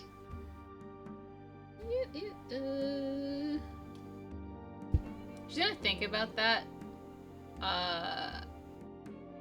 Would she be since she's like a nightmare creature, not necessarily even from this place, based off what I remember from the book, she's not even from this plane. Could she banish her to her home plane, and should she be stuck there? Braids could be banished to her home plane, that is true, but you don't know if she would be stuck there. But banishing her would work, yes. Okay. She is basically classified as a demon now from another plane of existence. So yeah, that would work. Okay. She might theoretically be able to re-enter the nightmare plane, since she's basically a part of it now, and plane travel that way, but it would presumably take her time to get to you. Got it. Okay. She's gonna slowly nod after a bit and be like, got it. Killing her if I have to, not ideal. But banishing her would probably be okay. Rafine thinks about it. Yes, it would. I warn you, Braids is old and very powerful. I would not wish to face her if I were you.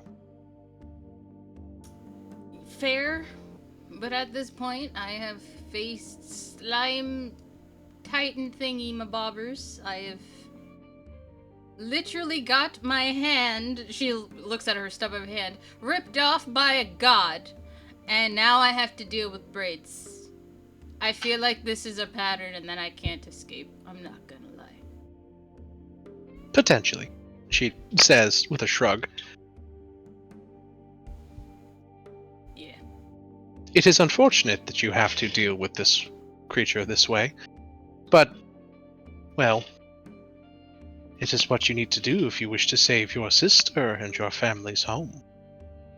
It is. It is. I've got to do so many things that I don't really want to do. Can't I just be normal and just sing for a living? She just slams her She- head on the table. Rafine lifts up your head and gets like a little cushion off of one of the stools and puts it in front of your head, then lets go and it thumps down into the cushion softly with a squeak. Thank you. She says, "Normal. My dear, you are an angel, siren, pop star princess. What about you ever gave you the impression that you had the privilege of living a normal life?" When I had amnesia and I had no memory. That was the impression until I got it all back. I missed being naive. She nods. Reasonable. And then she just sort of looks at you and just kind of gently pats you on the side. Thank you. There, I love there. you. You're amazing. I am not, but I appreciate your kindness. I also thought about this too. Your sister, I do not think that she had the capability of doing what Angelo told me on her own. I think that some other individual or creature was likely aiding her. Yeah, Unhollow thinks that too. That's why he suggested I speak with Braids. See what I can figure out. Oh, wait, you're a Sphinx. Can I ask you a question? Maybe, I don't know if you can help, but do you know what this is? And they're just gonna show her the key with the moth on it. She looks down and she says, "I don't know exactly, but it is magical." And she kind of looks at it with like deep vision and she says, I don't recognize it specifically, but I can tell that it is a keystone to an omen path. Keystone to an omen path. Yes. It very likely will take you into another plane. It's just a matter of finding the right door, I suspect. I'm just gonna think about this key for a second. Well, I guess I got some figuring out. I don't know why, but it came out of my evil book, and even my book had no idea how it got out. Concerning. I know. When an evil book is like so powerful, and then all of a sudden something comes out of it, and even it has no idea what I'm talking about. That's omens. That's why I'm saying I'm pretty sure I am fitting a pattern here. Very likely. Either way, though, it must be nice to know that you at least have some kind of path towards your answer. But it concerns me. If your book did not give you that item, then what did? That's what I'm trying to figure out. Because for some reason it decided it was going to come out of the book while I was reading it. And,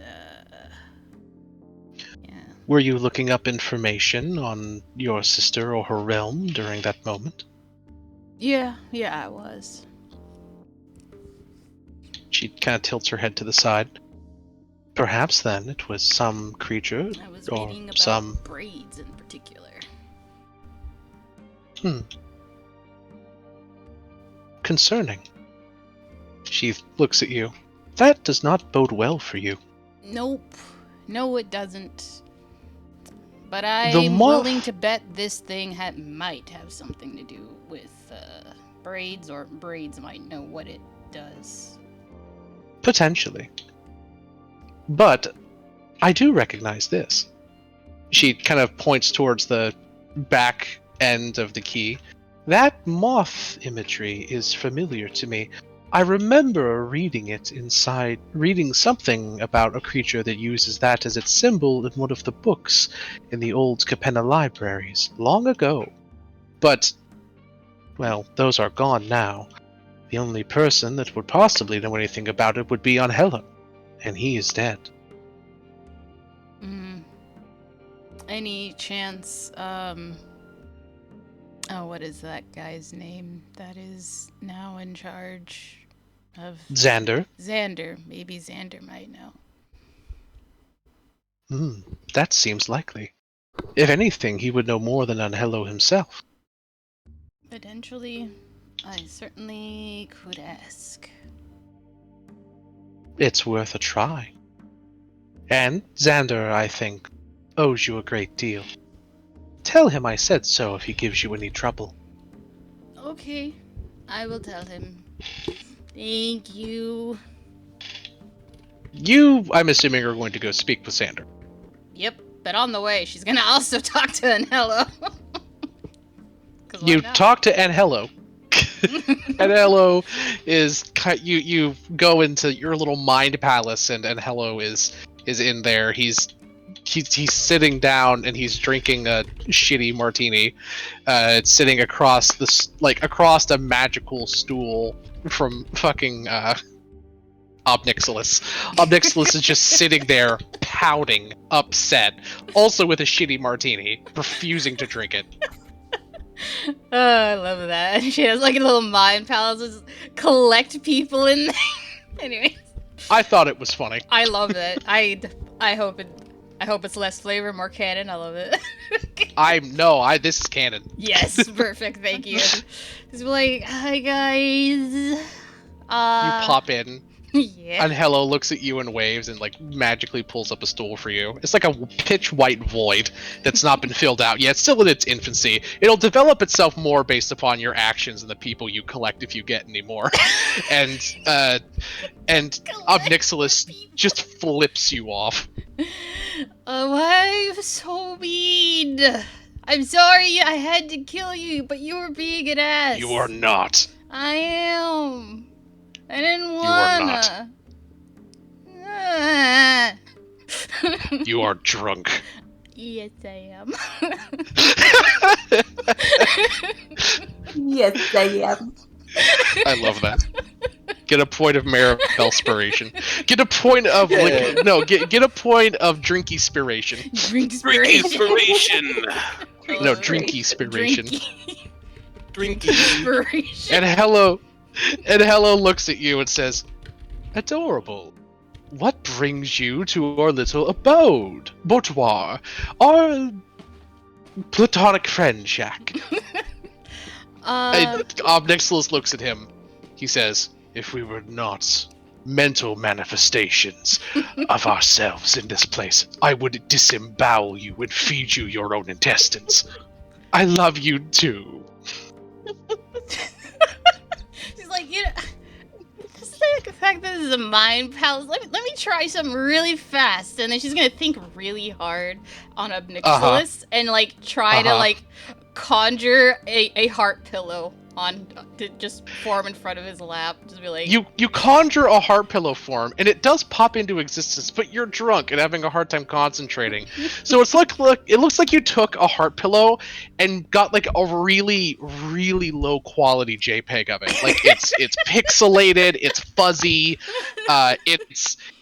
it's indistinct, and everyone is confused about how it functions, including Obnixilis. She's gonna laugh at that and say, "I love you." He goes and says, "I would be more furious if I was not so deeply confused." That's okay. Well, I am here because I was wondering if any of you guys have any ideas about this key. And then she shows the key. Because apparently... Obnixilis just begins laughing maniacally. Does that And mean on you Hel- do something? Almost certainly, but he's not going to tell you. And Angelo kind of leans forward and looks at the key and says, yes, that does seem familiar. It's a symbol of some kind. Like a family crest of a sort. But I can't place where it's from. It's been a long time. I read it in a book once. Something about a catalog of greater horrible demons, I think? And at that, Obnixilus just begins laughing all the harder. Got it. Huh. She's gonna look at the key very curiously. That is very interesting. Why is demons everywhere, I swear. Okay. I guess I will ask... What was his name again? Xander. Xander. I will ask Xander, see what he knows. Oh, yes, he would know. Yeah. Thank you! And then she's gonna hug them both. You attempt to hug Obnixilus, but he literally just gets up and takes, he just kind of moves away from you, like, the closer you get, into the empty white void.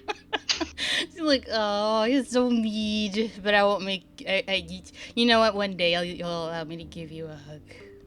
No, Bye, guys. let me I die. love you. Burn No. my helm. Let me die. No, you're stuck with me forever. I love you. You can't ever leave me. As you leave, he says, "Kill me, damn you fiend!" Never. You pop out of your mind palace. He's like, I should have gone to hell. Why did I do this crown? It's that scene from fucking Darth Maul at the end of the Clone Wars. Let me die! Let me die! He's like, this is worse than what I would thought I would be going through. This is worse. And then, in your mind palace, Angelo turns to Obnixilus. Is this really worse than hell? He looks and says, considering the fact that it is you and I alone here, with occasionally her dropping in, yes. Yes, it is. And he smiles and sits back down at the table and looks at the JPEG pillow that's like glitching out in front of him. And he smiles a long, cruel smile and says, but it is much better than what awaits our friend. Ooh, spooky. Smash cut to Maribel bumbling into the next train car. Xander's sitting around with a bunch of the maestros, them all telling him what has happened in the waning years, and Xander just visibly frustrated, rubbing his temples. He has a lot of work ahead of him, and he's coming to realize just how much. Hi. Who is you? Hi. Maribel.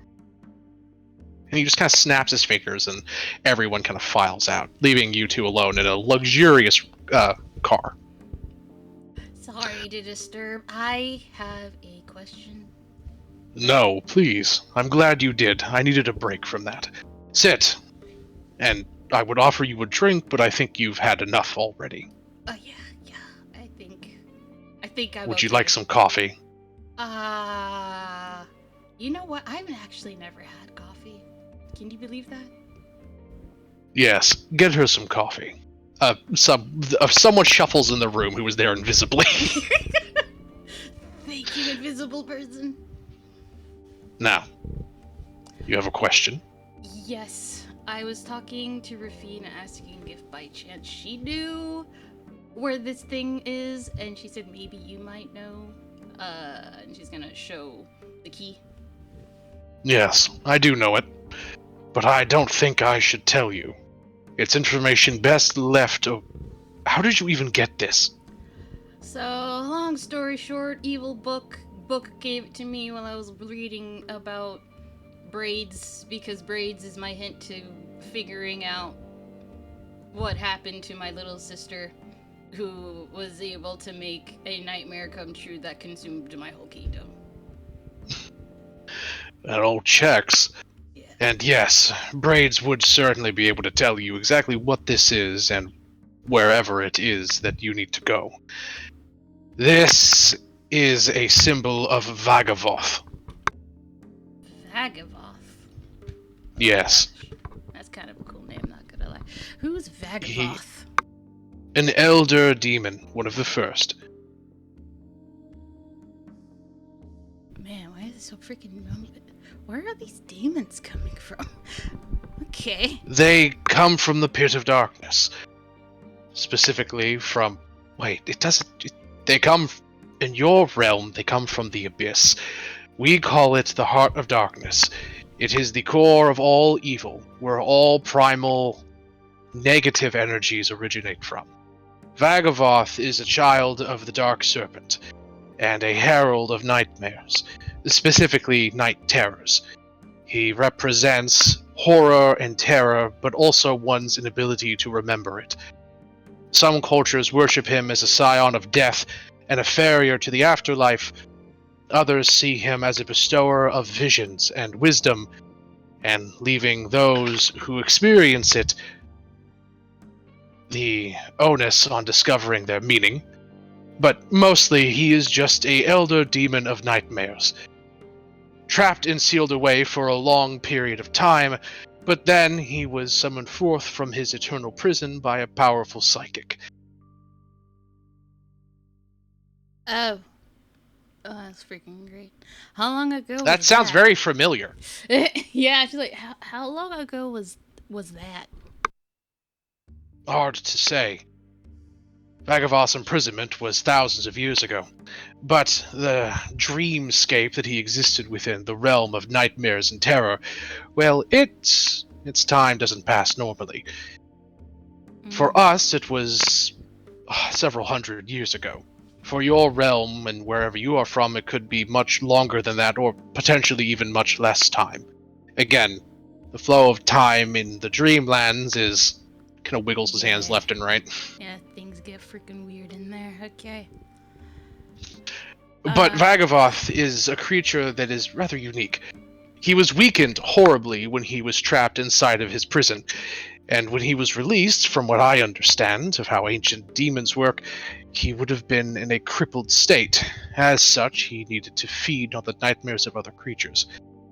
As such, he established his new home, his dominion, as a... He kind of mulls over the words.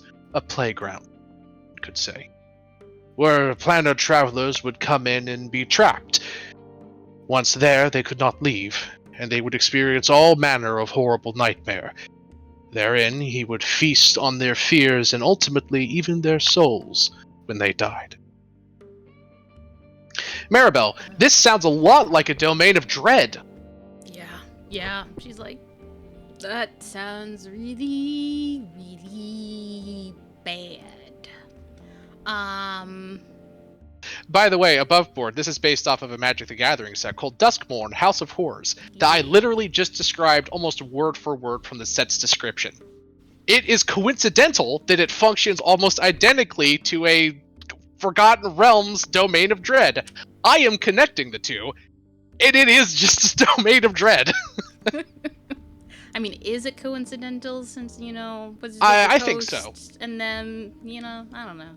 They I might have mean, done it, on like, purpose, maybe. They might have, but there's never been any connection lore-wise drawn between the House of Horrors and the Domains of Dread. If it is fair. intentional, it's more of like an inspiration kind of thing, more than like a, this is one of these things in canon, or at least hinted at kind of way, right? Yeah, that's fair. But yes, in this campaign, Vagavoth and the House of Horrors Duskmourn campaign setting in Magic the Gathering is just another domain of dread, but instead it's a domain of dread inside the Magic the Gathering setting. Okay, that's kind of sick. Yep. Not gonna lie. Yeah. And your sister is in it. Yay! Oh, goodness.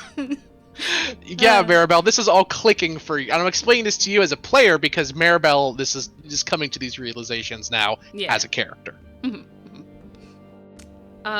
Mari's just gonna sit there for a second. She'll connect the dots slowly because she's intoxicated. But as it dawns on her, she kind of like, this is a very sobering amount of information, and I don't like that. A delicious coffee with whipped cream on top is slid towards you on the table. Thank you. She's gonna Slurp. sip on that coffee for a second. They assumed you would not like it bitter, so it is filled with cream. They're and, absolutely right. and sugar, and there's whipped cream on top with like chocolate sprinkles on it. Oh, this is a lovely coffee. Thank you. They are absolutely freaking right. She does not like bitter things. Just sweet. He smiles. Things. And he says, "You're powerful, Maribel, and your friends match you in that way.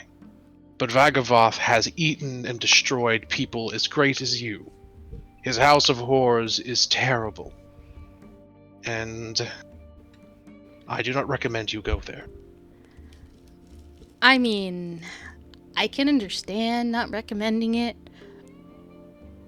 but literally, his house of horrors is literally my house. And that is a problem with my sister. And Braids banished herself accidentally there when her spell went awry. She was there so long that it turned her into a nightmare herself. That is what it does to people of your power. She was one of the greatest spellcasters within the Cabal, a powerful conglomerate of nightmare mages, or mages that use nightmares as their source of power. Maribel, this sounds to you a lot like a bunch of warlocks that made a deal with Vagavoth. Ah, got it. Yeah. I mean, Now, okay. if your sister has been there for that long, kind of holds his hands out, I mean, implying that she might have turned into a nightmare like Braids. I mean, it's possible, but I don't think that's the case. I don't know why, but I don't think that's the case. Because I have to consider if he was released by a powerful psychic, as you say, which by technicality, it could just be my sister. There is a decent chance that she's fine as she is and is Perhaps. not turned into some nightmare meat. He holds up his hands. Perhaps. If this is what you must do for your family, I will not try and push you away from this path. I just wish for you to go in knowing exactly what you're getting yourself in for. Yeah. She's gonna look at the freaking key. She's like, the fact that I was able to put this together, I could technically go there right now, and I am certainly not doing that. I am going to finish my coffee. She's gonna continue her coffee. Oh, goddamn everything. This is such good coffee, thank you. He nods. He pats you on the head. And he says, "You think this over and take your time. Thank And you. I can tell you one more thing before you go that will Okay. help you. Thank you. You will need to find a guide into the house if you were to go there, which I'm sure that is your next step. Now, you could technically try and corral Braids into helping you, but she is, frankly put, an evil psychopath that is little more than a demon herself at this point. Worse than a demon, I would even say a living nightmare. Now, there are ways you could curtail her and use her, but you would likely want to find another. I know of only 2 people that have entered into the House of Horrors and escaped alive. Nashi, the scion of the Moon Sage, and... he scratches his chin for a moment. Oh, what was her name? Winter. Winter.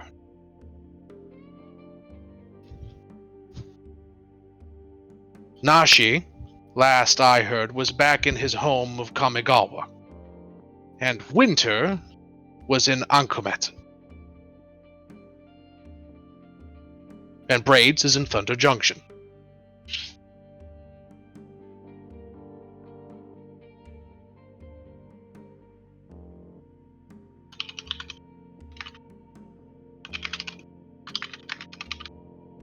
Here, guides to the House of Horrors. Nashi, scion of the Moon Sage. In Kamigawa. Braids, the Living Nightmare.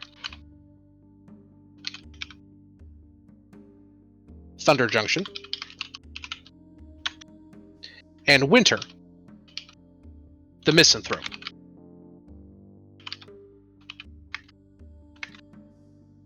And Ankomet. You said you wanted to planeswalk, Rebecca. Well, planeswalk we shall. And I have just now officially considered every Magic the Gathering setting also as a planes you can planeswalk to. Which these all are. So if you want to get a guide to the House of Horrors to help you survive, which is highly advised, you'll have to go to Kamigawa to get Nashi. Kamigawa is a futuristic Japanese cyberpunk themed setting. Thunder Junction is here. It's a Cowboy Wild West themed setting. And Ankomet is a pseudo-Egyptian themed setting that recently has really taken a liking to racing and holding a massive tournament of racers with cars and shit. It's very goofy.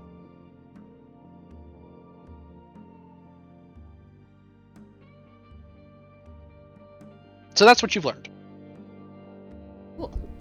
She's gonna pull out a notebook so she can write this down because she needs to, because she's wasted. And then she's gonna say, I will definitely consider both of these. Thank you. I appreciate it. I need to find Cecilia. And Cecilia. then she just gets up and says, thank you, and then she sifts out and then starts screaming for Cecilia. Like, Cecilia! You're sitting on top of a nearby rail car, staring into the void, when you hear Maribel screaming for you from the train car below you. Cecilia, where are you? What's going on, Maribel? Once she sees you, she will, assuming you're still probably up, she will climb clumsily up there and just plop on your lap.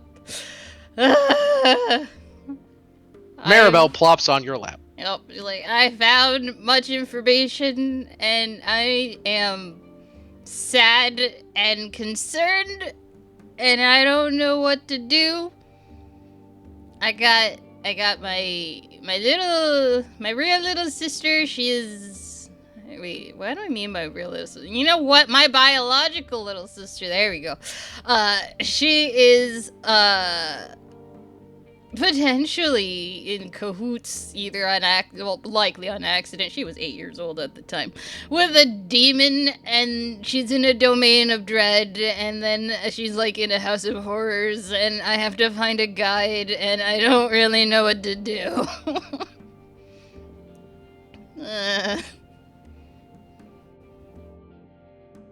It's all right, Maribel. I mean, we've all got things that we're needing to get resolved, but we can go after your sister. But we also have so much to do. We gotta deal with whatever is hunting down our friends. And then we keep not dying. Well, I don't think that part's going anywhere. Look, we'll get the cure back, and then we'll find your sister. What information did you get? I found out that my sister in my home and everything was pulled basically into a domain of dread called the House of Horrors, made by a very old demon lord named Vagavoth, which I still gotta say I think is a pretty sick name. And potentially my sister let him out by accident. I still say accident because she was 8 years old. And it's recommended we find a guide because the House of Horrors had made people into actual nightmares and psychopaths and demons. And most people don't survive and go crazy because they're in a nightmare realm. And he eats souls. Okay, I see why you're so concerned with that information, but I mean, I feel like we've dealt with worse. It'll be fine. Do you think it'll be fine? Yeah, we'll find a guide. It'll be fine. Okay, thank you. She's gonna hug your torso as tightly as she can. I will hug you tight and like pet your hair. Oh, you're so nice. I love you. I'm sorry for being so angry. It's okay. Even though I don't regret what I did, it wasn't cool to sneak off. It's okay. I understand. I hope everyone else Yeah. gets rest too. It'll be all right, Maribel. We'll deal with the cure and then we'll find a guide. Yeah. Find a guide. We gotta get the cure to the city. Man, we have too much on our plate for just simple people. I guess we're not simple people, but still! This is so much stuff normal people shouldn't be going through. No disagreements there. Yeah. Oh my gosh. Well, by the way, once again, whenever you want to go back to see your boo, we can go back. I really appreciate that. Absolutely. I got your back. And I've got yours. We'll find your sister. It'll be okay. Thank you. You're amazing. Just gonna hug you again, then promptly pass out on your lap. I will just let you lie there.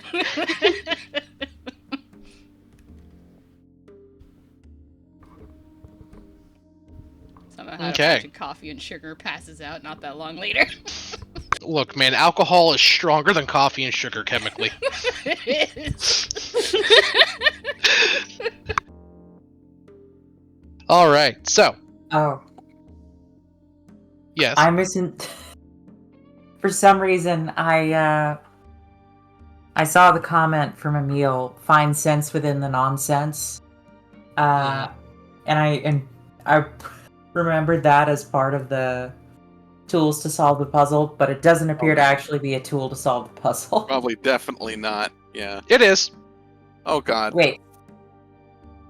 Now, is that literally like written out? Find sense within the nonsense. No, Okay. you don't actually have to find the word sense. Would you like a hint for the puzzle? I will Please? take a hint.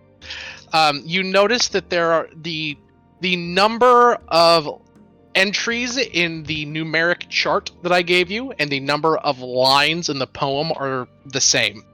As in, there is a number and there is an equal amount of numbers as there are lines in the poem.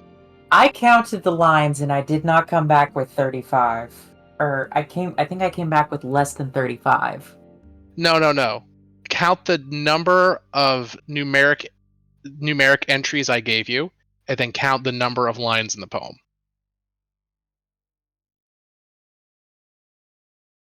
Oh. Do you see what I mean? Yep. Okay. All right. 8 hours pass, and you enter Thunder Junction. Here's the map that I made in like an hour before the campaign or the session started today. So I'm sorry if it's a little like rough. Still So, cool. yeah. And as you guys enter into here, you begin to travel through the.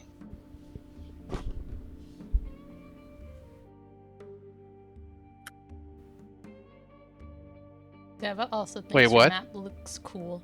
Looks good. Thank you. Each letter. Oh, wait, are you saying that you're counting the letters that are corresponding to the numbers in the lines of the poem? Oh hell yeah, I did. Oh, I also did every word, and then I also did every first letter of each word. so you did that is the correct approach, but I am also counting the spaces and the each character space. So that includes the like the commas and the apostrophes and stuff. Shoot me. Fucking shoot me. Take me out back. But Not just me, you, but also Starry. Please, both of us, same time. but I will. You have solved that is functionally solving the puzzle. Continue to And shoot I me.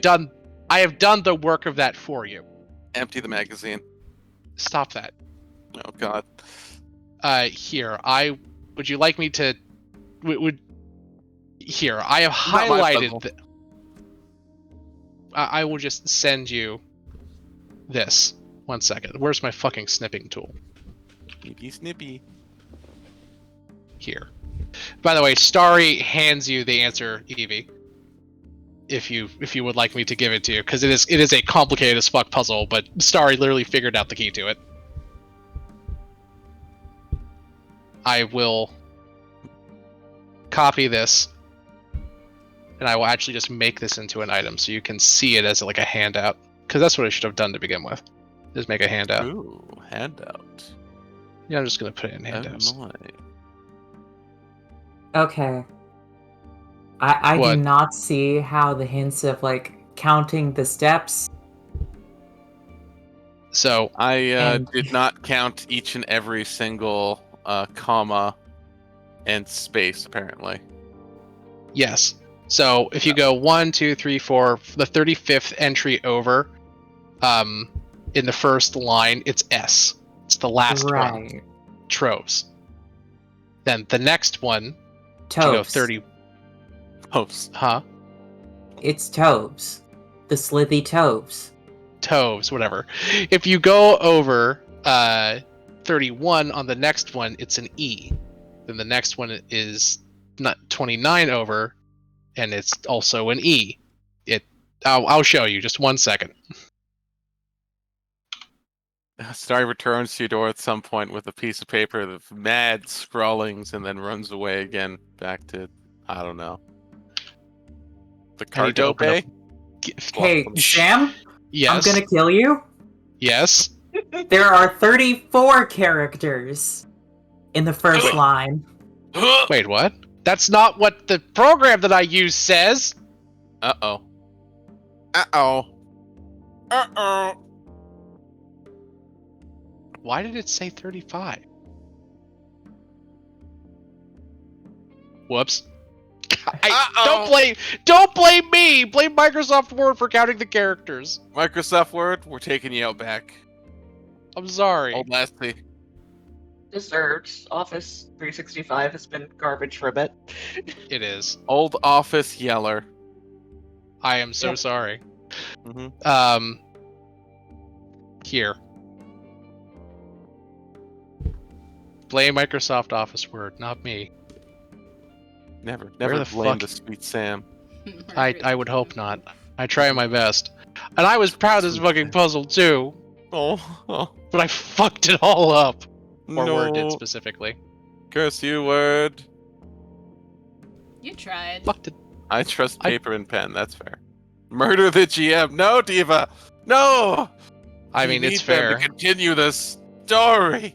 I could That give you my cursed notes. Word. Here.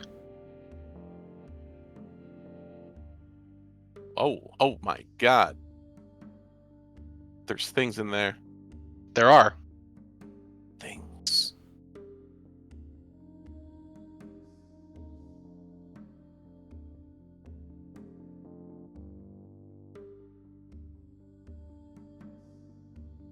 Can you read that?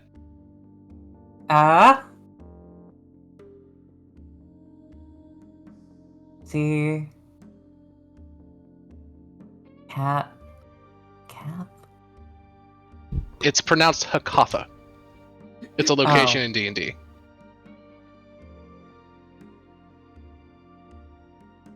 Yeah. Starry throws a crumpled quarter version of that at you. Mm-hmm. Okay, I might be dumb. Same. See Hakatha's haloed library.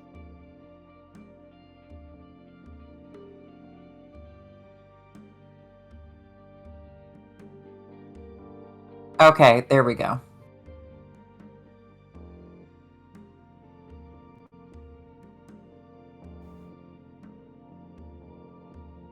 see Hakatha's haloed library. That was also very hard to work out in reverse, like to devise this done. puzzle, because Well done, Hakatha Sam. is a location. And ooh, thank you for the cupcake. Ooh. My wife just brought me a delicious cupcake. Yes, and also with this information, give me an insight check, Evie or Starry, because there's another layer to this that you guys didn't pick up on. Starry's already abandoned you. She's Give me an insight check, Evie. Wait, Starry's already abandoned who? Oh, she threw that paper and ran back to go become a potato in the cargo room. Just That's can't fair. even exist right now. That's fair. She's like, nah. Oh! Yo. So, that insight check is enough, because that's a crit. I'll just explain this to you, because, again, subtle puzzle. In D&D... No more wiggles, DM! No. My brain's too small! My poor brain. In D&D, every creature in here but one has an actual stat sheet. So, a Jub bird and a Bandersnatch are actual things you can fight that have been statted in D&D's past. The only thing that has not been statted is a Bandersnatch. If you take the Old English word of Bandersnatch, it translates to, roughly, that snatches banders, or that which takes banders. Banders are things that bind. So a Bandersnatch is literally something that takes the things that bind. Ooh. It's literally... He's fighting the Bandersnatch. Yeah, it's literally the thing that takes the things that binds us. It takes away the symbolism of meaning from things. It disassociates them. It's literally a Bandersnatch. It snatches bindings. Does that make sense? Yep. And if you think about a nonsense poem, it's the only way you could warn someone about this thing. It's a poem that uses words that have no meaning. Oh, whoa. Mm-hmm. And look what it says to do to it, Evie. Shun the frumious Bandersnatch. To shun it. To don't look at it. It fits shockingly well, if you think about it. Damn.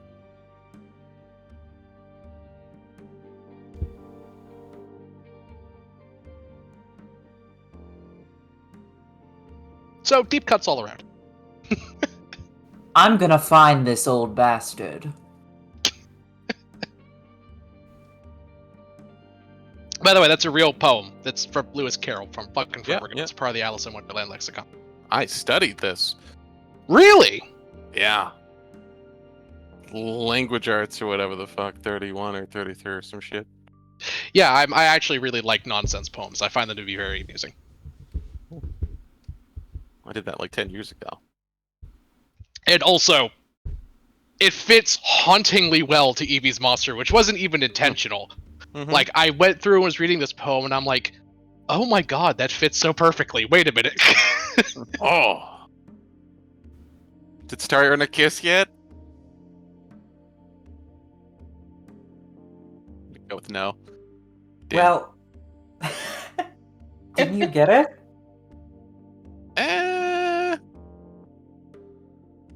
Not the sweet, sweet kiss of death, unfortunately.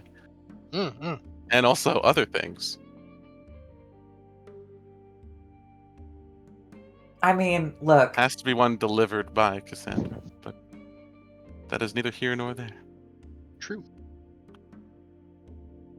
We work pretty hard for that kiss. You can just kill Right? her already.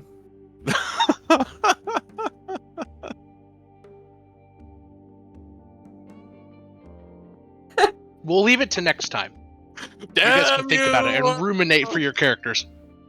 As Starry and Cass perhaps maybe get close to each other in a moment of autistic romance. Oh, it's so The train car shudders as you enter into the beautiful land of Thunder Junction. Wide hills roll over dusty plains, and the sound of twanging banjos can be heard upon the horizon. And you guys begin to pass through a series of rivers and canals and locks as depicted in this picture from the island land in Outlaws of Thunder Junction. Yo, that's pretty. Ain't it? Damn. It is. That train's gonna get robbed. That train is our train. 100%. And it is, and it will. Yay. Because you're in the Wild West setting. Train robberies are a cornerstone of that. Yeah. Okay. Well, this was super fun, guys. Viewers, this was mostly a roleplay session. Sometimes you need some of those. It's a good decompressor after a series of long, well-fought boss battles. The party has made it to Thunder Junction, and now they can drop off all of their friends, and they can take Maribel's portal magic back to Sigil. Can I do one last thing? Just because I do feel like Starry has earned it. Okay. Starry. Oh, she has run away to the cargo bay. She is on the ground, profusely sweating, and just trying to cool down on the cool ground of the cargo bay where no one else is. You probably have to find her. Because she'd not go back to her cabin. Which you can easily. Yeah.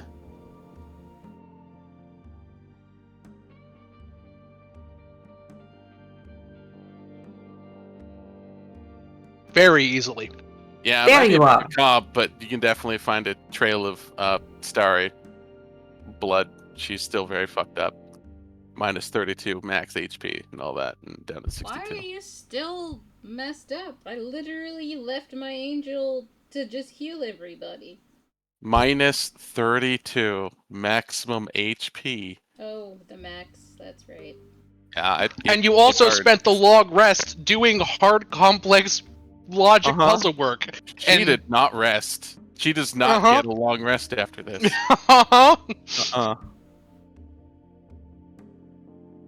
You come in, Cass, and see beautiful little Starry leaning against the cold, hard steel of the train as the sights and sounds of Thunder Junction flicker through the walls of the barred train car like little window things. What do you do? She's sprawled out on the ground, just feeling the surface of the metal. Oh, hi, hi, Cass. Are you alright? Oh, so far from alright. I have the most anxiety I've felt ever. I've never had this. I've never felt this. I understand. It's like my heart's beating out of my chest. I'm warm. This thing. I'll call it the Jabberwock. Yeah. That's it. That's why. It's a difficult thing to live with. Now, you've been very helpful in taking this mystery apart and being extremely distracting in order to keep our minds off of it. Huh?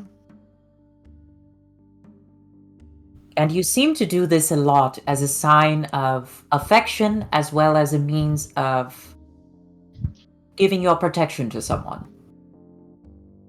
So, for my appreciation, Cassandra, kneels down very close to you, turns your head to the side, and then briefly pecks you on the cheek. She gets redder and redder as you get closer, and as you go for her cheek, she turns her head ever so slightly towards you and touches your nose to her nose.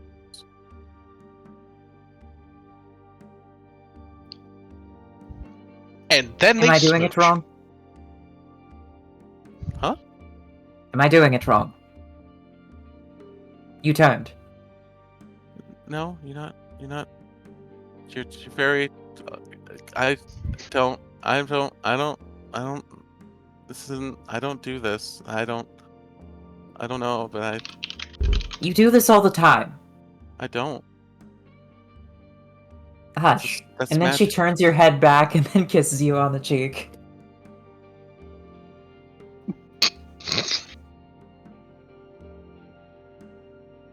So happy Mari's not here. She would be freaking screaming internally, like, what is wrong with you two?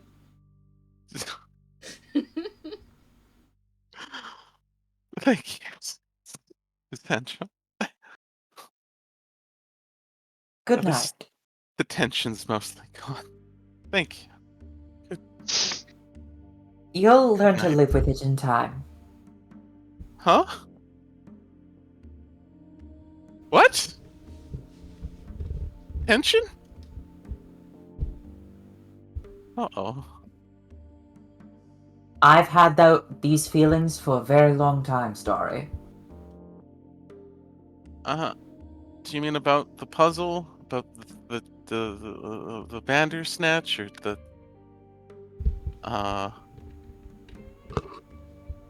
Yes, the Bandersnatch.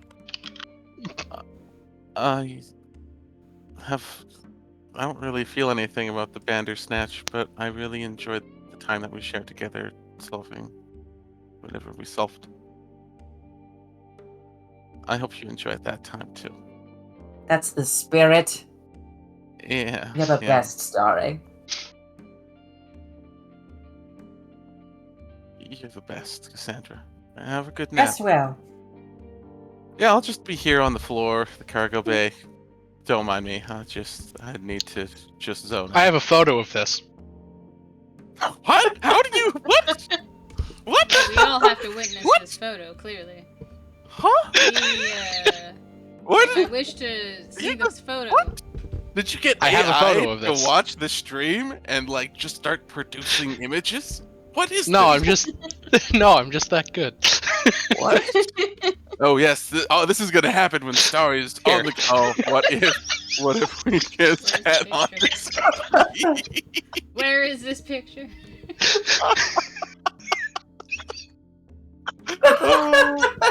Oh, that's perfect. I hear my wife Wow. fucking losing her mind in the office. Oh my Fucking god. chef's kiss over here. Oh my goodness. Oh Look, I my muted. What god. if we kissed that I could hear. Oh my gosh. That is a real place. Okay. That's so accurate though. A little bit. Maybe a little too on the nose. What if we honestly. kissed it off? You know what? You're right. You're right. Maybe Just too destroyed honestly. Starry in a second. She's got a charisma of like 20. Doesn't Oh my fucking gosh. matter. Absolute girl Starry, failure over we here. have to make out right now. It's the only way to protect against the Jabberwock. Or Oh, no, thank God for the the Jabberwock. Bandersnatch. Oh my god. You know, I heard a Court of Thorns and Roses was a terrible book, but you know what? If the writing is half as good as that, I might have to read it. For those of you who don't know, A Court of Thorns and Roses is a really shitty fae and fairy themed smut novel series. If what you're That's saying real. is real, Cassandra, Starry jumps at you. But No, I doubt this it is in is. Starry's. This is in Starry's dream later that night. Yeah, Oh, yeah. she- We'll just say that Starry passed out at the moment. Passed out And literally that's her right as dream. you're leaving, and you just hear her go, hang, hang, hang, hang. Bad. Legs kicking. All right. Well, as we enter Autism Peak, we're going to call it there for this session. There was so Next much time we'll- autism in this romance that I don't know how to function. Oh yeah. I don't know. I mean, I Sorry. love it. I love it. Look away. Oh my god. The Bandersnatch snatched the bindings of my clothing. Oh my god. Starry's gaze intensifies. Stop. Stop it. You. Hell yeah, let's keep going. Let's do this. Now's the time. Let's make everybody in chat awkward as No. out. Thank you, them up. everybody, for listening. I really appreciate you tuning in once again. I'm ending this right now, here now, professionally. Yes, Maribel, end this freebie. Well, I don't even know Wait, how to we haven't had react enough myself switching to and that. imaginations. No. Well, Claws as we're getting dragged out. Yeah. As we figure that out, I will certainly read you guys out to. Let's see, who am I gonna read you guys out to? We're going to read you out to my friend Zero because they are writing and reading, which is kind of neat. So we're gonna read you guys out to him. So Yeah. let us do that. Thank you all for being with us in this insanity and strange. Man, I don't even know how to react to this romance because as someone who's very like. I do have like a certain level of autism here, but like that was painful. That was painful for Look. me. Oh yeah. Look. Oh yeah. Oh yeah. According Oh, to the DHM or whatever the fuck it is, so do I now. Yeah, the DSM. According to the DSM, I'm autistic now. So yay! Yeah. Congratulations, I've leveled up Yay. from ADD to autism. Yeah, Hell same. Hell And I'm yeah. like, We're all in the club. I'm dying. You know what? It was all of those vaccines that I had during COVID. You know Oh, what? no. That's fair. That's fair. I'm kidding. Auntie, Oh my vaccines goodness. don't cause autism, kid. No, Kids. no, they don't. They don't. They don't. No. They protect you. They do protect They you. help. We do recommend you do get your vaccines. Get your fucking Yep. vaccines. Yeah. Don't you get let your freaking polio come vaccines. through in the middle of the night or Yeah. the monster. Are we still on whatever. stream? I'm saving the really dirty jokes for We whenever are we're still stopped. on stream. Oh. We're still I on have stream. to- Give it like 20 seconds. Rebecca, end this. I want to hear Cass dirty talk. I have to Dirty make it put talk. up properly, so one moment. Now, Anyways, now. everyone Later, following nerds, me, come on, you let's guys go. could use the first raid message. If you guys are subbed to me, you can use the second raid message. Thank you for being with us and dealing with our insanity. I appreciate every single one of you. Remember that you are loved. I love you all. And if anyone tells you otherwise, you can shove something sharp up their ass.